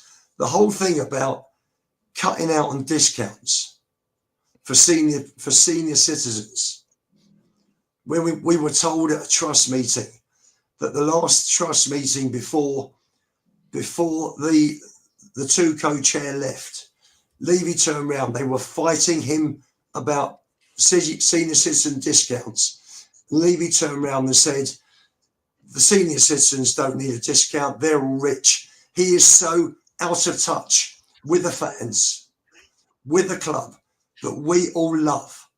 This isn't about winning a game, winning a final, or losing a final. This isn't about not winning the league since 61 or challenging. We've had 3 or 4 challenges, by the way, John George.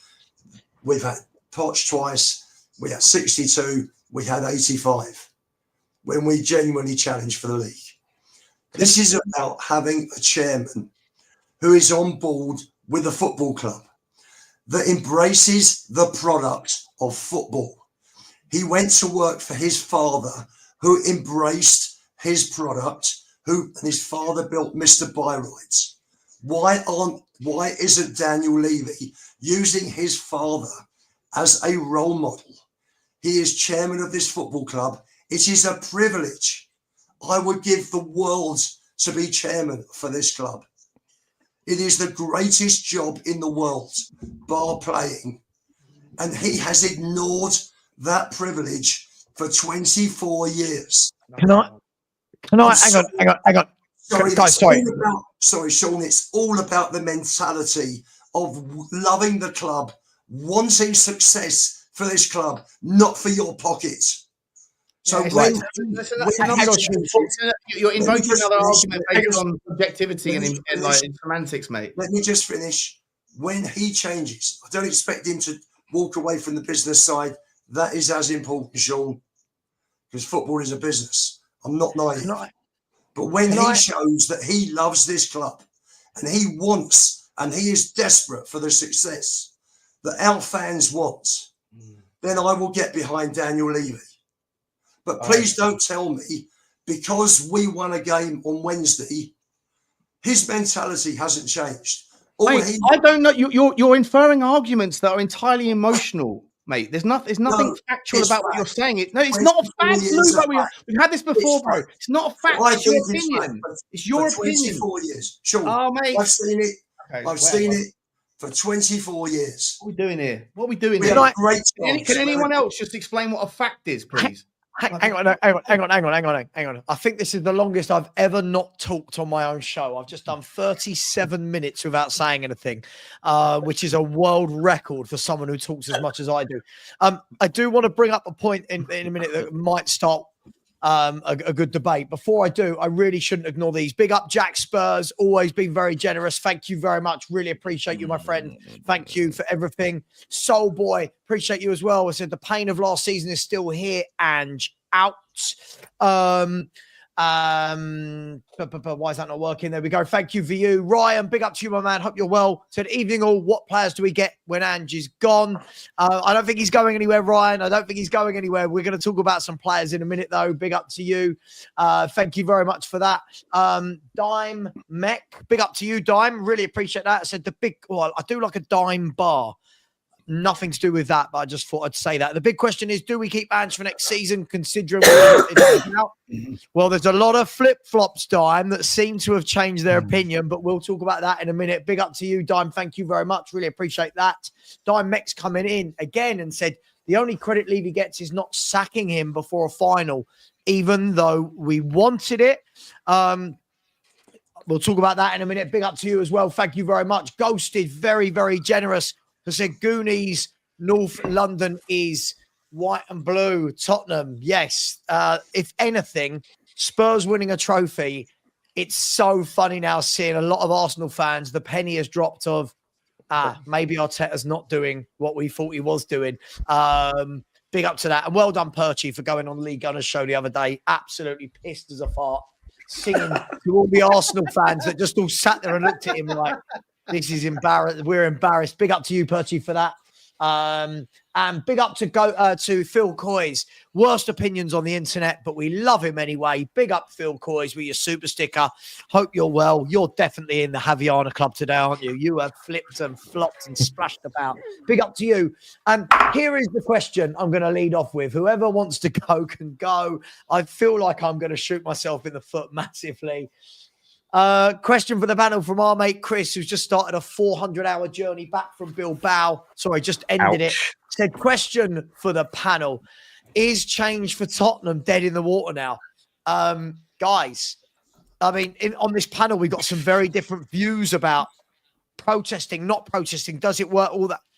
Today has killed it, right? Like you saw hundreds of thousands of people on the streets, all losing their minds. We've seen thousands. Hang on. I can answer you that. I can answer you. Hang on. Can I at least answer? Let me hang on. Hang on, right? We just saw hundreds of thousands of people line the street. We've seen thousands of people overnight where polls went from 30% of people want Ange in to 79,000% want Ange in. Do we truly believe now that if our fans can flip like that over 90 minutes to keep a manager in, do we truly believe there's appetite for a protest? I'll leave that with you lot. One quick stat. I did a poll on my channel literally a week and a half ago. I said, are you Levy in or Levy out at this particular point in time? And it was 85% Levy out. I did the same poll today. It was 52% Levy in. Not as big a swing as, and this is my channel, which I don't know. People think it's probably Levy in. It isn't. It fucking isn't. But it had a 30% swing, and it also had like a 90% swing towards Ange in as well. So I think people are fickle. I'm going to get a war turn. Hopefully, by the time I come back, my channel has not been demonetized.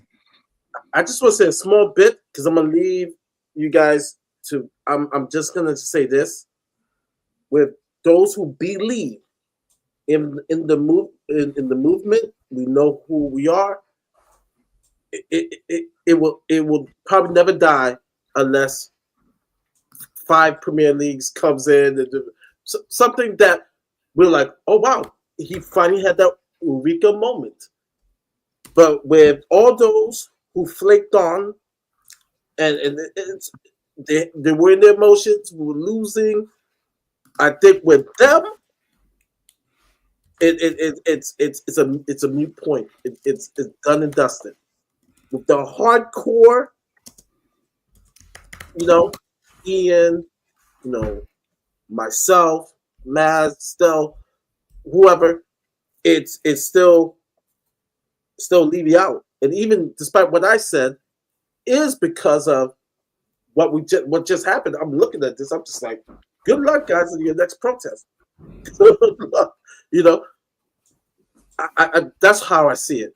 With those who truly believe in that movement, it's not dying. But with those who jumped on, who flaked on, good luck with that. It's done and dusted for now.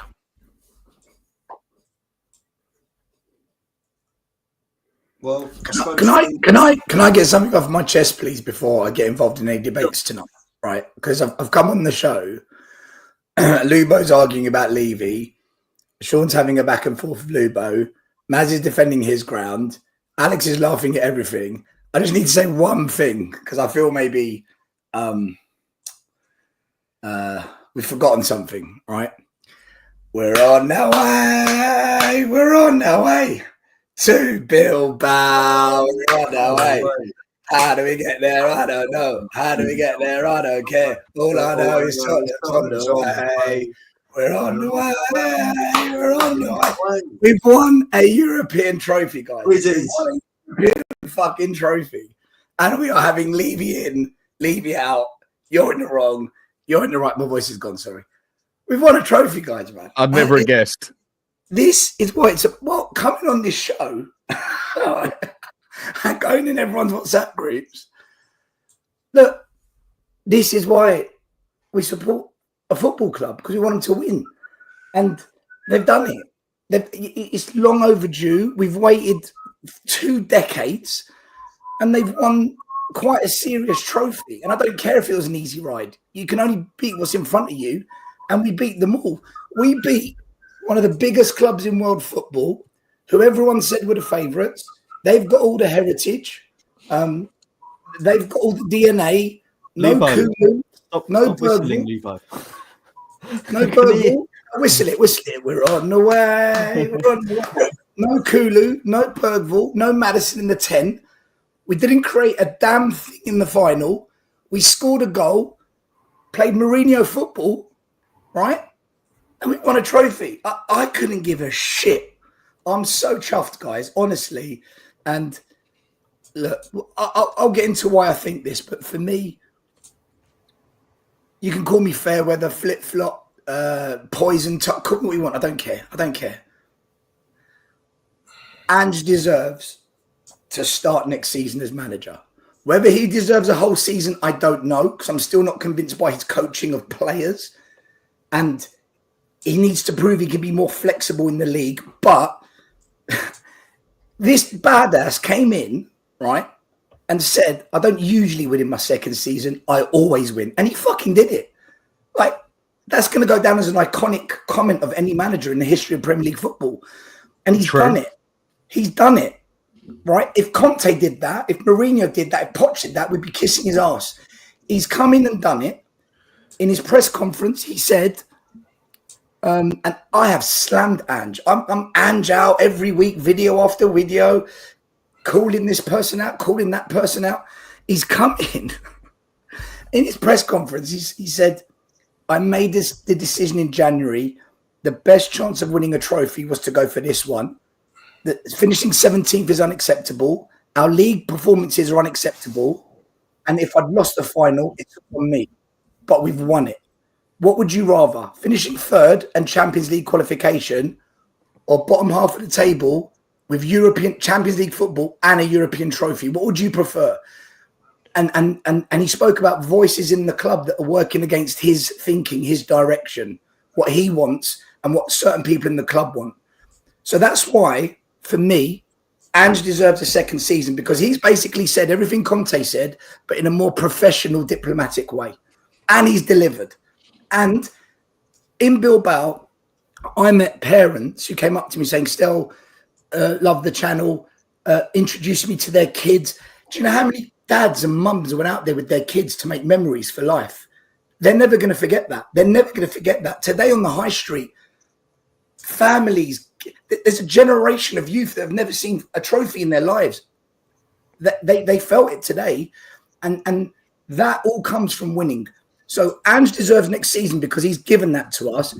As for Levy, I'm still Levy out, but I'm prepared to pivot if the penny drops, because he sat in the background in his nice corporate area looking at all the fans cheering, jumping. If he can't fucking see what a trophy does to his club, and if he can't see what success does to us as a fan base, then I'm Levy out to the day the guy fucking drops dead. I don't know. But he doesn't care still. He doesn't care about the football. Lubo, I agree. I agree with you. But he saw in front of him what can happen. So if he doesn't now go and buy what Ange has asked for, experienced players, names that we've heard of, or at least we know that's not a bad signing, is it? And try and back this guy, then I'm Levy out for life. But if he does properly back him, there's a high chance he probably won't. But if he does, then to me, maybe the penny's finally dropped. Maybe. And I can begin to that's why I brought those. Maury, let me just tell you this. Maury, hang on. That's why I brought those examples of the Napoli owner, De Laurentiis, and the New York Knicks owner, where now the last couple of years, the fan base have cooled. They have not said a bad word because they had changed. Like that hate, and get it, I'm 100% Levy out, but that hate, it has to be turned down. Because in the moment, first of all, and I don't know if Stel heard this, and I represent the biggest Levy out channel, but right now I can't say shit. Like, I'm a New York City kid where they said, where we say, I can't say shit at the moment. Right. Still, question for you quick, then. You stated clearly that if he wins the cup, then he's got to stay for a percentage of next season. You said that about 2-3 months ago, I remember. Yeah. So you're sticking by your word. You got to do what you got to do. But what I'm going to ask you here straight, what are you doing now? Yeah, by doing that. Obviously, you're going by what you were, by what you said. But are you going for morals, or are you looking at it as a winning mentality businessman? And when I mean businessman, I mean like football chairman, whatever you want to call it. Are you looking at this now through morals of what should be done and what is correct in life as such, or are you looking at it is a dog-eat-dog world and you got to do what you get to get at the top and not make the same mistake as Man U? What way are you looking at this? Are you looking at this for morals?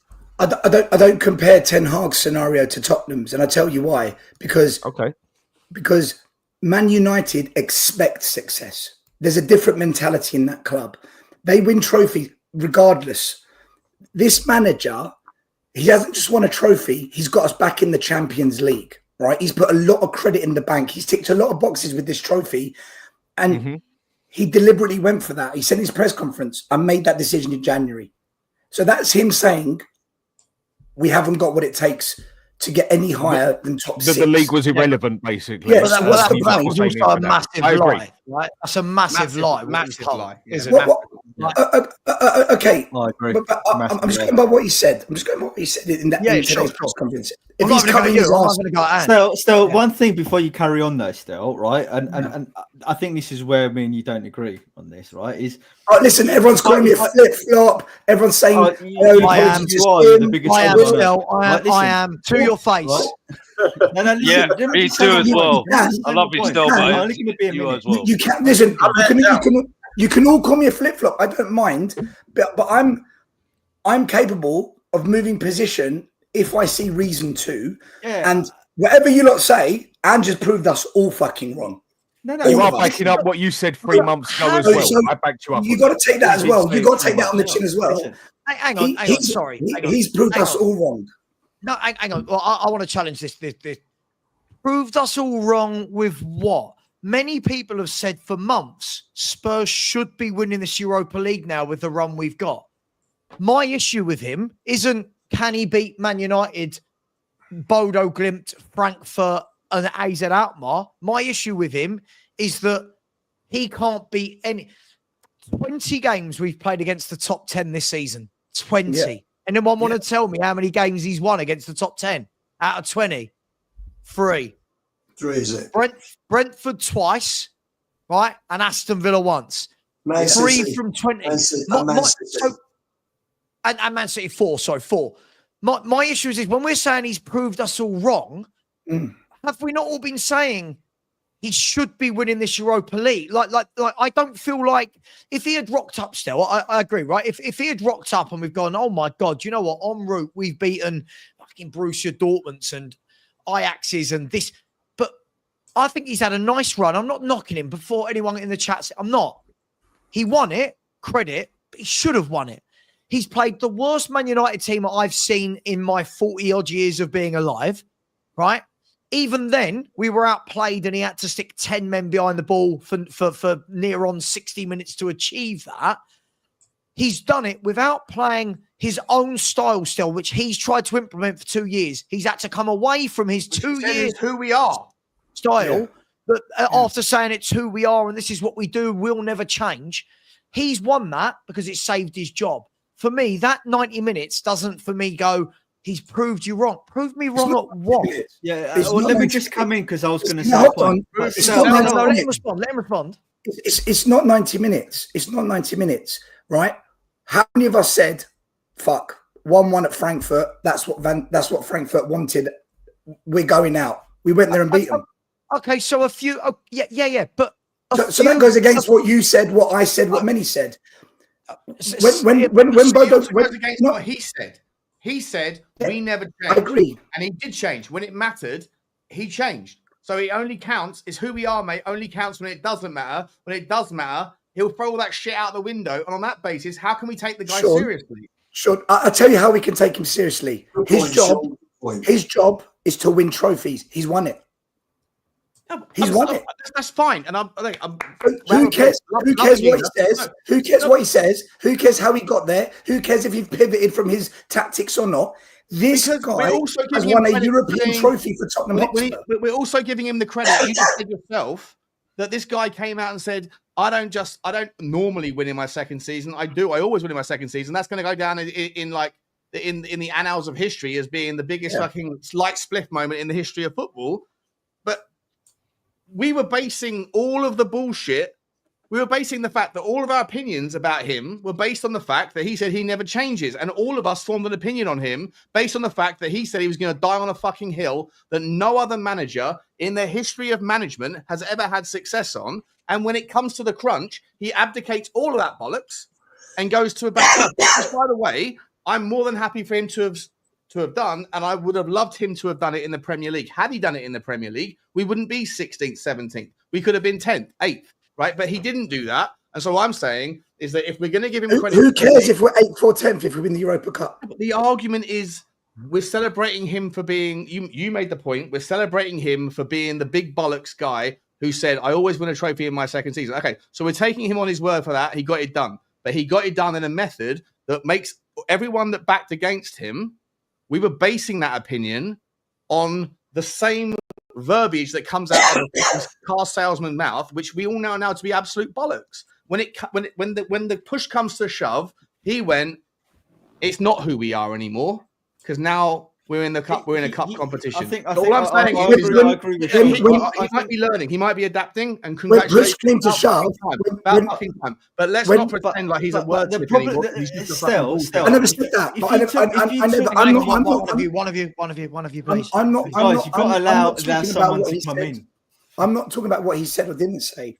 What I'm saying is, this guy. You did say that though. You started your whole speech with saying this guy said, I don't just normally win in my second season. I do, and he did it, which will go down in the history.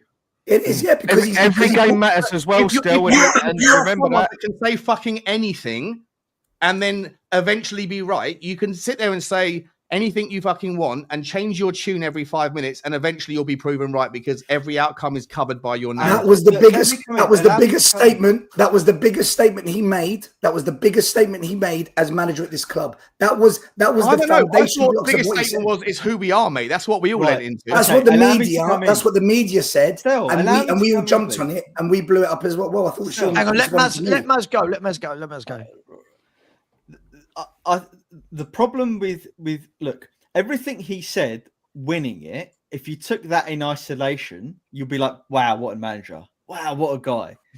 The problem with what he said is everything he said in the past. He's done is he's retrofitted his speeches and responses of winning it to suit him.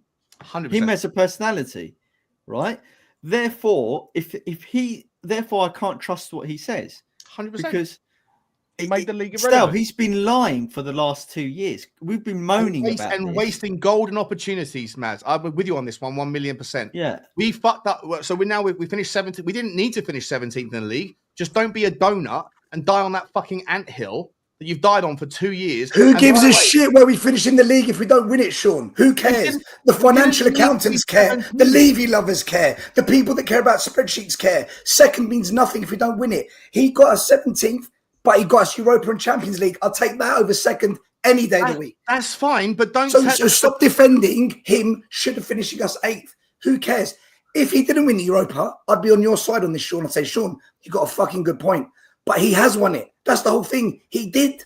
But he killed us all for wanting to lose that Arsenal game as such. Anyway, guys, hang on. Sorry. Listen, just quickly, right? So no. Hang on. Sorry. Just people in the chat. Well, first of all, Nolan, calm down. What I've tried to do here is got a panel with a lot of different views. Surely you want that. Surely you want the different views so that you, the viewers, have something to watch.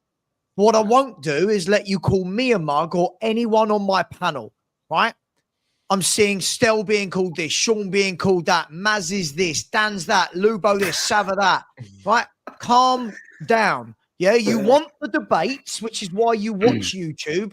Calm down with the mug, the prick, calm down with it, all right? This isn't the channel where we call everyone pricks and cunts. You know where to go if you want that. That's not here. Talk about football. Let everyone row with each other.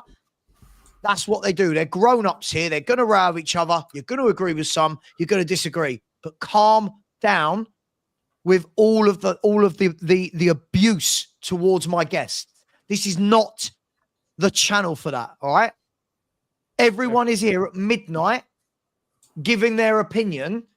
Be a bit appreciative of that, please. Sorry to go all school teacher on that, guys, but this is not that channel. You want the debates. You want big YouTubers from the Spurs community. Here they are. Let them debate. Don't call them mugs. Don't call them pricks. Relax. Sorry, guys, as you Fair were. point. So Right, where I'm going to agree with Go on, you, Mez. Stel. Sorry, Dan. It's all Where right, I'm Mez, go going on. to agree with Stel, right, is Ange has done something, right, that we haven't seen at Spurs. And for me, the feelings, the emotion I felt on the night, and even today watching the parade, I couldn't go to the parade. I came back from work too late, and I wasn't going to get stuck in hundreds of people like a sardine, right? But that is why we love Tottenham Hotspur, right? Seeing how amazing our fan base is, seeing literally tens of thousands of people descend on North London, right? Only a club like Spurs can pull something like that off in those numbers. And what I am willing to do is praise Levy for giving us that this season on his gamble on that. Agreed. What I don't subscribe to though is I've seen enough of Ange over the 2 seasons to not afford him next season. However, if he is afforded next season, which I think he is, then let's see what happens. I'm not going to condemn him. I'm not going to say, Ange, right, I want you to do bad because I want you sacked. No, if he goes into next season and he starts winning, doing well, then I'll change my mind. I'll be like, Ange, to Stel's point, Ange, you've done something no one's ever done. 3rd season, we're starting to win games again. How did he improve, Maz, on season 2? I don't know, Sean. I agree. That's where I agree with you. I can't see how he's going to do it. But did you see how many thousands of people today ate that shit up? But that's why, Sean. That's why I came on and I said I can't believe how many people have lost their sense. Okay, so if this is the point, because Mr. Main Event needs to say something right now, yeah. Right? Just come out with what you want to say. Come on. Stop getting round. Stop getting round. Stop getting round. Stop getting round. Serious discussion, mate. Oh, whatever, man. Stop getting round. Ian, man. I've been sitting here quietly. I've been sitting here quietly. Here we go. Lubo's trying to talk. Come on. It's Lubo's here now. You do when Archie Gray gets mentioned. Let you say it for 2 minutes and just listen quiet, and he can't take it. My point is anyway, yeah. If we're gonna do this,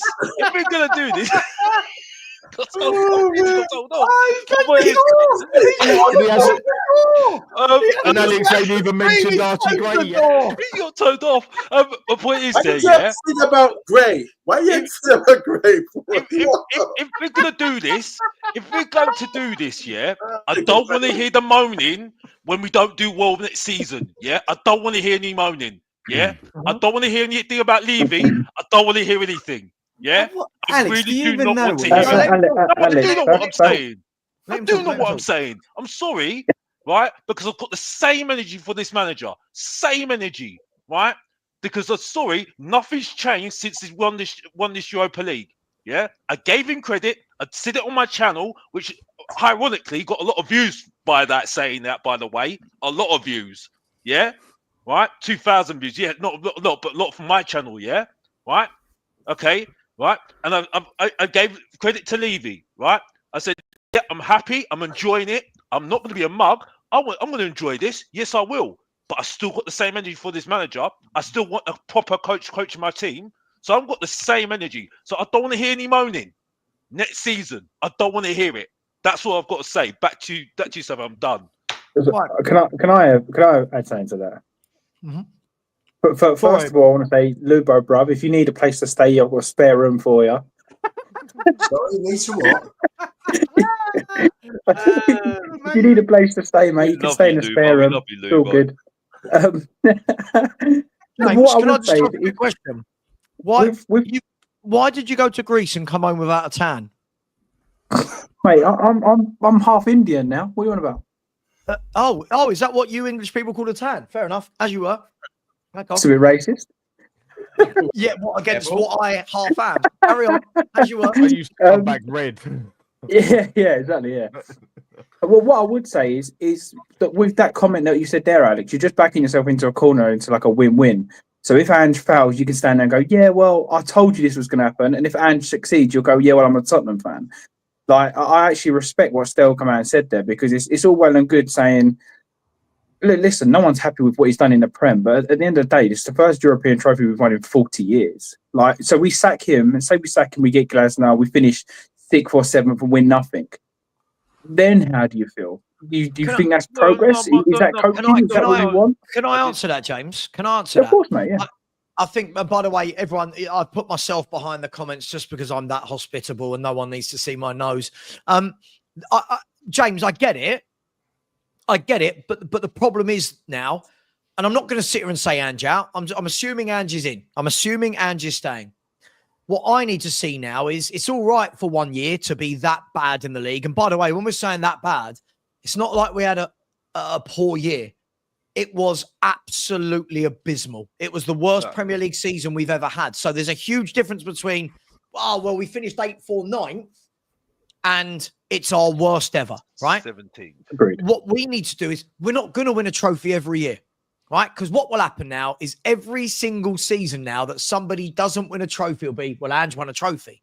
But there has to be a level of context to this as well, right? I agree.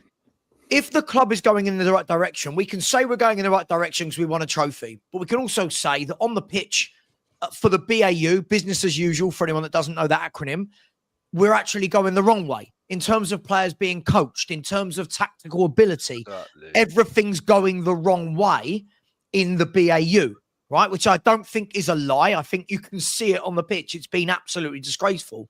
Moving forward now, I'm not going to judge every single manager on did they win a trophy in a year. At some stage, you're going to not win trophies, but you've got to see a pattern of play. You've got to see that the players are being coached. You've got to see that Spurs have got a respectable league position.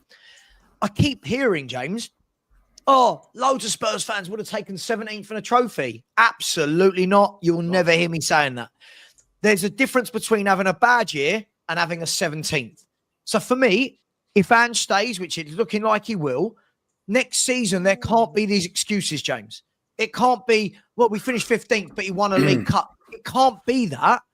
Top clubs with a winning mentality, which is what everyone's telling me he's implemented, don't have to go, we're prioritising that. Top clubs. No, I agree. Hang on, let me just finish. If you look at Aston Villa, for example, and I use them as people will go, we've had a better season, won a European trophy.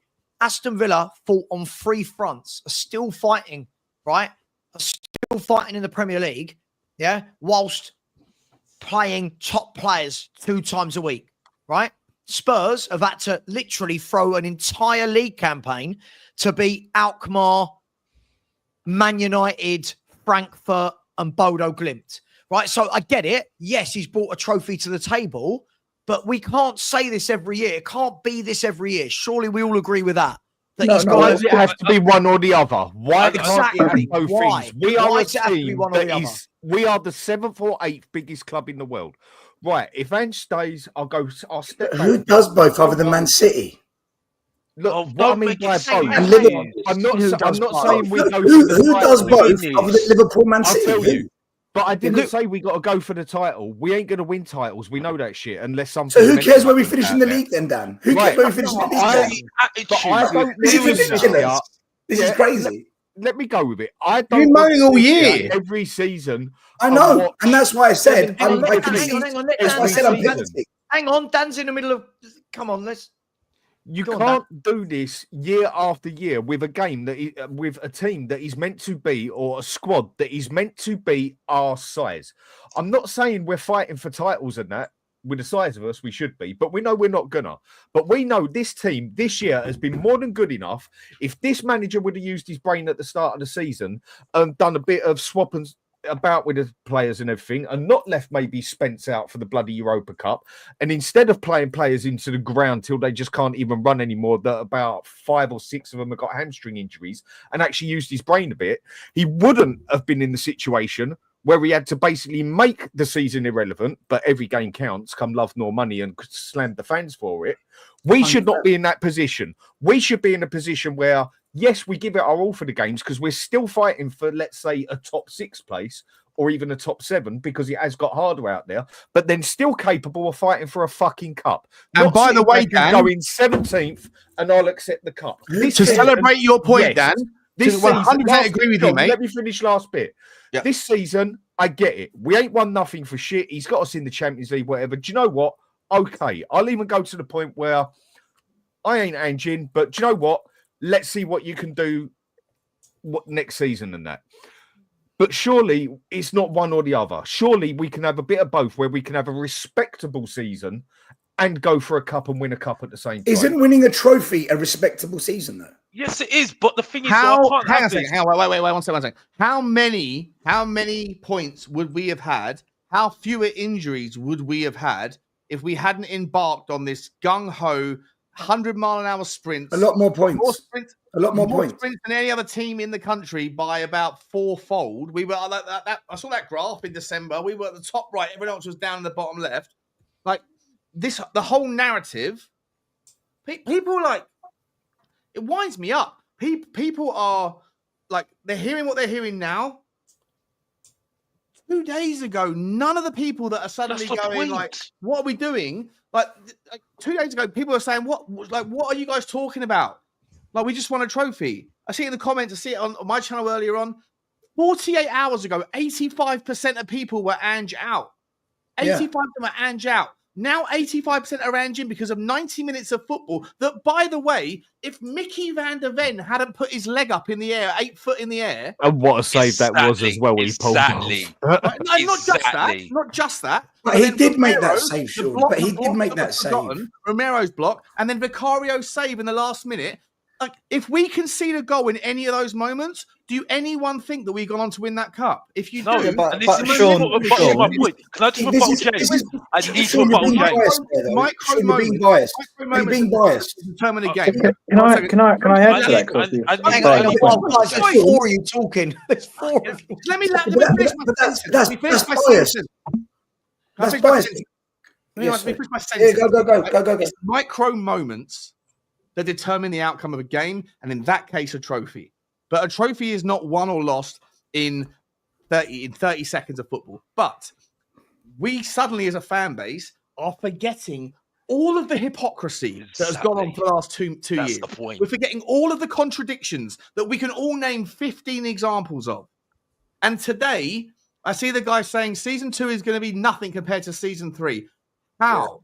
Because he can't say next summer or in 2 weeks' time, I always win a trophy in season 3. Because as far as I'm aware, I don't think he's won fuck all in season 3. All I'm gonna say, is everybody doing that to what A has gone on and also what is to come? It's to me, it's like there's blinkers on right now because we're all delusional, because we're all drunk, hungover, tired from what's been a wonderful week. I get it. Celebrate the moment, but let's not revise history here and make out that this guy is not someone that says what he needs to say in any particular moment to justify the mistakes that he's made in the past. I need to rebuttal James. To Dan's point, last thing I'll say, to Dan's point, Stel, you said, what did it make? Finish 8th, 17th, whatever. I asked people, would everyone do this every single year? Would you finish 17th every year? And this is why I need to rebuttal James. Most people wouldn't, or at least they wouldn't have done a week ago. Maybe they would today, but tomorrow they won't because fans are fickle, right? And I'm going to say this right now, that to me, we're getting sucked into some sort of snake oil thing here. He can't possibly deliver more, in my opinion, this season coming than he has this year. And this year was an unnecessary bad season in the Premier League, because if he just didn't die on the fucking hill that he died on the last 2 years, we wouldn't have been in 17th in the first place. James. Just do I'm the with you on this one more often, and we could be 8th right now. And also, I'm with you on this one. But I need to rebuttal James because I can't leave what you just said there. Right? He says, "Well, I must be always right." I'm sorry. No, I'm sorry. I admitted on my channel. I admitted on my channel that I was wrong about him winning his second season. Right? Okay, but I still want him out. Right? Okay. Now I'm seeing what Sean is saying right now, and I went to the high road. I had one guy, big up to him. He was saying, big up to all the channels. He said he loves me, he loves Savva, he loves everyone. Right? But he was saying, you've got to give him the next 3 months. I was saying, no, Yeah, and then I had people beside me saying, "Don't talk about that. Why are we talking about that? We need to enjoy it." Right? Can I, So I'm not having it. Alex? I'm not having it. Can I back on for your point, guys? Can I just ask this? And again, you know those people that say it's an echo chamber and we all agree with everything each other say. I don't think they watch the show. No, they don't watch the show. No. Can I ask this question for all those that listen? As I said, I'm not going to go overboard. Everyone knows my opinion on Ange, right? Can I ask this for everybody that's now suddenly Ange in, right? Do you want the people that are suddenly Ange in? Do you want Ange Postecoglou having our summer transfer budget going into a Champions League season where the guy completely changes everything he says all season? He just changes his mind on what the excuse is: too many games, not enough games. Don't want experience. Oh, I need experience. When the players come back from injury, we're going to be brilliant. Actually, I'm throwing the season.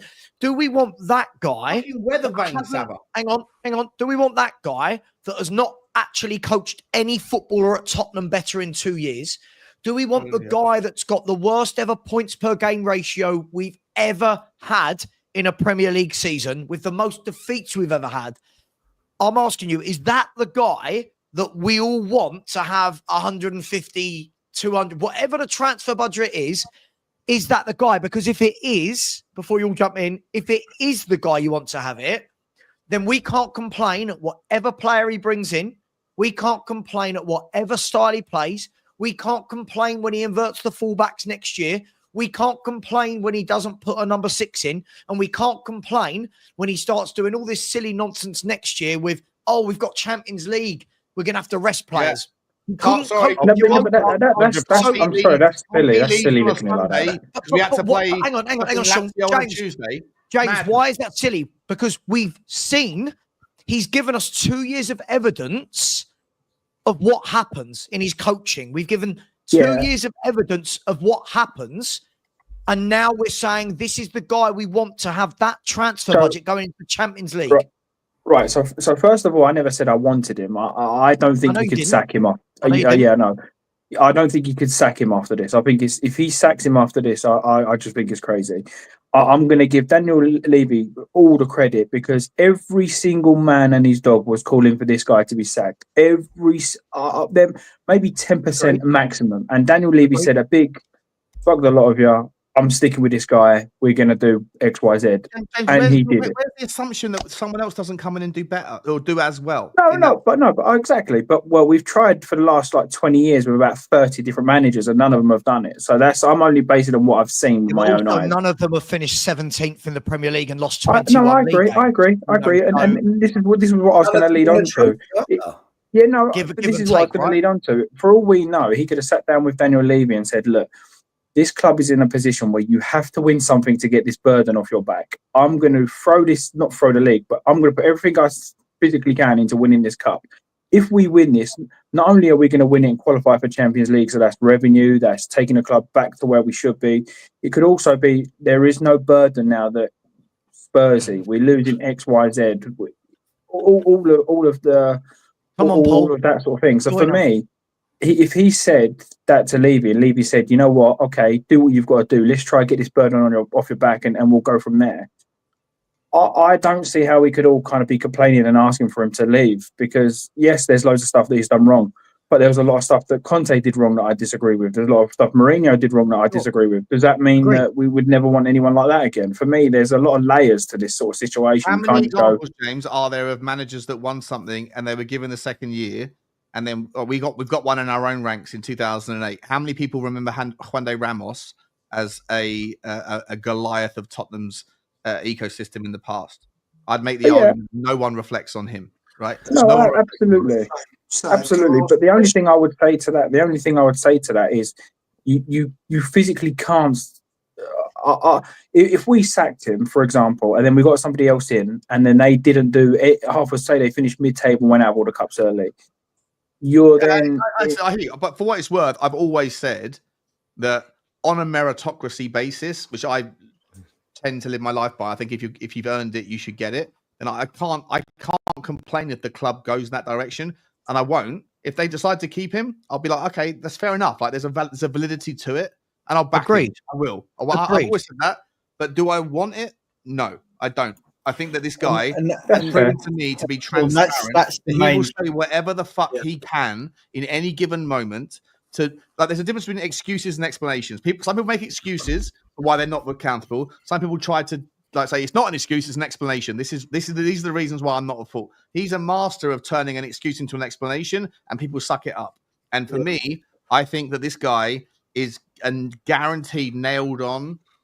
Like, in my opinion, it's going to take a fuck of a lot of things outside of his control for next season to be anything like an improvement on a multiple levels of variables. But but to Savva's point and to Mr. Box Office's point, Alex, I'm very ready going to say this, mate. So listen up. He's right that for those people that are right now in this moment are saying, "Yep, I back him," because they got sucked in by the words and the rhetoric, because he's a very good spin doctor. He's a brilliant spin doctor. That he is. 10 games into the season, if we've lost 5 or 6 games next season, and all of a sudden the pendulum swings back to Ange out, Levy out, there's more receipts coming. Sean, I absolutely agree. I'm not saying his words. What I will say. Sean, isn't that very easy to judge on hindsight? You're saying things that didn't occur. I never got sucked in by Ange's words. I never get sucked in by his words. I'm saying you specifically. I'm saying that there's 100,000 people today that I saw got sucked into it. Okay, but Savva's question was directed to the people that he said Ange in the show right now, right? Which I'm guessing is James and I. No, so I mean, my reaction was to everyone. So do people in general now think that what I stated 3 months ago I think Levy had all this planned up his sleeve anyway, basically, knew it wasn't going to go nowhere, but gave the fans exactly what they wanted with an attacking manager. I know we can question that one. Spent 400 million with him, stuck by him through thick and thin. And when I say through thick and thin, when we was absolutely in dog shit and still are basically in the league. Which Alex called for, by the way. Stuck for him on semi-finals to the point of letting him play the final and win it. Does anybody actually agree now that Levy had this plan from a good 6 months ago, maybe 3 months ago? No chance. No, it's too much of a gamble, Dan. Can I answer Savva's question, because he, pointed it towards fair enough. The end. Right, Savva, just to make it clear, I'm not Ange in. I'm not. What I'm saying is, Ange deserves to be the manager starting next season. That's what I'm saying. And then I'll judge him on the first 3 to 4 months and see. Can players progress? Can the tactics be more dynamic? Can we do better in the league to some degree? But at the end of the day, what I'm ultimately going to judge him on is what he does trophy-wise. And I just want to make this very clear to all of you here.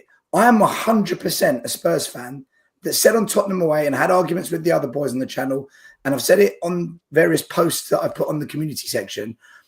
I would take finishing 10th in the league if you give me a trophy, and I would take that every single season. Sure. I am one of those fans. I am one. So that's why I say what I say now. Okay, so let me. I don't care where we finish the league, but give me a trophy, and I'm sure. I get more days out like that, and I get to experience magnificent nights like that in Bilbao. Which, guys, it was fucking great being a Spurs fan that day. It was undeniably the best experience as a Spurs fan I had was that. Okay, sure. Bilbao. But listen, let me say this then. Yeah. For anybody that's been saying, and we know who's saying these things and we know who said what and who hasn't, right? We all know what each other say, right? I've slammed Ange. Slammed him. No, I know. But we've all sat on here and said that this is the worst coach we've probably ever seen. I agree. Right? And this isn't like we can, if we want to, by the way, 2 things can be true at once. People are allowed to say, bloody well done for winning the Europa League, but what an absolute shambles over here in the league. Now, the problem for me is when people are saying, but it's just one bad league season, it's 20 months now of utterly diabolical performances. It's 20 months that is now being covered over because of beating Bodo, Alkmaar, Frankfurt, and a god-awful Man United team. So whichever way people want to spin it, we can all spin it whichever way we want. Yeah, you've got to beat them. Yeah, you've got to win it. But it's 19 to 20 months of absolute dross in the league. of us all sitting here every week Only going because we played the hang on, fucking hang on, the hill dying hang on, bollocks, mate. hang on, That's it. hang on. All right.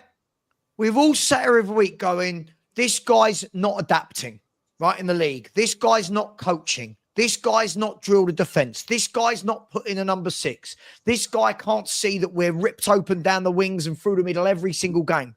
So we've all sat here and said that. I'll throw another question out to people.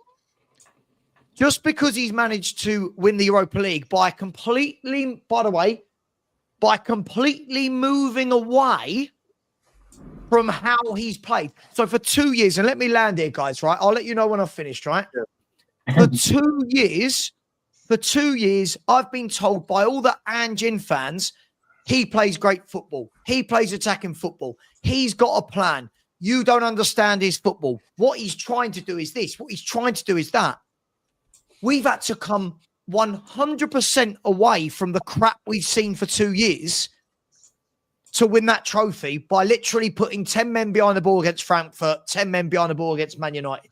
So basically, hang on, let me go, No, right? Yeah, let me go next. Yeah.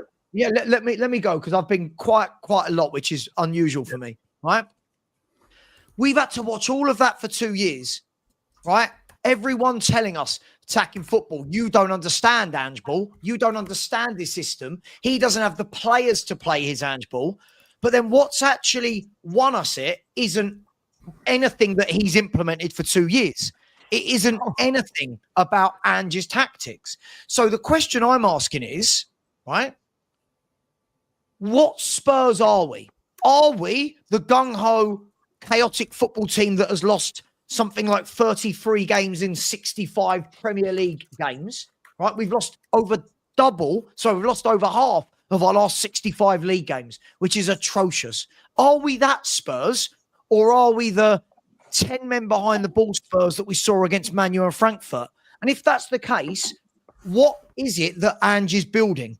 Because people will say a winning mentality, but we spent 2 years implementing a style that hasn't worked to only go and put 10 men behind the ball to win a trophy that now makes people go, I want him in. Okay, if you want him in, or if you think he deserves to stay, right? If he does deserve to stay, one, what are the tactics going to be next season? Right, and two, does anyone here trust that one win against Man United is suddenly going to make him be able to coach in the Premier League? Because he's demonstrated for 2 years he can't cope with the Premier League. He's demonstrated that he does not change for Premier League games. Why is that going to change right now? Because we won a trophy. I've been waiting for a while. And over. And I exactly 100% spot on. And that's what I said on your stream, Savva, and still knows I said this. If Ange starts the next season, win or lose, the Europa, he won. The next season would be a waste. It will automatically be a waste in regards to the league, now Champions League, the domestic cups, which I wouldn't say one up, because he says season 3 is better than 2. So I don't put FA Cup ahead of Europa. So I don't know if that counts. But I'm taking in that he's still going to play Ange ball because evidence, right? We're going by evidence, shows that to save his bacon, which was the Europa League, he went pragmatic. But in the league, he refused to go pragmatic. Number 2, he's been out-coached by most of these managers, right? From Brighton to Brentford, like Thomas Franks of the world, like they have out-coached him. Some of them 30 years old. Yep. Number 3, and this is the most important one, and I'm going to do an episode on the channel on this, the injuries. Well, it's just only this year, and he used that as his excuse. No, it's every year with Ange. They even did an interview with his medic at Celtic, and he was saying, well, the only way to combat that is to have a squad with tremendous depth as City and Liverpool. When have we been a club even with the Poch years, what was our biggest complaint? Depth. We don't have that. So I'm taking all that into account into the new season, which he also complained about when we had to play the Carabao, Europa, and the league combined with injuries. Well then, next season, we're playing the Champions League. We're playing with the big boys. Is that style and the pragmatic style that helped us win this trophy? Is our fan base gonna like one shot on target? Was it technically one shot on target? I guess it is. I mean, they credit Johnson with the goal. Like, are we gonna like that? Like, no, the personality of our fan base, right? Are they gonna like that next season? Right? Is he ready to play Jose ball? Because to win the Europa League, it was basically Jose ball. It's great. He adjusted, but in the league, he refuses to do that. So for me, I'm just like, it's probably gonna be a wasted season because we're basically saying, okay, give him that chance to do a Juande Ramos, to do a Ten Hag, and it's just kind of Maury, the joke for me is, now I'm the first one to say that sometimes you just got to shut up shop basically and everything like that. Lubo, come in next. Sorry, I did try, mate. Come in next, Lubo. Sorry, no, it's all right. Lubo's been waiting for ages, but go on, Dan, and then Lubo coming afterwards. It's just a quick one anyway. And then the amount of people that would always say, I'm just repeating what I said earlier, like, no, I would rather we lose 6-3 and fight for it instead of doing a stupid Conte 1-0 thing. And that is not the Spurs philosophy and the Spurs way. Well, I don't hear people complain about it now. When we were talking about better manager, oh no, we can't have Frank because he'd just be too defensive, too pragmatic. We don't want to be pragmatic in any game. We're Tottenham Hotspur. This is our philosophy. Fuck the philosophy. I don't care about the philosophy. Playing that pragmatic and stack back won us that game yesterday. Where's all the people complaining about that now? That's another side I look on as well. Oh, when it suits you, we can play this way because, like, we won something out of it and it suits you. But no, any other time you'd rather lose 6-3 and at least try and get some goals in that. Lubo. I just got to ask one question. We're talking about Ange next season. We have won the Europa League. We've got the monkey off our back. I thank Ange for that. I mean, the final whistle went. I looked up at the sky. There was tears streaming down. It was the most incredible feeling. It was brilliant, just brilliant. Had a great picture of my son and I with Vicario, which we're going to blow up and put in a frame. Just superb. So for Deco, yes, I'm still on a high. And today's parade was superb as well. Apart from, I think, some of the stewarding and the police was appalling because people were getting crushed. And in the end, I managed to get through and get over the barriers and had a right ruck with a copper and told him, do you want another Hillsborough here? Because people are getting crushed and they get hurt. It was absolutely disgusting what was going on. One question. We just won the Europa League. We need a manager now that's going to take us on to the next level? Having seen the last 2 years, does anybody seriously think? Listen, Ange gave me a fantastic day on Wednesday. I'll never forget that. But does anybody think that Ange can take us on to the next level? No. And that's your question. Can I just quickly comment on that? Lubo, again, I need people in the chat to understand, first and foremost, when they're saying everyone's negative, everyone's rowing because we've all got different opinions on this, right? So it can't all be negative, right? Lubo, my worry about this is I just haven't seen any coaching for 2 years. I get it. We've won the cup. I get the emotions running high. I'm not sitting here saying Ange out, Ange out, Ange out. My worry is what's going to be different next season. Said like no one's, not one of the players we've got is better than when he joined the football club. You can argue Bergvall, but Bergvall's a young player that naturally at the age of 18, 19 should be getting better as they play. But I've not seen Kulu improve. Matters. I haven't seen Van der Ven hasn't improved since he's come in. Adogi for me still looks really ropey. 2 years under this manager. So I agree with you. Is this the guy that you say, I can see what he's building and he's coaching this to be a good team? I just said, no one knows what we are. No one right now can tell me what football team we are. What champions of Europe. No. I know, but if we go past that, listen, what I want to get past is, I get it. Everyone in the chat going, we won a trophy, be happy. Happy, yeah. Yeah, we needed the Champions League. He's won the trophy. No one's knocking that. I just don't look at this manager and go, you're the guy that I can see building. People keep telling me he's building. You see, the thing, Sav, he's building fucking castles on sand that will evaporate the next time the wind changes. In the last 20 months, he hasn't built anything. In the last 20 months, it's gone boom, boom, boom, boom, boom, boom, boom. So why does everyone now suddenly think he's going to be able to coach and change and adapt? You say building, you say building, but where does this building end? Where you say building up to what? Surely it's a trophy. Should we fall in the category of Arsenal where they've been building for 5 or 6 years? No. Stuff that season 3 is better than season 2, right? And you know what will happen? We'll start next season, and if it doesn't go well, if the start of the season doesn't go well, everyone will forget about what happened, because it's about what have you done for me lately. That is the way that life works. It's the human condition.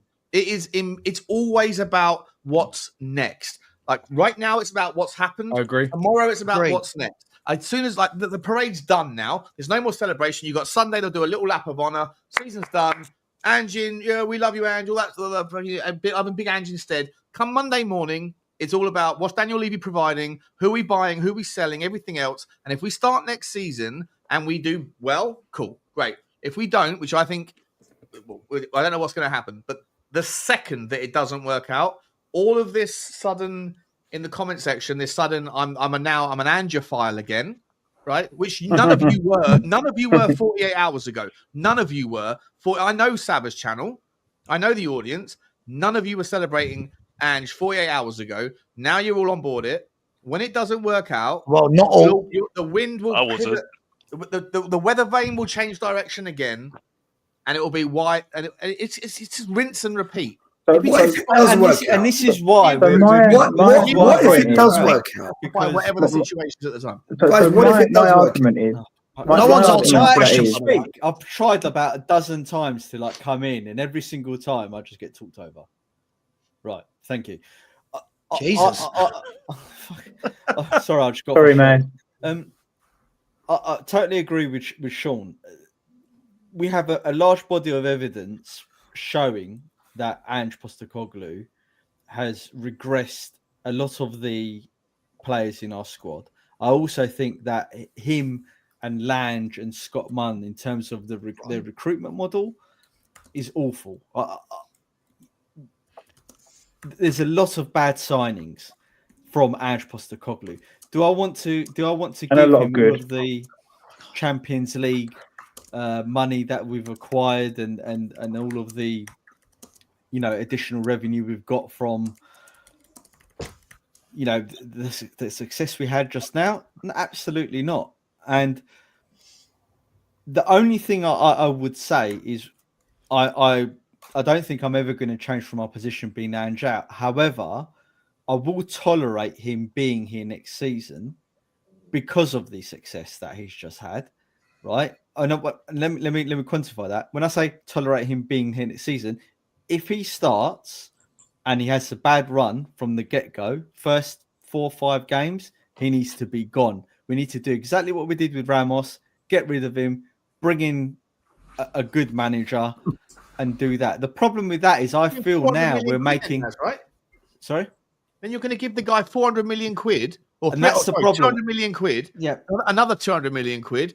And if he doesn't work after 5 games, not just you, everybody will want him out. Like most of us already do, but a lot of people will want him gone that are currently saying, let him have the summer, let him have the season. And we're going to give that guy 200 million quid. And this is where I think Levy is making his second big gamble again. If he keeps him, it's like the same gamble he did this season, right? Or what Man U did. Exactly, right? And this is why I'm just not on board with Ange staying. Right, because he's going to gamble next season away if he keeps this guy there, right? And then when we get rid of him, you know what's going to happen? Everyone's going to be like, you see, Levy never backs his managers, and all of that stuff starts again, right? And Levy's created this, by the way, and this is why You know, we're not going to hash all out again. But this is I why don't agree with you there. I don't agree with you there. He's created it, but I will say this, Maz. Right, to your point. What do you mean? Of course if he we keep created it, it. no, because if he keeps him, yeah, but if he keeps him, no, to my point now, right? You can run with that point all you want, but I don't agree. My point is though, yeah, right, is that if he keeps him, right, the manager that we wanted in the summer, if he's gone to somewhere else, right, and we sack him halfway through the season, what are we doing then? Well, that's exactly my point, Alex. That's not Can countering. I give you the solution to this problem? Can I give the solution to this problem? If you sign good quality players and it doesn't work, the next manager, you hate it because it's factual. If you sign good quality players, the next manager will be able to work with them because they're of a good quality. If we sign more Tells, Odebert Punts, Werners and whatnot, whether they're Ange signings or not, I think most of them are Ange signings, then the next guy's going to be fucked regardless. So the solution is this. Just sign some experienced quality, which has been our biggest criticism of this ownership. If you're leaving out, this has been your biggest criticism, then you know what? The next guy's going to have a better chance of fixing it. So back Ange, because I think he deserves to start the season. Ange doesn't, Estelle, just quickly, Ange doesn't like a 6, right? But I'd hazard a guess that every single person on this panel and probably most of the people in the comments would agree with me that the biggest gaping hole in our squad right now is not a monster 6. I've been asking for it for fucking... Well, we all agree with that. Ange doesn't seem to fancy a 6. So if you give him 200 million quid and we end up in August without a 6, and Bissouma leaves the club, and Bissouma, by the way, he makes Bentancur play better, right? Bentancur is a terrible 6.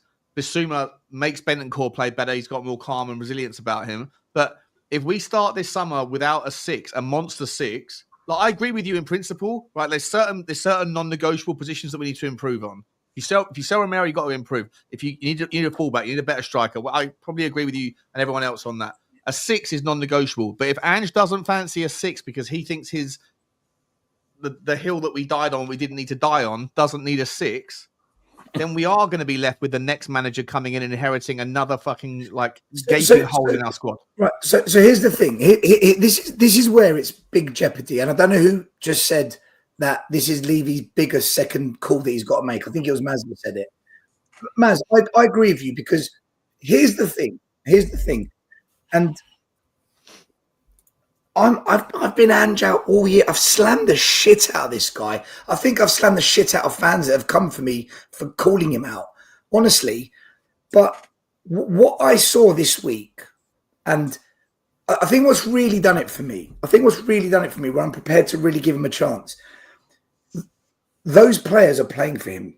I've really doubted that. They are playing for him. They are. I saw it in Bill. They are playing for him. And today... Yeah, I saw it with all 25 defeats. They were really playing for him. Cool. They were playing for the game. They were playing for the trophy. What? Listen to what I'm saying. What I saw this week, right? Not the last 24, this week, they are playing for him. And at that parade today, it's not what they're saying. I'm looking at them thinking, you know what? Something has happened in that group where for me, the way I look at it is this. I want to keep that vibe, that energy there, let it carry on and see what we can do with it. And for me, that means keeping Ange. Now, if he's the manager next season, this is the truth. I don't know what his tactics are going to be because, like Savva said, I agree with Savva. We don't know what our identity is, right? I don't know what his formation is, his tactic, inverted, outverted, high line, low line, 3 at the back 4, 2 up top, 1 up top 3. I don't know what he's going to do. None of us do. But what we're doing all here is we're saying, based on the last 2 years, it's not going to work. Guys, we don't know what he's going to do. We don't know if it's going to work because the reality is we have no idea what he's going to do. He might play with 2 6s. He might play with 2 6s. There's a proof of what he's going to do. It's either one or the other. He's played the same way every time, bar a game here and there still, where he hasn't inverted. And most of the time, it ain't been inverted because the pressure's been. And then he went pragmatic in Europe. Yeah, and he just went from why did he do it in Europe? Why did he do it in Europe, but not for the to win previous 2 years? to win those games, Sean? I think they gave up on the league. And that's great. So, and if listen, my only like relapse on the Ange thing is why is it that he can't just say? I have so much more respect for people that say, do you know what? I said this thing right, but turned out it didn't really work out. Okay, so like I've rejigged it. You know, we all say that you can change your opinion if there's new information. You're not a flip flop if there's new information that reshapes. We all agree on that. Fair point. He hasn't said that. He's always died on the hill and found the justification for his pivots. And to me, this is a guy that refuses to be wrong, even though, and he's got the words to talk himself out of a paper bag. And still, you argued me tooth and nail, along with Savva and along with others, because we all got our own opinions, but you two especially, but mainly you here, yeah, that every game matters.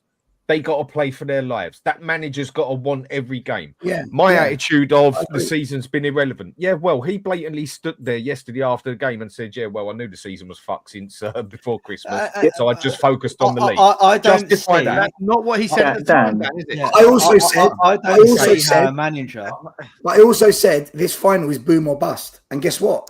He achieved boom. Right, so for me, now is it now not a time for him to come clean, whatever you want to call it, but just own it and go obviously the it's who we are, mate. It hadn't really worked, therefore we had to pivot, and you know what, it worked out. And if he says now, that, I would have more respect for him. I'd have so much more respect for him. I feel like he's a guy he's in a corner. He's like a fucking cornered cat. It's like, but Sean, sometimes any words I can to justify it. He doesn't care what he doesn't care what you or Dan say. When 200,000 people in the high street are chanting his name, he doesn't give a shit. Yeah, and that's what that's fine. So what is he? They won't be chanting his name, just like they stopped chanting his name after about 14 games. 10 games, we were all mad about it. Four games later, it started to go, what's going on? And it wasn't sung again. It wasn't, and now it's sung again. And I get it. Everyone is like, what have you done for me lately? I hear you. But what I'm saying is, if this is a precursor to a new version of Ange that has recognized that at this level, you need a plan B, that you can use that back five, the Vicario and the back four, and that five is probably the second or third best defense in the Premier League if they're organized and used correctly. If all of that stuff is things that we can see and expect more of in the Premier League next season, then I'm on board it. But what I need to believe that is that he is someone that's willing to be a little bit humble and say, I got it wrong. I didn't realize the caliber, the quality, but now I've learned, and there's now going to be a different version of us. The hill isn't worth dying on. And I'm like, okay, I'm going to do that, Sean. Sean's not going to do that. Now I'll give you some leeway. But when he sits there and fucking finds whatever words, he makes up Scrabble words like my mum does at Christmas time, and she's like, "Oh, there's a word. There's a 9-letter word. It starts with an X, and the second letter's a Z." And like, am I supposed to believe that? Am I? And the Tottenham fans are getting sucked into that bollocks, and I'm worried that this is not going to be a change for the better. That this is just a load of word Scrabble. That he is finding the words to make it out like it was all part of the fucking plan, just like it was with Jed Spence. On the flip side, Man United, they sacked Ten Hag. Look at them now; they're a million times worse. It can work. This can go either way, guys. It can go hang on. That proves the point, though. That proves the point. Man United kept Ten Hag, gave Ten Hag £240 million in the transfer market. Didn't buy well. They've bought in a manager now who can't play the way he wants because the players were all Ten Hag's players. Yeah, so when we're saying they're worse now, Ten Hag's had one signing in 6 months. Ange Postecoglou's gone like that for 19 months with 17 new players and £400 million. 2 years on the training ground and we don't have an identity. Hang on. 2 years on the training ground and we don't have an identity. Listen, I don't care about Amorim and Man United, but surely you would have to say, right, in 2 years, when Amorim has had 17 new footballers and £400 million, what are Man U doing then? Because that's what we are right now. We are the only teams worse than us are the three that came up. And that's after 2 years on the training ground still. You're a coach, 2 years on the training ground, and they look like they've never played together. So what does he do when his job's on the line? Right, 10 men behind the ball. And our fans go, look how organised we are. He's adapted. Hang on. Adapting isn't putting 10 men behind the ball and defending. That's what teams do. I feel like we've wasted 18 months, Savva, right? Right, but this is my point. You've won the Europa League, and that's brilliant. But on the football side, what has improved in 2 years with this manager at the helm? What's improved? Nothing's improved, but he's won a trophy, man. I understand that, but still. So next year, if he doesn't win a trophy, right? If he doesn't win a trophy, we're 3 years down the line. He's going to have had £600 million, still no identity, because he's shown everyone over 2 years that he's not going to change in the league. That's the reason. And for that exact reason, that's the if. And for that exact reason is why I agree with Savva, because I don't think a manager in the Premier League can just decide, oh, I don't care about the Premier League games anymore. Yes. There's no way that is even a possibility. You can't and switch on the fans as well, Matt. Exactly. For that Arsenal game. That is a fantastic point, Dan. You can't just switch off from the league. There's no way he can decide in January, I don't care about the league anymore. No, but I feel like everyone's sort of trying to bang into them. Who would you rather be right now, Tottenham or Arsenal right now? No, but that's not my. Can I? I'm going to say something that's going to piss a lot of people off. That's my point. I'm going to say something that's going to piss a lot of people off. That's two different things. Right now, Arsenal are pissed off because Spurs have just won a trophy. If you really break it down, right now, who's in the better position? Is it Arsenal, right, who are finishing second every year, right? Second every year, buying quality players, and have just got a top director of football in that's going to bring them in players like Zubamendi, and they're going to go again. If you really break it down, yes, our Europa League win trumps anything in terms of winning. The but difference right now, between success and better. Hang on. Arsenal in every competition. Hang on. I'm in the middle of a sentence, right? Aren't Arsenal, with their new director of football, in a wonderful position to strike? Arsenal, everything's there ready. Everyone knows how they play. Yeah, they brought in a top director of football. Yes, we've won the Europa League, but Arsenal aren't playing in that. Arsenal are playing in the Big Boys League. Arsenal are winning games left, right, and centre in the Premier League. Arsenal have an identity. Arsenal are bringing in Declan Rice's. Tottenham are bringing in and Zubamendi's. Tottenham are bringing in Tells and Archie Gray's. Like so. Yes, we've won and we can brag over that for the moment. But in the light of things, who's attracting better players? Is it going to be us or Arsenal this summer? Well, Arsenal. I feel like everyone's throwing at the dirt as if, like me and Stell were saying, all hell and Ange Postecoglou. I think we're saying that you just can't sack him. I don't think anyone's saying taking away the whole all those defeats. I don't think you can. I don't think you. Personally, I don't think you. I've wanted him gone all since the Ipswich game. But there's a justification to keep him, but there's a lot of justifications to move him on as well. Well, I think there was justifications before the cup. Not to get off a topic. Wait, Sean, let James finish. Let James finish. Hang on, yeah. Too many at once. So for me personally, I don't think, like I was saying, I don't think any of us are here kind of saying, yeah, Andy's going to take us to the next level. Andy's going to do it X, Y, Z. But we're talking about project and building, but building towards what? We've just won the European trophy. So what are we building towards next year? 10th in a Carling Cup or League Cup? Or for me, I just don't think you could sack somebody that's taken this club to the highest point it's had in 40 years to then say, you know what, you don't deserve the chance. You don't deserve to. Yeah, and the lowest, yeah. And the lowest. But of course. Balances out, right? No. Well, yes and no, because and our lowest, but that lowest point of 17th means absolutely nothing because we won Europa League and we're now qualified for the Champions League, which is top four. So for me personally, but for me personally, everybody before any of this happened would have said the aim of not everybody. I'll only speak for myself. I said the aim of elite sports is to win trophies. So whether you finish second and win nothing, I personally would rather finish 17th, win the Europa League, and then qualify into the Champions League that way. But having said that, let me clarify to what I was going to say. because I personally am different to somebody like Lubo or Stel or people that Sean, people that had season tickets, because I'm not going week in and week out and paying £2,000 to watch 6 wins a season. So I can't comment on their behalf. I don't think that that's fair either. But for me personally, I'm not lucky enough to have a season ticket. I don't have the time. I personally would rather us finish wherever we did and won a trophy, because next year, say for example, boys, let me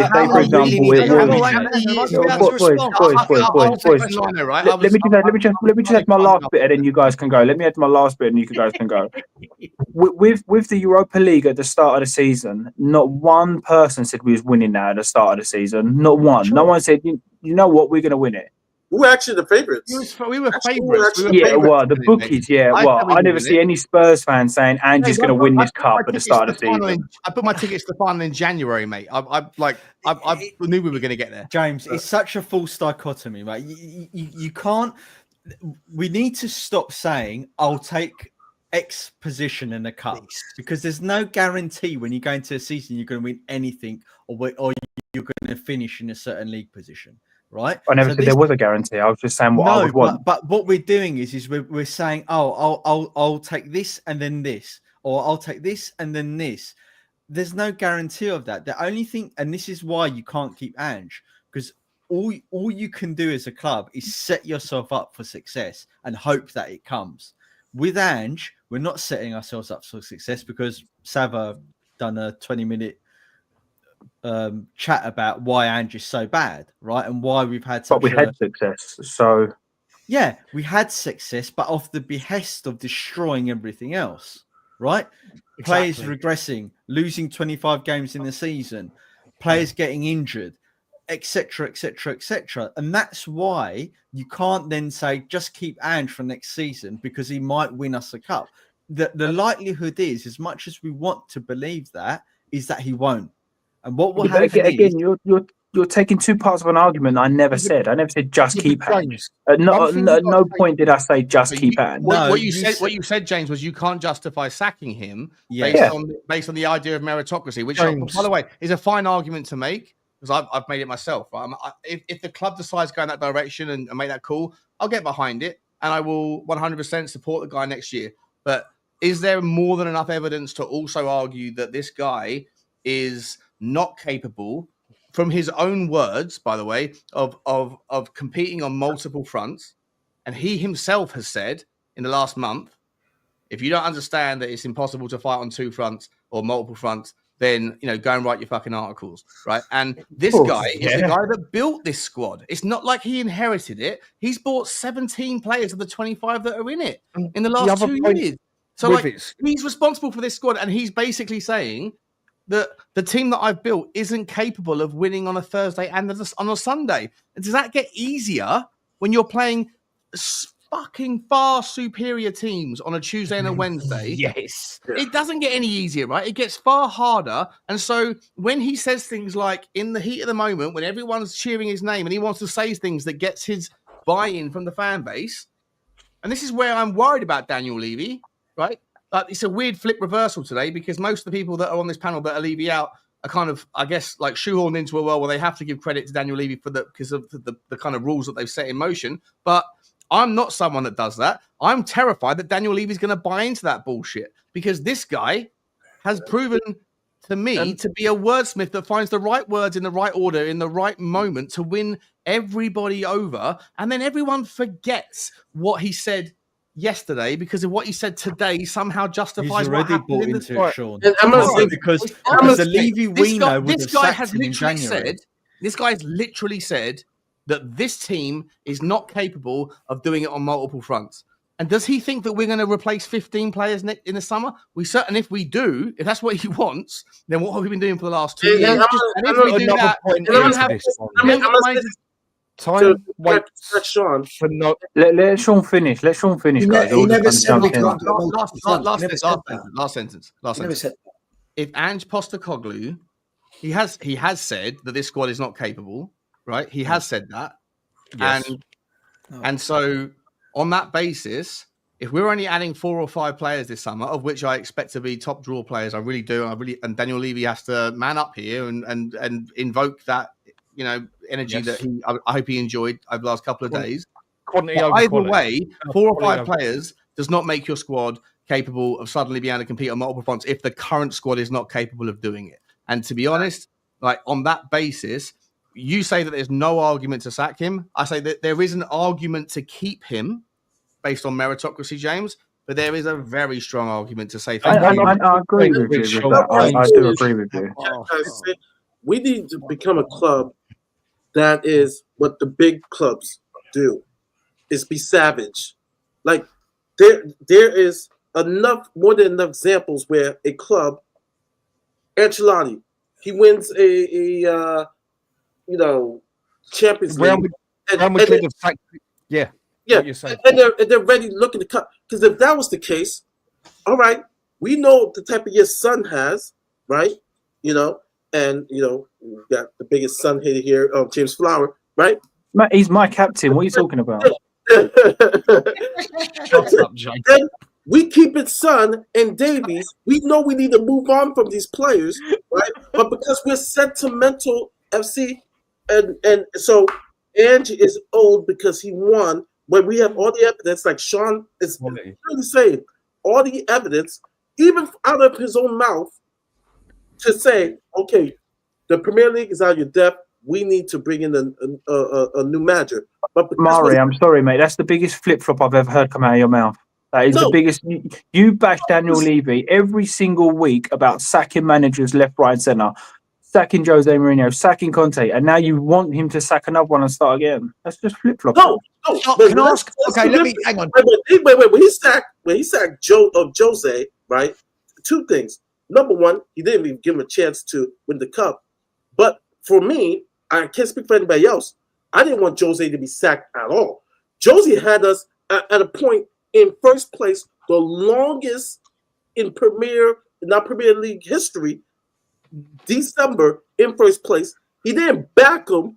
We all know about Joe Roden, and still we weren't too far off from top 4 going into the Carabao Cup final. So that's the number one thing. But in regards to this guy, we have all the evidence. It's like this: if you know you're about to go in a car accident, right? Why get yourself involved in a car accident? That's why I say it's a wasted season. But you said this. You said this about sacking Ange 3 months ago. So if Daniel Levy would have listened to you 3 months ago, we would have won nothing. Hang on, whoa. No. Sorry. Can I ask this question? Ryan Mason. I think the Europa League was so easy. Honestly, I thought it was so easy that Coach Stell, Coach Savva, Coach James Flower could have. Seriously, I think the Europa League is so easy. Yeah, You can't control. So why did coaches like Conte go out? Was it Conte that went out to the team in the Europa League that the manager was in prison? No, that was Jose. I know Jose. So that's the guy you didn't want sack, and yet he got kicked out of the competition. Context here. Wait. Context here, right? That is a totally different Europa. Oh, all right. Now, yeah. It actually was, James. Hang on. It was still a small team. We all said Lazio and Bilbao would win it. That's what we said. So, okay, sure. But are we saying... I didn't say that. Hang on. I booked my flights in January, but my ticket in late December. I was on board the train the whole way. Can we just say sorry? Sean's the only one. Everyone else said Lazio and Bilbao. I don't like this notion. I am not waffling. I don't like this notion that if Ange had been sacked it's a good job we didn't, because 3 months ago, no one else in world football would have been able to win this trophy. I'm sorry. With the teams we've played, I'm sorry, Ryan Mason could have won the bloody Europa League. Exactly. Right? This way. I'm sorry, I disagree. Hang on. Let me, please. Jesus Christ. Right? But we're saying no. Ryan Mason's win ratio when he managed isn't the worst. So when we're saying, Ryan Mason couldn't, Ange Postecoglou's lost 25 games of football this season alone. And we're going on like, God, if we had sacked him in January, not one other manager on the planet Earth could have taken Spurs past Alkmaar, Bodo, Frankfurt, and this Man United team. I'm not going to buy into that. Hang on. I'm not subscribing to that at all. We're not doing that. That is absolutely crazy. right? Second of all, Savva, you said we would lose to Frankfurt. So did I. No, I didn't. No. See, still, people keep saying that. I said Frankfurt will be a tough away game. I never said they're knocking us out. People have got to. I keep seeing this going around the internet. I said it's going to be a really tough game. You did back. You backed Bilbao until about a month before we. Sure, but we didn't play Bilbao. We didn't play Bilbao, right? So hang on. When the fixtures came out, when we got to past the league stage, right, and you saw who our running was, I said if we can avoid Lazio, we're winning this. If we can avoid Lazio, we're winning this, right? No. Hang on. No, that's not true. That's not true. Please let me finish a sentence. Please. No, that's not true what you just said, though. But Sean, if you shut up, you might let me get to the rest of my point, right? I said we're winning this if we can beat Bilbao in the final, but Bilbao are my favourites, right? That's not what you said. No, you're twisting the narrative. What did I say? Bilbao are winning this competition, and that was long after. Listen to what I just said. Didn't you listen to what I just said? No. When we played them, Savva, you said we will beat them. You just said what you just said was if we could beat Bilbao, we're winning this, but Bilbao are the favourites. That's not what you said. You said Bilbao are winning this. That's what you said. Yes. But when we played them, Bilbao Savva said clear as day. When we played them, you said clear as day, Savva. We will beat them. It'll be a tough game away, but we will beat them. When it came to us playing them, I'll back you on that because I've done the show here. One quick thing. Right? Hang on. Can I? Hang on. Go on, mate. I didn't know. I thought you were finished. Sorry. Right. Chris, you're going to go. Listen, guys, I've got to say this again. People in the chat, I don't know what you want. Do you want a panel of 9 people that just sit here and all agree? Just agree with me. That'd be cool. Right. Hang on. I'll take if you don't, stop complaining in the chat and abusing people. Just stop. Right. I'm sorry, but this notion with the run that we had, and we didn't end up playing Bilbao. We didn't play Bilbao. We played the worst Man United team I've ever seen. Right? Yeah, this is so disingenuous. So disingenuous. They smashed Bilbao off the park. Oh, please let me finish a fucking sentence, please. No, please let me finish a fucking sentence. This is getting really boring now. Right? We didn't end up playing Bilbao. Right? We didn't end up playing. They were my favourites, yeah, and they flopped. But for me, this notion that, oh my God, isn't it a good job he kept him as we're sliding down the league. Now, all of a sudden, everyone who's been cussing him for what he's done in the league is now suddenly, but it doesn't matter because he won the Europa League. Hang on, right? Let's have this right. No other football team talks like we do. No other football team would sit there and let them. I said this on Dan Potts' show yesterday, right? When they're all going, oh, you should be happy, 17th, you won a trophy. Yeah? I said to all of them, Arsenal, Liverpool, Chelsea, City, how many of your clubs would have let your manager get anywhere near the bottom half of the table to even see out that Europa League run? None of them would have. Guys, you all know I'm right. Not one of those clubs would have let their manager drop into that bottom half and then drop 10, 15, 20 points off the top half. Different clubs, different standards, though, right? That's my point. It is different standards, but we're at the standards where everyone's just going, what does 17th place matter? However, I agree with you on that. Right? If we hadn't won on Wednesday night, 17th place would have mattered greatly for attracting players, for having no money. So this whole notion that all the eggs were in this basket and then we won that game the way we won it, I'm sorry, guys. We can't be sitting here as Tottenham Hotspur condoning. There is to do. Apart from not daring, are we?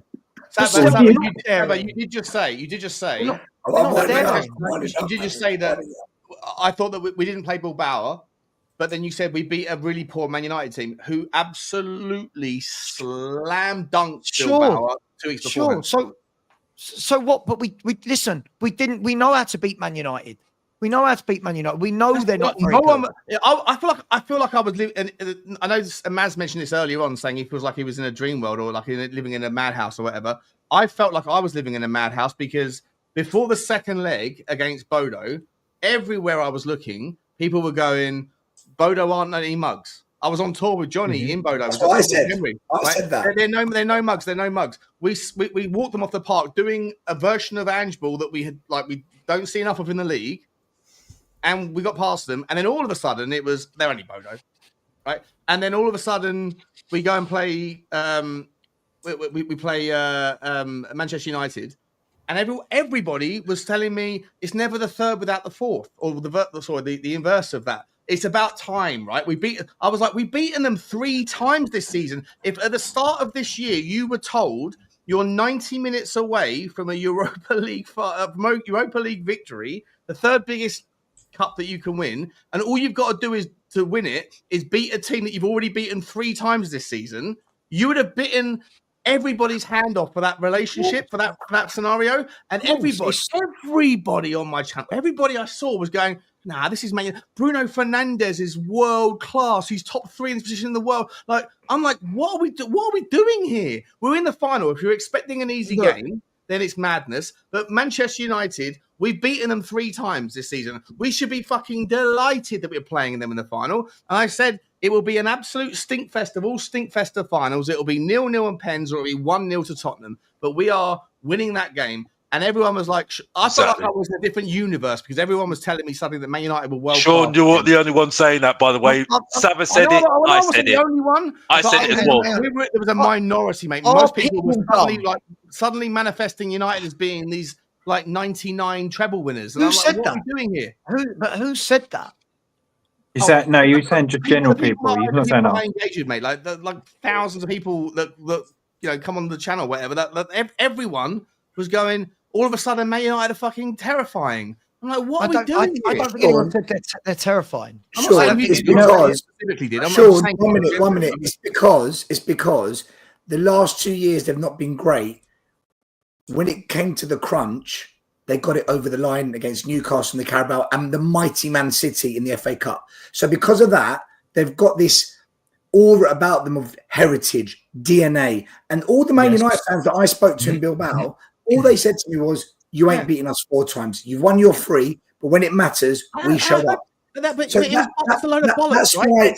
This is the worst Man United team. And still, this is not a dig at you, but I did see your someone sent me a clip. I don't often get clips, but someone sent me a clip of when your man, the fella who's from, I think, Morocco, who goes on your channel a lot. I forget his name. Morocco, Dietrich, right? He came on your show after we beat Bodo, and he said, "Stel, you in the mud. You said we were going to lose or something." I obviously wasn't aware of your. And your response was, "Don't worry, we'll lose to United."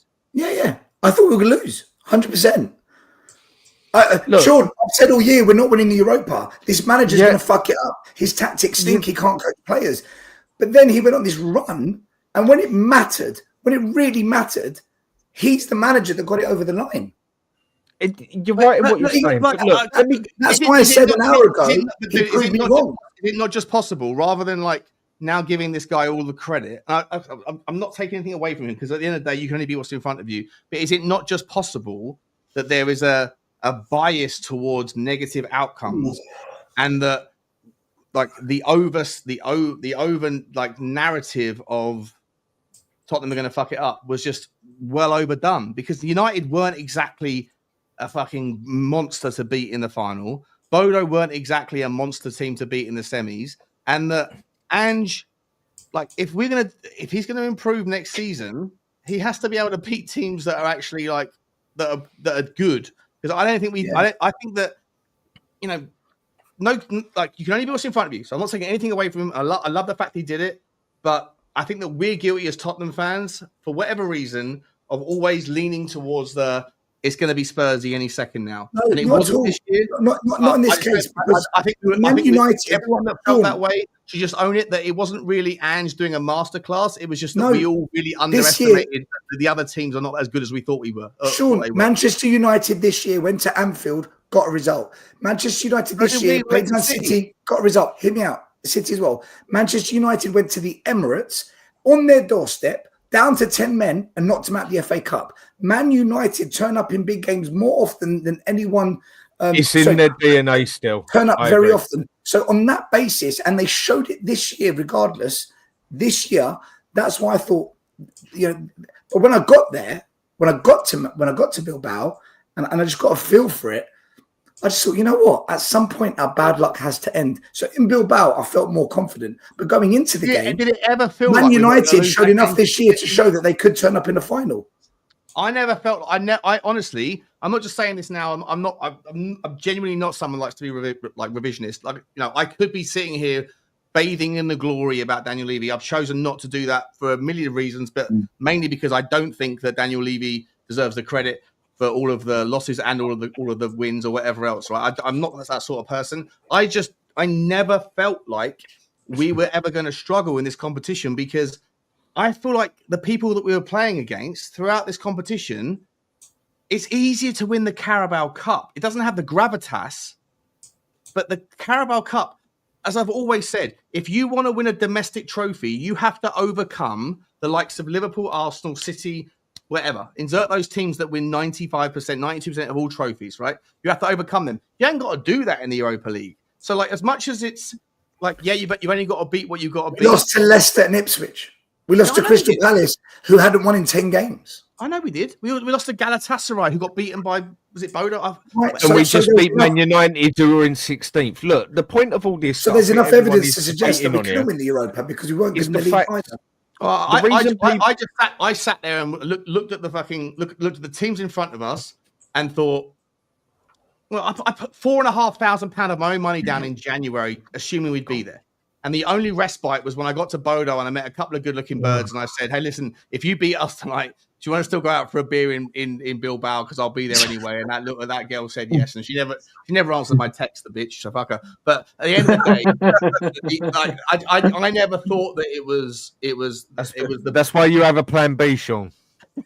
Hang on, just quickly, Matt. I want to get Maz and I want to get Lubo and James more involved here. But Matt, I'm sorry, mate. All year, you have shit the bed about coming on. And now you want to come on because we've won the trophy. You've shit the bed all year. All year you told me, when the players come back fit, watch us rise up that table. When the players are back fit, you'll see the real Ange Ball. And I kept saying, come on. Now you want to come on, now that we've gone away from your Messiah's Ange Ball, shit-housed our way to a final, to a trophy, you now want to come on. Fuck me, mate. I mean, talk about... So can you put a poll out, mate? Can you put a poll out to your chat just asking whether or not Ange can improve on this season, next season? Can I add one thing about Ange? I just want to put one thing. Can't he maintain it? Sean, what about maintaining it like an FA Cup? How can he maintain this? I don't know how you can maintain that. I don't know how you can maintain that. I wanted to bring in Maz and Lubo. I really wanted to bring in Maz and Lubo. Guys, Lubo, Stell's maintain it. He can't, surely. There's no Europa League. It's Champions League and the Premier League. Like, how does he maintain this? He's FA Cup, Savva. FA Cup. But that's not better, is it? It's a prestigious trophy. It's harder to win the FA Cup or the Carabao Cup than it is to win the Europa League. Hang on. Okay, so I really want to get Lubo and Maz in. I'm trying my best to get them in. Lubo, Maz? It's an interesting conversation. We want trophies. We've got a trophy. Because it's a one-off, people will ignore 17th position. Because we won the Europa League. To an extent. It's a one-off. Like James said, I want to see us win trophies. The outpouring of emotion in the grounds, around fan zone, that there was a still though. We spent 2 or 3 hours together Wednesday afternoon. There was a fantastic vibe about the place. Great atmosphere in the ground. It was just superb. And the outpouring of love today at Spurs was a lot also to do with not having won a trophy in 17 years. Sure. I think there was it was like relief. Spurs are back. You know, we've won a trophy in the year that United, City and Arsenal haven't. And it's been the most fantastic few days. I'm still flying, to be honest. My pal phoned me up this morning, West Ham friend. He said, "Where are you?" I said, "I'm still on the ceiling. I probably will be till Tuesday. I'll come back down to earth. We've got nice long weekends. I'm out for dinner with an old friend who's a big Man United fan, so I'm looking forward to that." My point to Stel, though, coming back to the question, is Stel, it's a difficult one. Guy's won the first European trophy for 41 years. How can he deserve to be sacked? Which is a fair comment. Do you look at that and keep him on? Or do you look at the general play where you have a manager that plays a certain way that is wide open? We're getting ripped to pieces. We're losing more than 1 in 2. He plays a wide open game with no 6. I mean, he plays a system that nobody has ever succeeded with now. I said to you on the phone the other day, didn't I, sir? I've got to hand it to Ange. He won in 3 countries and he's an innovator. He has tried to bring a new style of football to the Premier League. And failed. Right. And full marks to him for having a go. But at some point, I mean, we've had defeat after defeat now for 19 months. When does he, in the league, when does he actually say, "Do you know what? This isn't working"? He looks at the medical room and thinks, "Why are we having so many injuries?" I don't know. Listen, we've got through this season. We were a second-tier club in a second-tier competition, and we've won it. And full marks to him.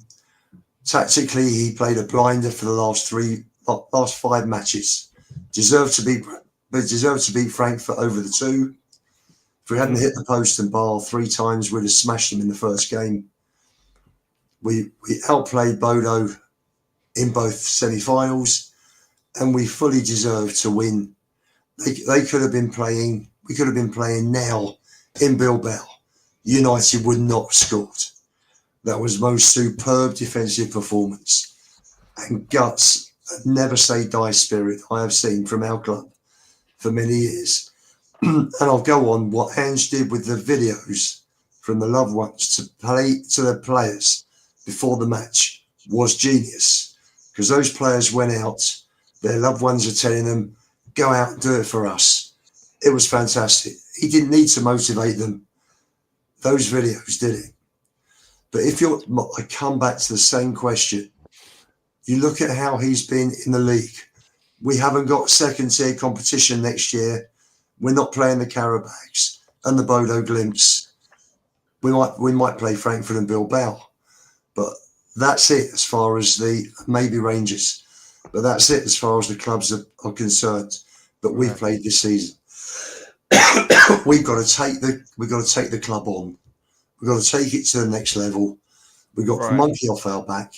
Is genuinely, guys, does anybody think, having seen the last 2 years, Ian, this manager is going to do it? Please. Ian, with what you've just said, mate, I'm 100% with you. You're right on everything you just said. I can't fault it and what he's done. But again, I'm sorry, morals, empathy, sympathy, whatever, that's not in my nature when it comes to wanting to win something. The point I just want to make to chat to everybody, why this is so debated, is because there's a saying, I've even got it fucking tattooed on my hand: time waits for no man, time waits for nothing. So what do? Do we take this season into consideration and then just basically look at the past 18 months and say blatantly, you have done nothing to prove for me, you have got it for the league, but credit where credit is due in the cup. But time waits for no man. So what we do is the moral thing, like Man U did, and we hang on to him and we spend another 200 million on him and it goes wrong. Right. Those other 8 teams above us who have also, those other 6 or 7 teams that are all going to be in big cups, Champions Leagues, Europa Cups as well, and have got money to spend as well, are then going to spend the money with the managers they've got, improving their team. If we wait for this, the way it can go wrong is all of a sudden we're nearly 2 years behind everybody, because then we'll have brought in more Ange players, and then all of a sudden it just ain't working, and he goes after 10 games, 12 games, 5 games, 15 games, whatever you want to call it. We've basically waited, but time hasn't. They're already further up there. They're already involved in it. We've then got to go back and basically adapt the way in the middle of the season when we don't really have to. This season, yes, get a new manager in halfway through. It weren't working because it was halfway sort of thing. It was what it was. But we already know what he's been like for the past 19 months in the league, and it is not good. So do we wait for time? Because time ain't going to wait for us. Yeah, Wait, I'm gonna shoot. I just think it's harsh. I personally just think if he sacks Ange, I think it's a lose-lose for Daniel Levy if he sacks Ange. Because if he sacks Ange, I think that he could come up with flack if somebody doesn't come in and win something. And if he don't sack Ange and Ange fouls, I think he's lost again. So I think it's a lose-lose no matter what happens. I think if Ange is going to keep Son as captain, we just got to keep him in the club. We just got to do it. I just want everyone who's saying that just keep the same energy next season. Keep the same energy for the signings that come in. Keep the same energy. I think everyone hits Ange with a couple of signings like Tell's an Ange player. Well, what about Maddison, Van der Ven, Vicario? Are they not Ange players? Do we just wipe them under the floor? No, he got credit for them as well. He got credit. Yeah, for them I know, as well. but I hear a lot more people say consistent crap than how many people come and go, yeah, well, Ange don't usually get blamed on Ange, James. That usually gets blamed on Levy.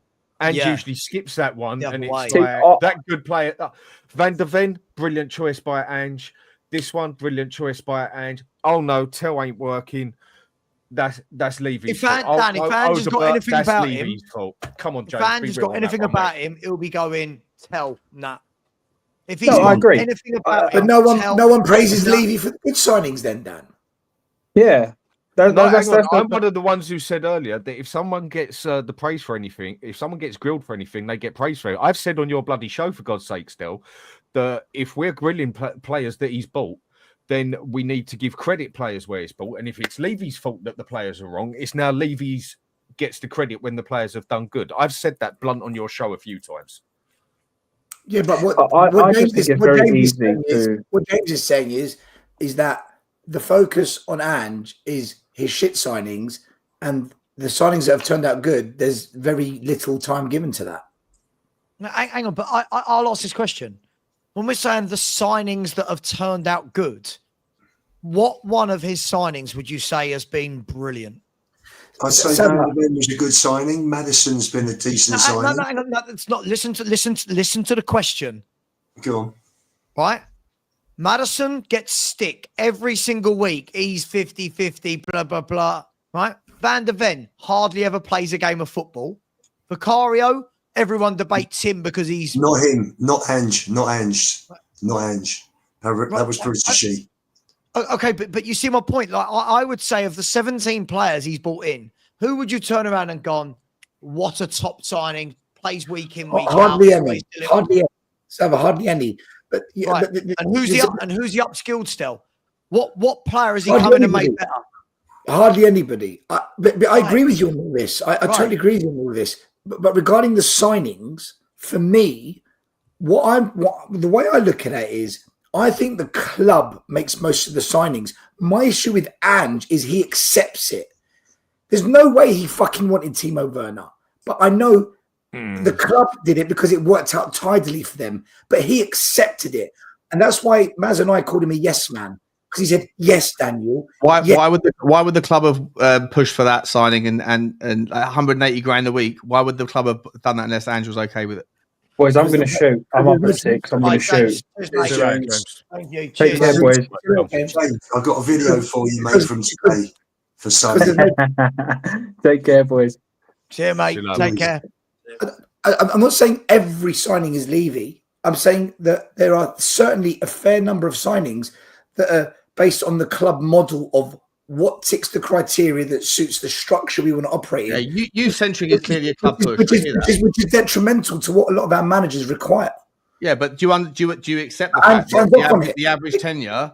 Yeah, but I mean, look, it's an interesting debate around what is the correct ratio of how much of the budget should go towards what a manager wants versus how much should go towards what the club needs, especially when you consider the average tenure of a manager in the Premier League. We discussed this before you came on, is 18 months, and the average tenure of a first-time contract for a player is 4 or 5 years. So on that basis, the reality is that most players that are signed for a club on a 5-year deal are going to see 3 managers in their tenure of the first contract. On that basis, the reality is that managers don't get the tenure or the time or the patience that the players do, and so it's a reality that a manager should be able to ask for what they want. But it's not just a Tottenham thing. This is a Premier League thing. That if 18 months is all that most managers are given, of which Ange had far more than that tenure, then at some point players have to be signed on the club's motto rather than the manager's design. Otherwise, you can't sign players on 2-year contracts because you're paying whatever the whole. So get better quality scouts, Sean. Hire better quality scouts. That is a big thing. That's on Levy's. That's Levy's systems and processes at work. He hires the wrong people to do the jobs. Well, at the end of the day, I'll support you on that fact with the fact that and Ange signed off on it. Ange said, "Yeah, fine. I'll take Timo then." Timo, but you may say I'd agree with you, and I'll actually amplify your point by saying that not only do you need to sign better scouts, but at the same time, you need to not flip-flop on your philosophy of your manager, right? We've gone from pillar to post over the last 10 years on here now, win now to project, to win now to all that shit from back 3 to. But so I hear you on all that stuff, and Daniel Levy definitely deserves a lot of credit, a lot of discredit on those things.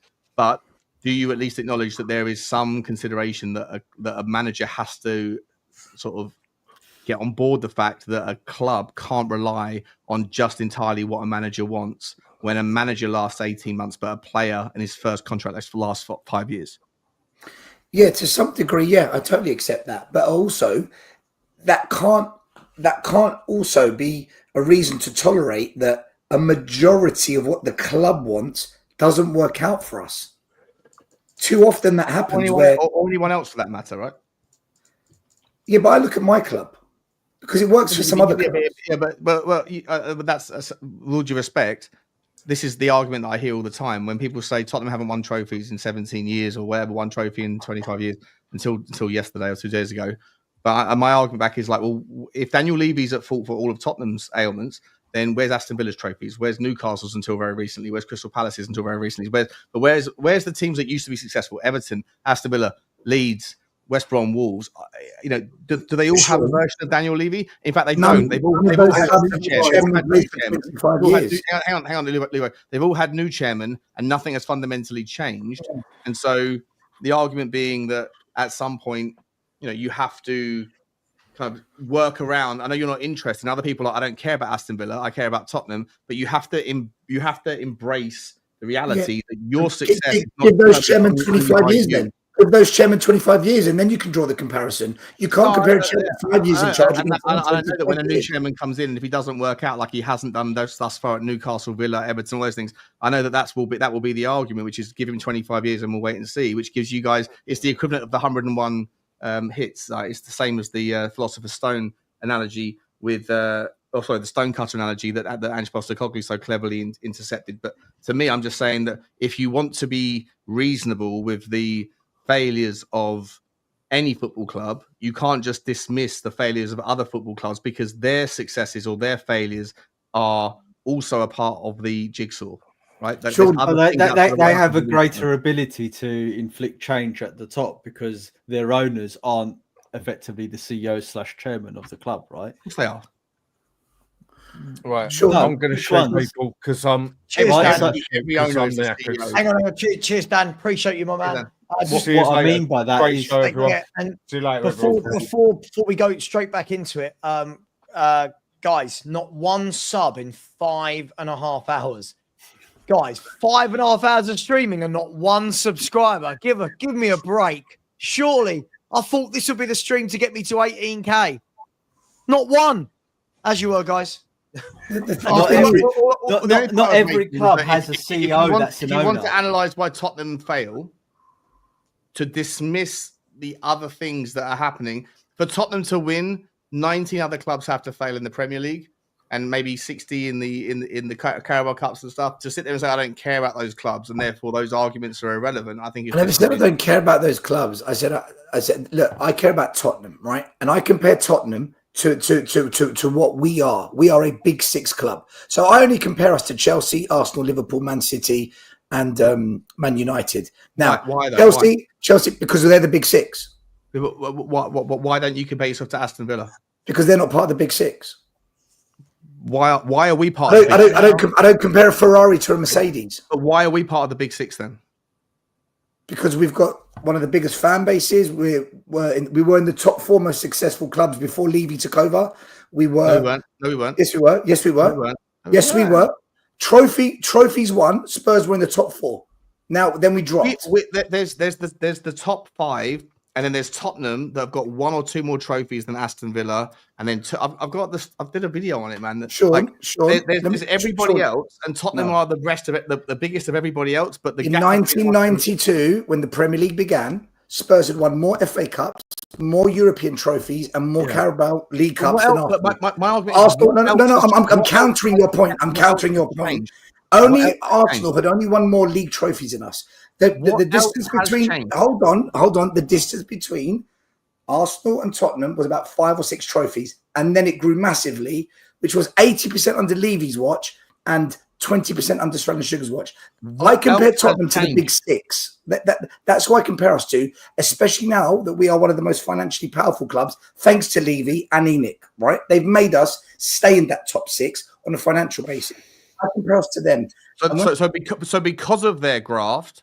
Yeah, you now hold them to standards that have resulted in you wanting them to go. So they are a victim of their own success in your mind. Their own personal wealth success, not our success. What wealth are you talking about? Daniel Levy's not independently wealthy. If he sells the club, he's a billionaire. If he does, he hasn't. That's wealth. If he does, he hasn't. On paper, he's wealthy. It's all relevant until he sells it, right? He hasn't sold it. Okay, but on paper he's wealthy. On paper, he is. Let Lubo, guys, we've got to let Lubo go on, mate. He's taken over 50 million since he's been chairman. Now, to me and to the majority of people, but to the majority of people, I'm not even talking about poor countries. To the majority of people, that's a shed load of money. Are we comparing the chairman of Premier League football clubs to the average person on the street now and saying that therefore? What I'm saying is, Sean. No, what I'm saying is that he hasn't got the massive wealth that he will get when he sells, but he's still doing very nicely. Yeah. And considering he's won not doing very nicely compared to people in fucking probably 3/4 of England, mate. And 90% of the rest of the world. Like, should we expect you to be? What sort of argument? It's just my point is, if you let me finish, it's a football argument. If you let me finish, Sean. If you let me finish, with these CEOs and chairmen, etc., all these guys that earn big money, it should be performance related. He's smashed 50 million plus out the club. And he's won 2 trophies in 25 years. That's a fucking piss take. No, it's not. It's a piss take, Sean. No, it's not, mate. And this is where you come in and say it's a fact again. It's not a fact. It's your opinion. But this is the problem, right? Like, you guys are almost incapable of recognizing that there are other things that dictate. You guys look internally at Tottenham and say the root cause of all of our problems starts and finishes within Tottenham. That's not what I said. No. I never said all the root causes are Levy. It is. I'm inferring it because I asked you about Aston Villa. You don't care about Aston Villa. No, because I care about Tottenham. That's right. I don't care about. In order to qualify how good or bad someone is doing, you have to analyze what they're up against. You compare us to Villa, not me. I compare us to the Big Six. Yeah, why? And I said why, and you said because he's put us in a position Tottenham to be in are part there. of the Big Six. We've always been he's a part victim of the success that he's created. No, we've always been part of the Big Six. Spurs have been one of the biggest 6 clubs in England for many a decade. Were Chelsea part of that big six in the 60s, 70s, 50s, 80s, or 90s? Or did it start in 2012 when Roman Abramovich came in? No, they weren't. No, they weren't. No. Exactly. So what happened in 2012? Sean, I agree that Chelsea have bought success. I agree with Manchester City? I agree with that as well, yeah. Okay, and so when I say that 92% Arsenal of all haven't. have been won by 5 Liverpool years. haven't. Arsenal and Liverpool haven't. Right. Okay, so you're comparing... Let's ignore them two and just focus on the ones that suit your argument. No, the I'm whole not big comparing- six. no, no, That's why I'm compared to saying- the whole let big me- six. if you let me finish. If you are comparing against the anomalies to the rule, then fine. Right? If you're comparing us to the I said big exception six. to the rule, Big then six. Big fine. two. Right? But if you're comparing us to all of the other teams that you are ignoring, that used to be almost as successful as Tottenham, and there are 30 teams that are far closer to Tottenham's success than the 3 or 4 that are above us, which you don't seem to look at, care about, or give any credit to, then actually Daniel Levy has done a really good job to maintain us without having to go and sell his soul, without having to go and invoke all these different things. But you guys don't do that. I incorporate all of it. When I say 92% of all trophies in the last 25 years have been won by 5 teams, 75% have been won by 2 teams. 75% have been won by 2 teams. The 2 teams compare us to those other clubs, Sean. Sean, we had this discussion last time, right? To This is what you do. infer that a club shouldn't try. You compare us to and win Bristol trophies. City. Hang on, let Maz, can Maz speak? Let Maz speak, please. We've got to let everyone have some airtime. Sean, we discussed this on another show before, right? To infer that a club shouldn't try and win trophies because 2 teams are bigger than the others, whether financially or not, is a ridiculous argument. Right? That's not the argument I've made. So who's inferring that? No, you're giving percentages about how many of the top 6 teams. Yeah, but I'm not inferring that we shouldn't try to win trophies, mate. You're just But summarizing that. you know what you're inferring that it's very difficult. No, I'm not to win inferring that at all. And yes, you are. You You're just inferring said that it's very difficult. Sean, you just said it's Sean, difficult because of the Sean, percentages. you just said it's difficult. No, I didn't. All I said was that of the teams that win 92%, 75%, or maybe it's 70% now, go in 2 directions. The directions that you guys, as Estelle has just admitted, are not part of the traditional 6 because they came in and bought money. My argument about all of this, and I've said it 1,000 times, maybe you guys, Maz, you've heard it, still maybe I have no share of stream with you to say it, but the biggest problem is why Tottenham don't win success is the same biggest reason why Aston Villa don't do it, Newcastle haven't done it, and Leeds, Leicester, Wolves, West Brom, West Ham, all the teams that Nottingham Forest, all the teams that used to be successful that aren't anymore, that are less successful than Tottenham, it's the same reason. The biggest problem, yes, Daniel Levy and his risk appetite may be problematic internally. 100%. There's no argument there. But the biggest problem why Tottenham and all of the others don't win trophies as much as those other teams do is because of money in football and the inability for the Premier League to create rules that are coherent, concise, and enforceable. I disagree. No, I I just completely disagree. I disagree. Because the fact is, Hang on. Let Mari hasn't talked for ages. Come on, guys. Let's share the wealth. Share the wealth. Still knows this, and now we have an even bigger sample. I would say, in regards to the big 6, right, because now we just won a trophy. The other reasons why those other 5 clubs have won, but also put themselves in positions to win trophies. I did a study where I looked and I went to a website which basically talks about all the hires and fires that the clubs did. And out of all the big 6 clubs, because they had continuity, right? They had their director, sporting director, scout, and whatsoever. Tottenham was the only one that made so many changes. And the key ingredient to success, yes, money is there, but it's also continuity. Actually, it's nice. Continuity is another word. I don't disagree with you, Mari. It's actually bigger heads, right? So there's 3 ingredients that have always, since I did a show on it, right? 1950s to 2020, I did a 75-year review of all of the trophies that have been won domestically. All of them, 75 years. It took me fucking days to figure this shit out. The 3 common factors, and you go back, and this includes Tottenham when we used to be successful, and Nottingham Forest in the 70s, and Liverpool in the 80s, and United in the 50s and the 90s and the noughties. It's not just money, but money's the biggest factor.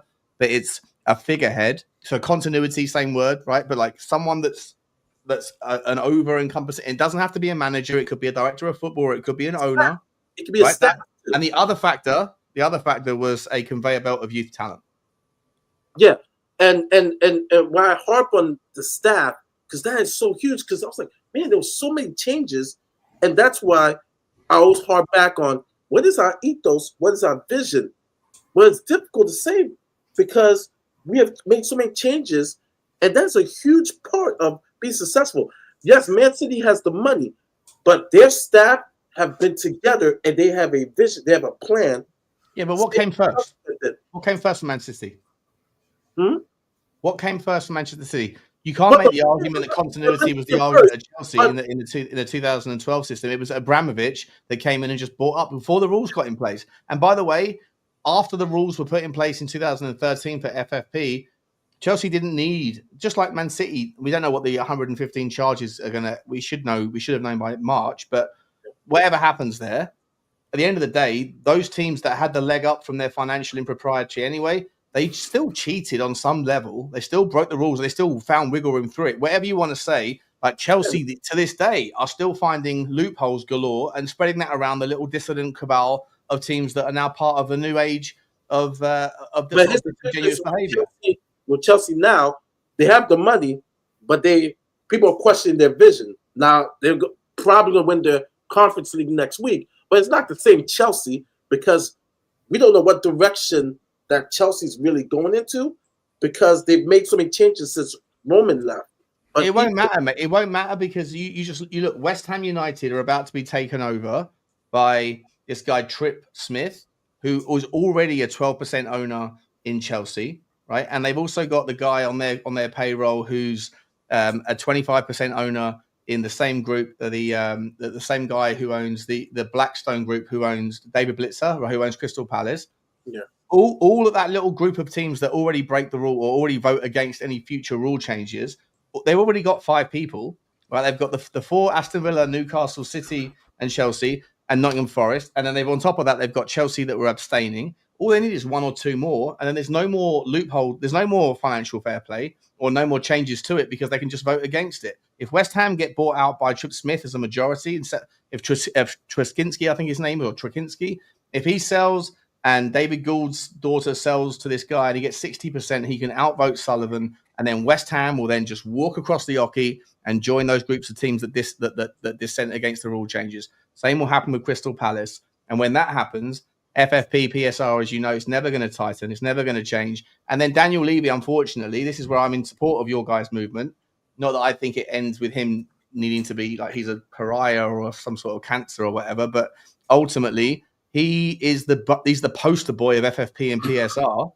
And unfortunately, all you need is 7 teams to vote against any future changes, and nothing will ever change again. Sure. And the loopholes right now are gaping wide open, right? So Daniel Levy needs to start fucking pushing money around on a bit of paper cleverly, just like Chelsea do every single year, and take advantage of the loopholes, because if he doesn't, then we will get left behind.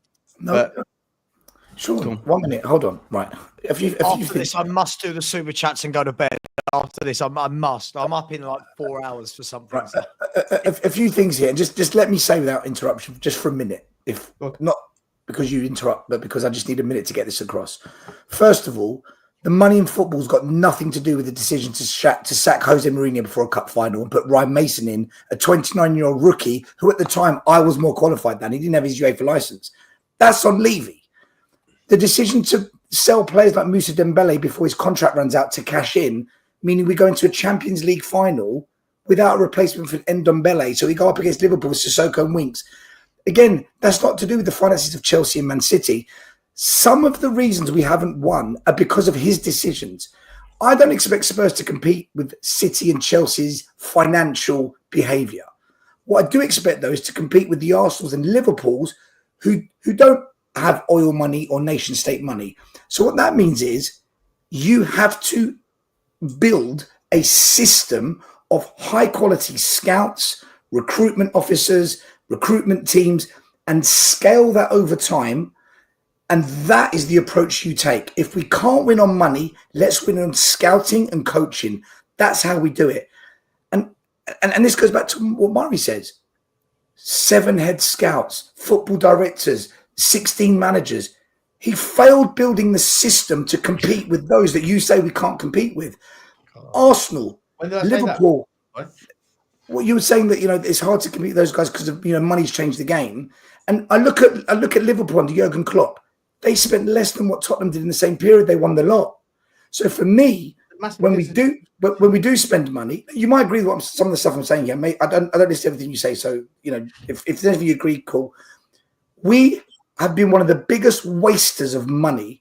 The amount of money Levy has spent in the last 6-7 years, I think it's in the top 3 or 4 in the league. We've wasted a ton of money under the system and processes that he's installed to spend that money.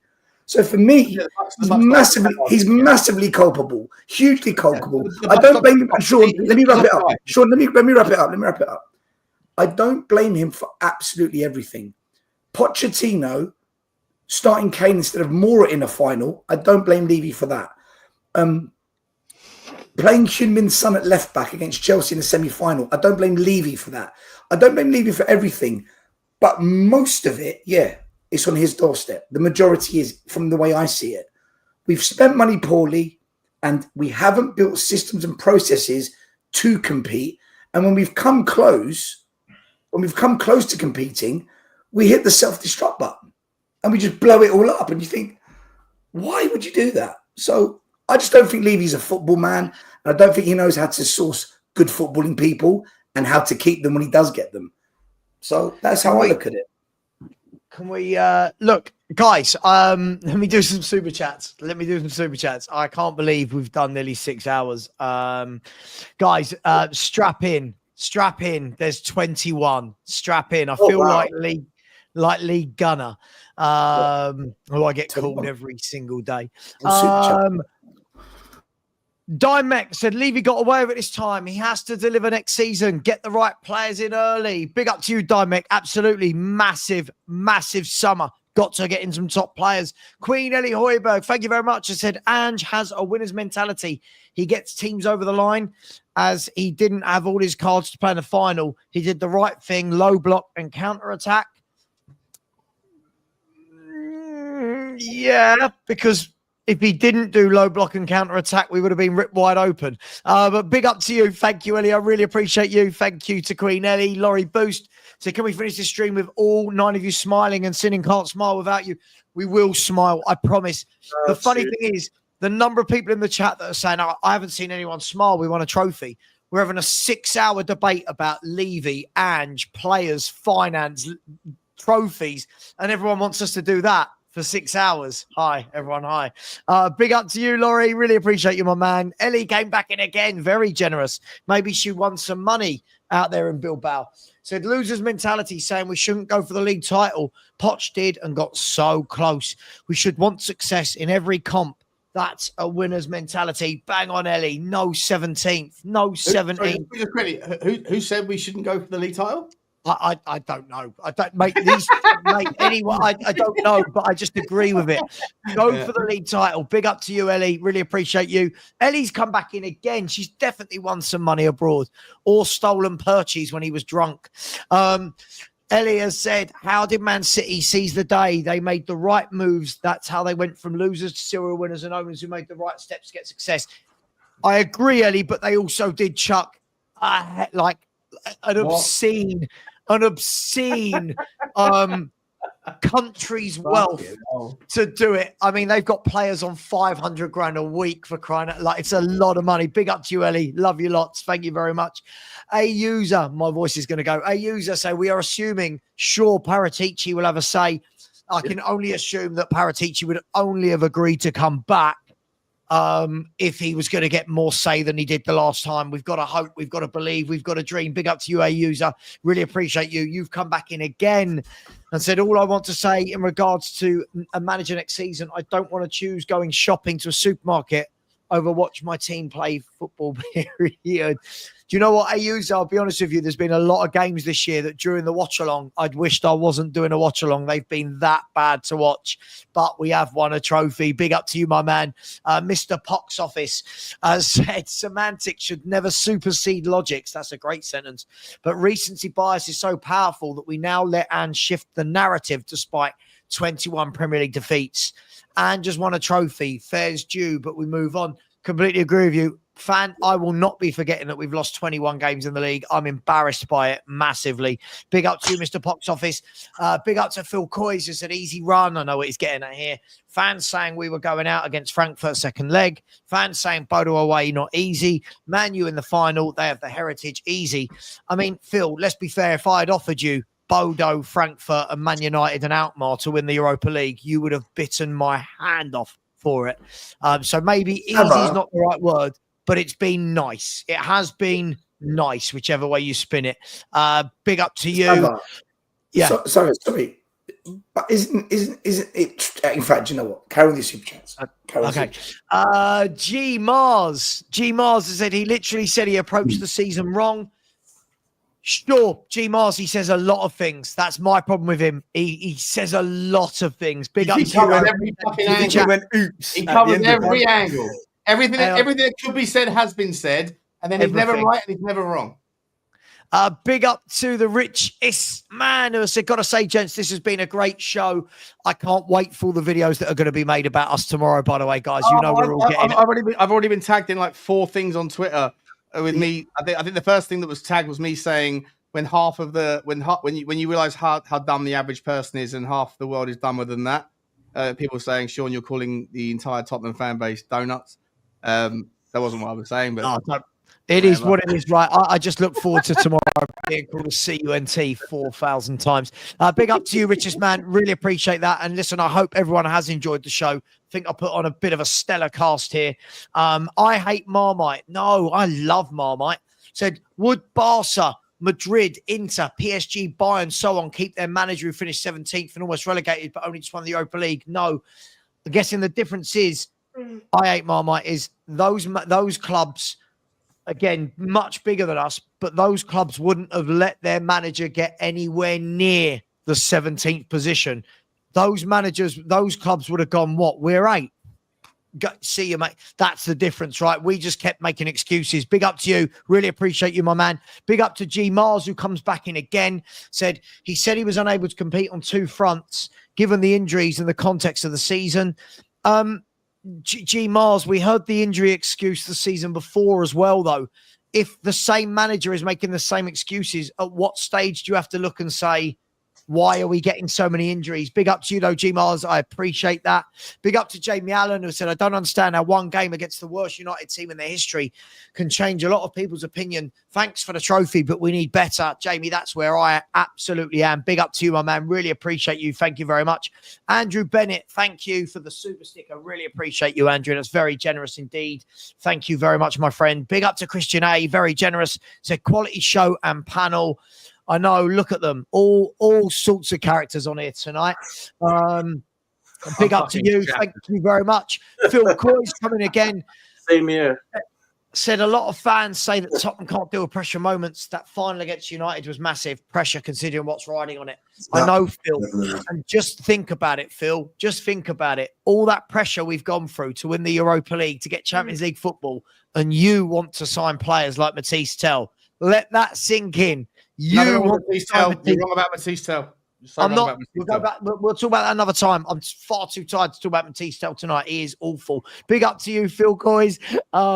Big up Rob Frank, who's been a channel member for a year now. Big up to you, Rob. Really appreciate you, my man. Thank you very much. I think I've got about 6 to go. Big up to you, my man. Big up to Destiny 5, who's just said Johnson again. Ole, ole.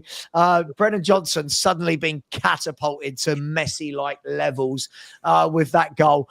Big up to you. Well done, Brennan Johnson. One thing I say, I think he's an awful footballer, but boy, does he know how to get in the box and put the ball in the back of the net, to give him his credit. Big up to you, Destiny.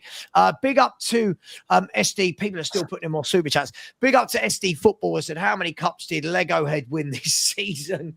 Come on, you Spurs. and he's still going to get another year as Arteta. Big up to you. Big up to Mario. Just putting a super sticker. Thank you very much. Really appreciate it. Thank you very much, Mario. Big up to you. Really generous. Thank you, mate. Matt, who said he was going to give me a £1,000 super chat if I said Ange in. You put the £1,000 super chat in, Matt, and I will say Ange in every day for the rest of the summer. The ball's in your court, mate. The ball is in your court. I'll even get a shirt behind me with the money of Ange on the back saying Ange in. There you go. Do that. £1,000. Put your money where your mouth is. Big up to you, Matt. Thank you very much. And stop sending every single message in capitals. Big up to It's My Face, who just put in a super sticker. Thank you very much. Really, really appreciate it, my man. Very generous of you. 2 to go. Rob Frank has said, Matty Wells said today the players sat back in the second half more than Ange wanted them to. Maybe the players should get more credit than Ange. There are lots of people who have this theory that it wasn't Ange, it was the players. Big up to you, Rob. We'll never know. We'll never know. So much has been said. Thank you very much, Rob. And the last one, a user, said, would Levy keep Ange for the Super Cup? I think he's here. I don't want him here. He's going to be here. I think we can all move on from that. I'm not expecting to see him sacked. He's going on holiday, he said on Monday. I'm not expecting for him to be sacked while he's on holiday. That would be the coldest of Daniel Levy moves ever, wouldn't it?